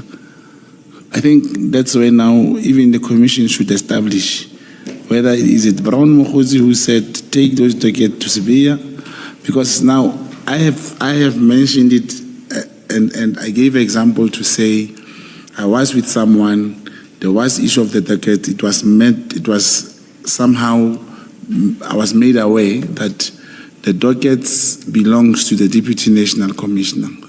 And I then thought, indeed, they're going to go to him. Now, the story that, because I knew beforehand, maybe we now have to check, especially with the subs management, the brigade, the major, the general who was here, we must check who said the docket must go to General Sibiya, so that we can see if is it the minister, because it's somehow purported that is the minister. So you considered it simple common sense that if the task team's going to be dissolved, the dockets would all go back to General Sibiya's office as the Deputy National Commissioner? Yeah, it can be common, because it's not common for everyone. That time for me, because I knew that the dockets, as a matter of principle, I heard from someone telling me that Deputy National Commissioner is responsible for all the dockets in the country. Therefore, I presumed that they will go back to him. You see, we've had evidence in this commission relating to whether it was common sense or common practice. And the unanimous evidence is that it wasn't. Can I take you to General Mkhonazi's evidence in the exhibit bundle at 187?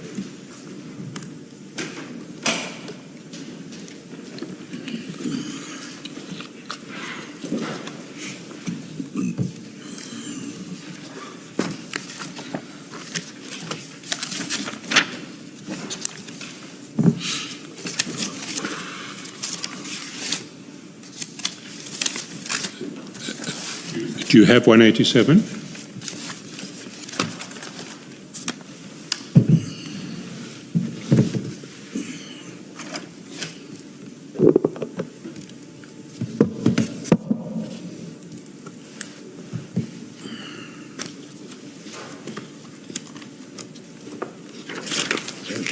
I have. There, the evidence leader, Advocate Selo SC, in line 11 asks this question. If a task team in KwaZulu-Natal is disbanded, and I'll assume for purposes of this question that it is correctly disbanded, what automatically happens to those dockets that the task team handled? And General Mkonazi responds, the case dockets, commissioners, belong to a police station. The cases opened at a police station get registered. It's going to have a case number of a particular police station. The docket might be investigated by a specialized unit, a task team, or whatever that is established, but in conclusion thereof, it goes back to the police station where it was registered. So if there was a decision to stop the work of this task team on dockets that are already finalized, will need to be returned back to the stations, and dockets that are still under investigation will also need to be returned back to the very same stations, so that those dockets will be allocated to different investigators at the station so the work or investigation work can continue. So the provincial commissioner said, well, in the ordinary course of events, you would expect dockets to go back to the police stations. But his wasn't the only evidence, because then we heard the evidence of Major General Motsepe. She's actually in General Sibiya's office. And she is the general in the office of General Sibiya who was ultimately tasked with responsibility for these very dockets. And she made clear in testimony before this commission a few days before you testified that it was not common sense for the dockets to be brought back to General Sibiya's office. And I can just read what she said at page 10 of the transcript of her evidence. She says, what I'm trying to say from the onset, there were no proper explanation to me why the dockets were taken here. So the very person in General Sibiya's office who was given responsibility for the office said she had no explanation as to why they would come to her or to her office. So the generals in SAPS wouldn't have predicted that the dockets would go to General Sibiya, but you managed to predict that several months before it happened. How was that? It happened. Just like that. Just like that. Another one of these marvelous coincidences. No. Now check the same provincial commissioner who knows that the dockets must go to the police stations, who has the authority to disperse them to the police stations. Why didn't he do that? That's a question that we can put to General Mkonazi if we choose to. But I am asking you, how did you know that the dockets would be brought back up to General Sibiya when all of the generals in the police force that we've spoken to about this question thought that that wasn't standard practice? Mogotsi knew. Unless there was a directive from either the person who suspected to have given me the letter. Like now, I speak to Chief of Staff.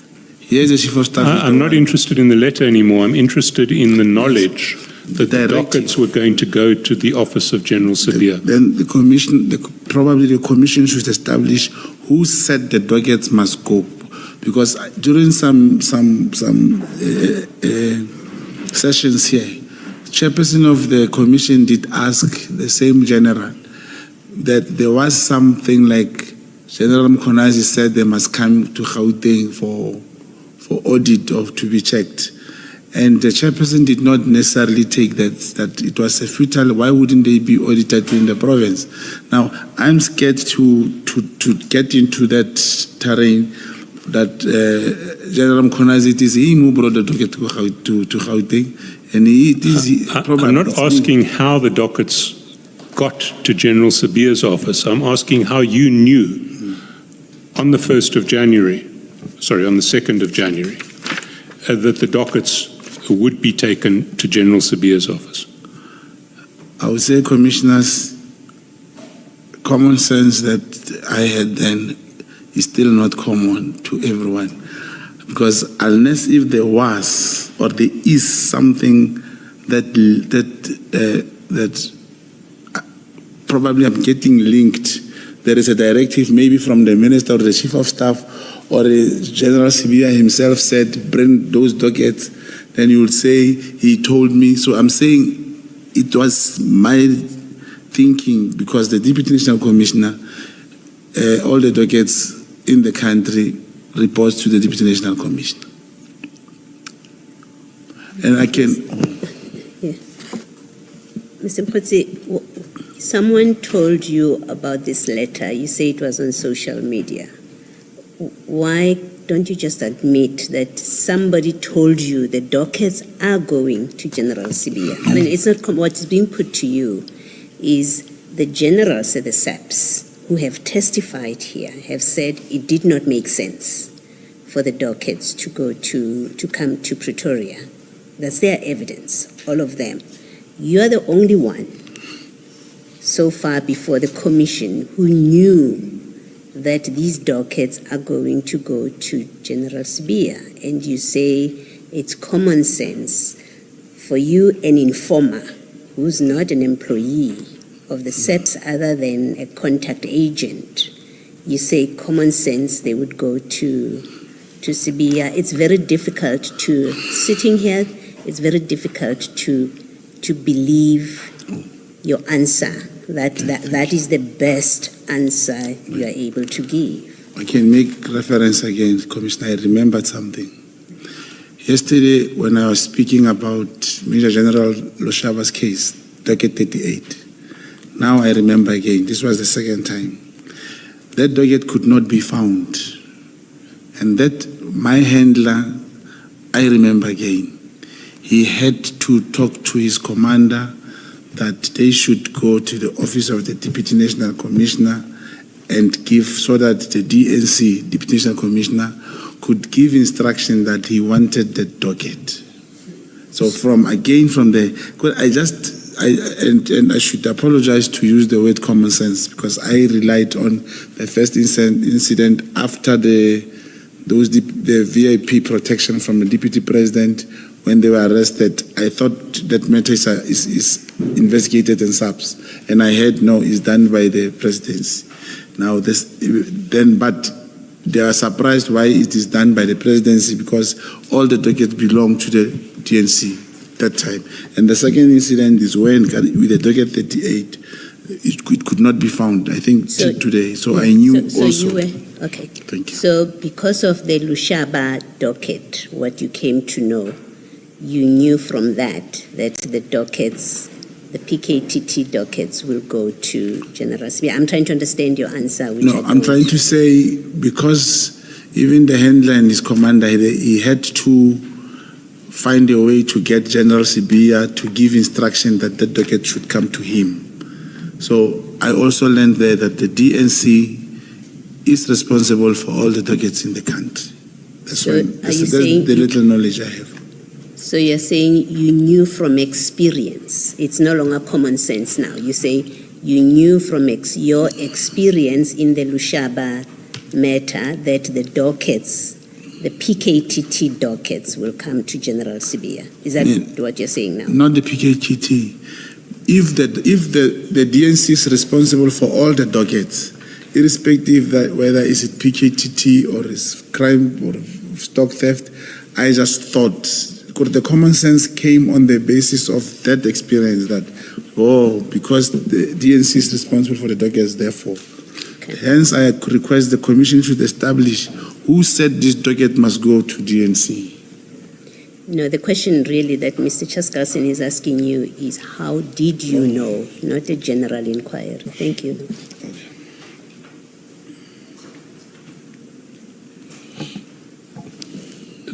The next stage in this process is when you actually send the letter itself to Mr. Madlanga, and you do that on the 2nd of January at 10 in the morning, 10:05. It's at the foot of the page of 63. Now, 10:05 is 11 hours before we can find any public trace of this letter. But we've been through that already. What I want to ask you now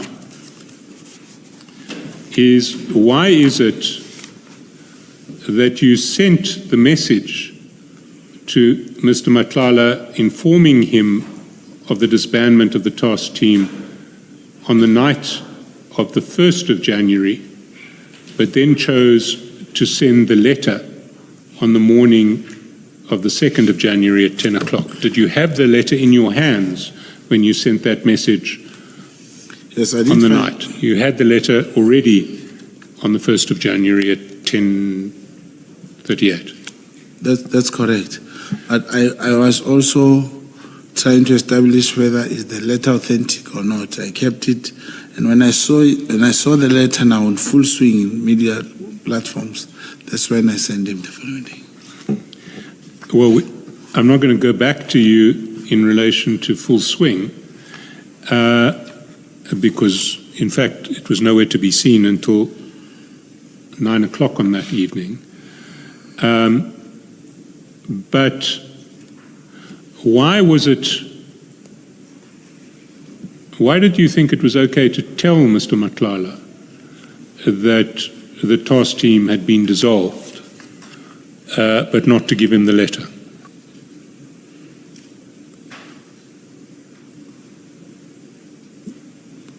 As I said, what if the letter was fake? Well, then he would be very, very disappointed that you told him that this task team that harassed him had been dissolved, and it turned out that it hadn't been dissolved. I had to verify if the letter was authentic also. But on your version, you broke the news to him. That's correct. Before you did any verification. That's correct. Why did you think it was all right to break the news but not to send the letter? No, that letter was not my letter. I could even take it to Zambia or anywhere. All I need is that Ket Madlanga, this PKTT went to harass him. It will be great news for him. I just said, let me check if this is not fake. Then in the morning, I saw it somewhere. Then I gave him a proof. But in the evening before, on your version, you knew that it was for real.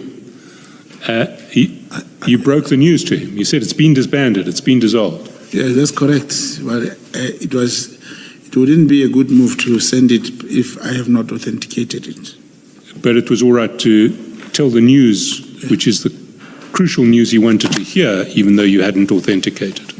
Very much. It was so much relevant just to inform him and to bolster that I'm having information beforehand. Like now, if just like SC has said, this is a man who's a professional liar. Like now, it is presumed. I can feel it. I got the letter from either someone or the minister gave me the letter. That is what possibly in people's mind. Whereas if I had the letter from the minister or from the chief of staff, maybe, and we never exchanged those things. He would say, don't share that letter. I wouldn't have shared it, but I got it from the social media. I did not even have a chance, because I don't talk with the minister these things, to say, hey, did you issue this letter? No.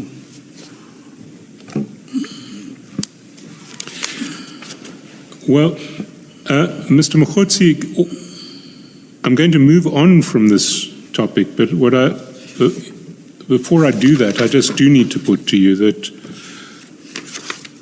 your evidence that you had the letter in your possession from a public source, and I emphasize public,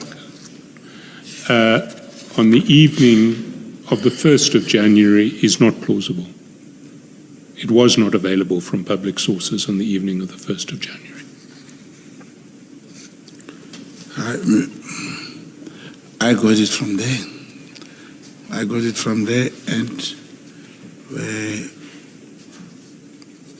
And that's it. There's no way I found it except the social media. And I'm saying even the owners of that letter, none of them says he got an email. From General Mkonazi and Masemola, they all say they saw it from the social media.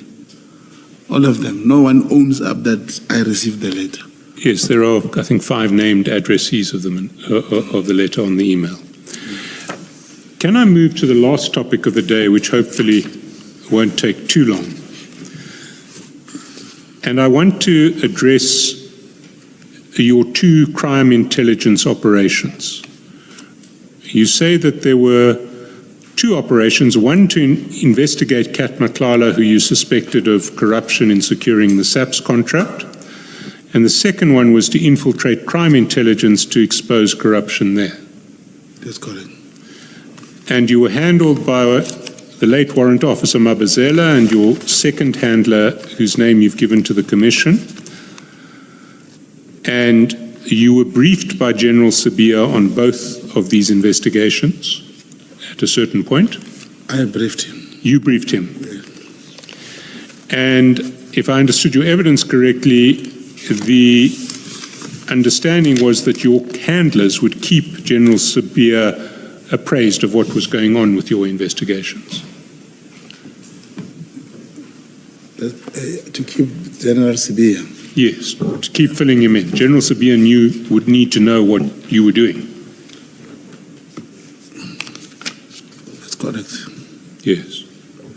Now, these were two separate operations, were they not? That's correct. And it would be important, given the nature of the different targets, to keep those operations separate. No, not necessarily. You cannot keep them separate. Well, let me put this to you. Kat Matlala was a suspected criminal, is that not right? You suspected him of criminally securing the SAPS contract through corrupt means. That's correct. So it would be important to keep crime intelligence investigation material away from Mr. Matlala so that the suspected criminal wasn't given access to classified information from crime intelligence. Mr. Madlanga is not these amateur criminals. He belongs to this league of, like you say, he's close to generals. So me giving or not giving him information, he'll still have access to information. Yes, but you wouldn't want to give him crime intelligence classified information. That's correct. Except for if, like he has powerful media control. Unless if I want to publish something, I can give to him. So if you want to leak something out into the press, you can get it that way through Mr. Matlala. I could, not only him, but he's one of the people I could use. Let me put something. Page 10 of your statement, paragraph 39.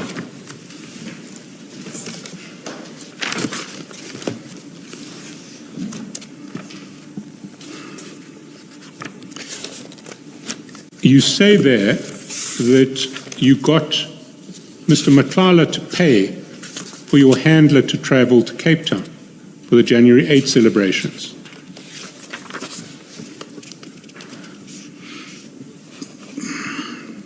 That's correct. That's correct. He was one of the passengers who Mr. Matlala paid for.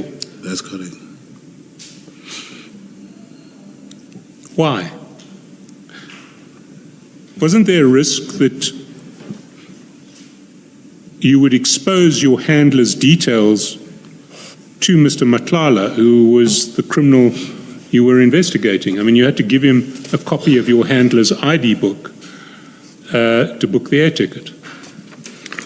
That was not in the mind. What was in the mind was to make sure that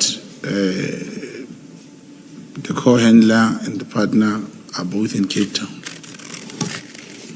Well, you did have to give details, including an ID number of your co-handler and an ID book to get the air tickets booked and paid for by Mr. Matlala. That's correct. So Mr. Matlala ended up with details of the identity of your handler, even if he didn't know that it was your handler. That's correct.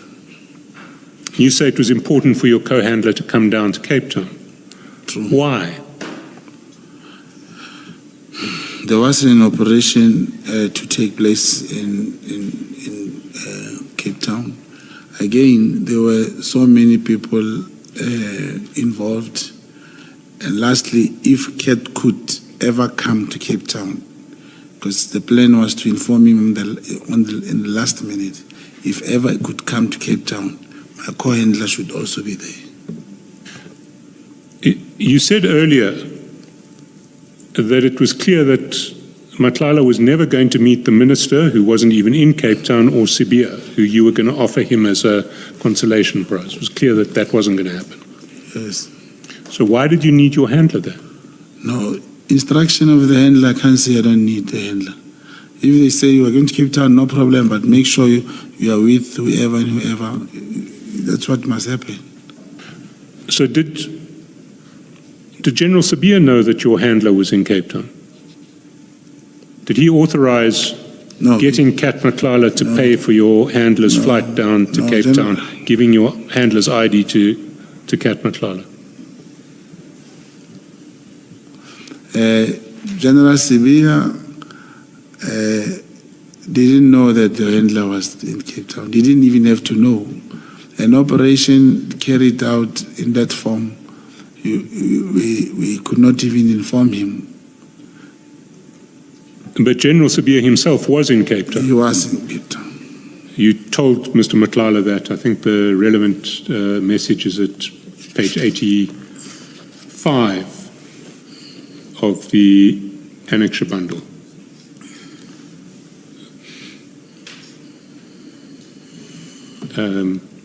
There on the 8th of January at 17:53, you texted Mr. Madlanga and you said, "I'm in Cape Town, Sibiya's in Camps Bay." That's correct. Was General Sibiya in Camps Bay?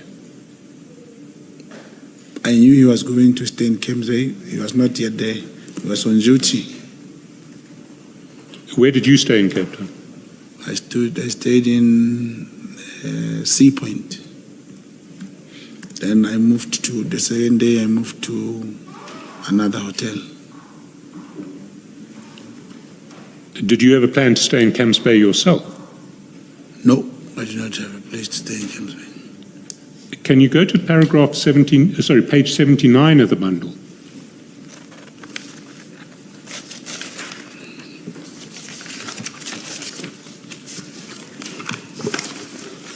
January 6th, 10:55. And that was 79. 79, indeed.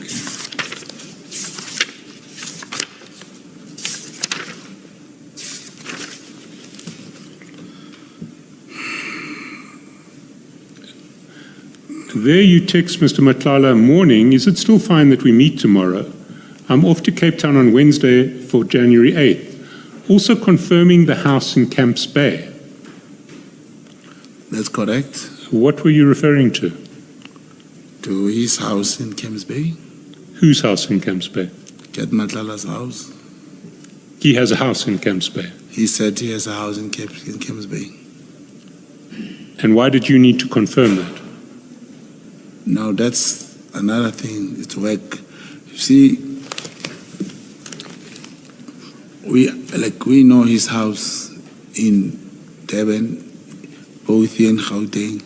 It was important to know, as we get closer to a person, I had to know his house in Camps Bay. And now that he didn't come, we never bothered. He also had to meet someone from. I kept. If you check on my messages how I asked him about Camps Bay, it's almost the same way when I asked him about the iPad guy. I kept on reminding him Camps Bay, because he said he was going to show us. There was going to be someone who's gonna do all those things in Camps Bay. Can I take you then to page 92? How long will that be? 2-3 minutes, and then I'm off this topic.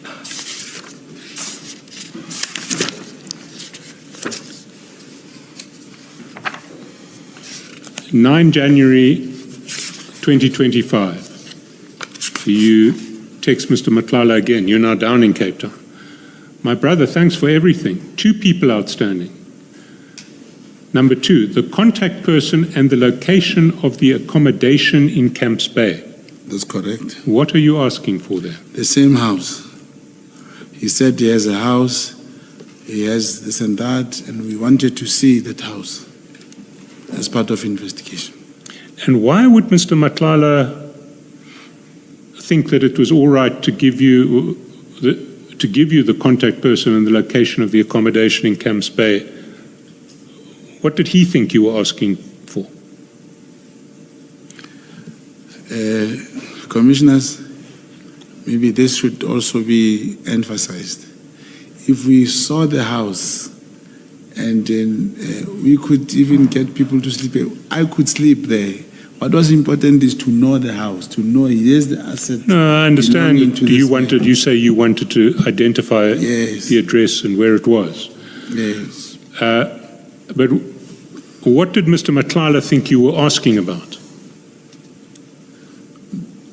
The accommodation in Camps Bay, the house. You wanted the accommodation for yourself, you said. No, it says it's a holiday house, commissioners.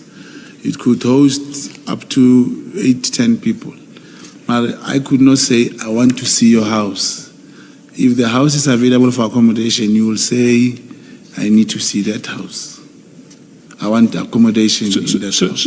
So you were sending this text as though you were asking Mr. Matlala to use the accommodation in Camps Bay for yourself and guests, or what? Entertainment. I could ask him the same, but he said he has a house there. And if you check the chats, he never responded when it comes to that house.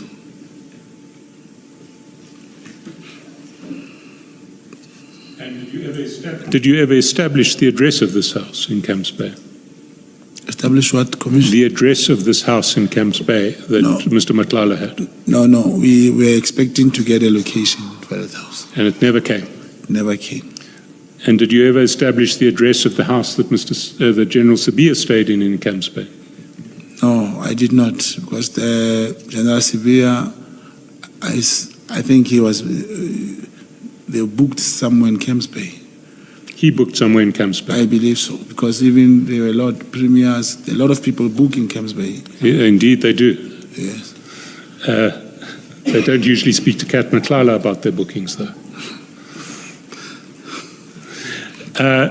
Commissioners, I have no further questions on this topic. I do want to go further in relation to the broader issue of crime intelligence, but that can come another time. Thank you, Mr. Chaskelson. We will adjourn at this stage, and the resumption of Mr. Mogotsi's testimony will be on a date to be arranged between the Chief Evidence Leader and Mr. Mogotsi's legal representatives. We will resume at 9:30 on Tuesday. Tuesday the what? Tuesday next week. Let's adjourn. Councillor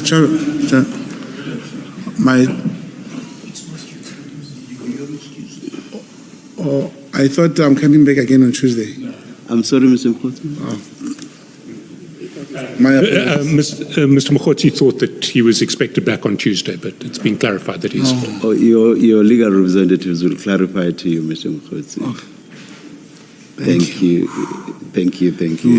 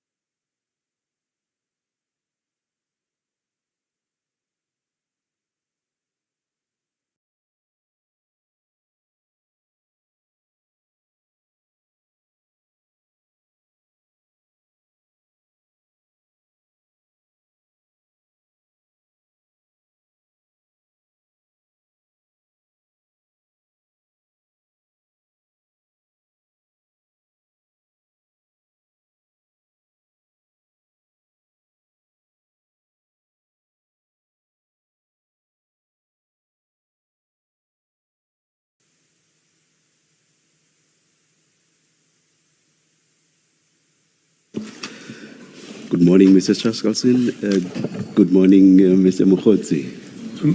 Thank you. Morning, Chair.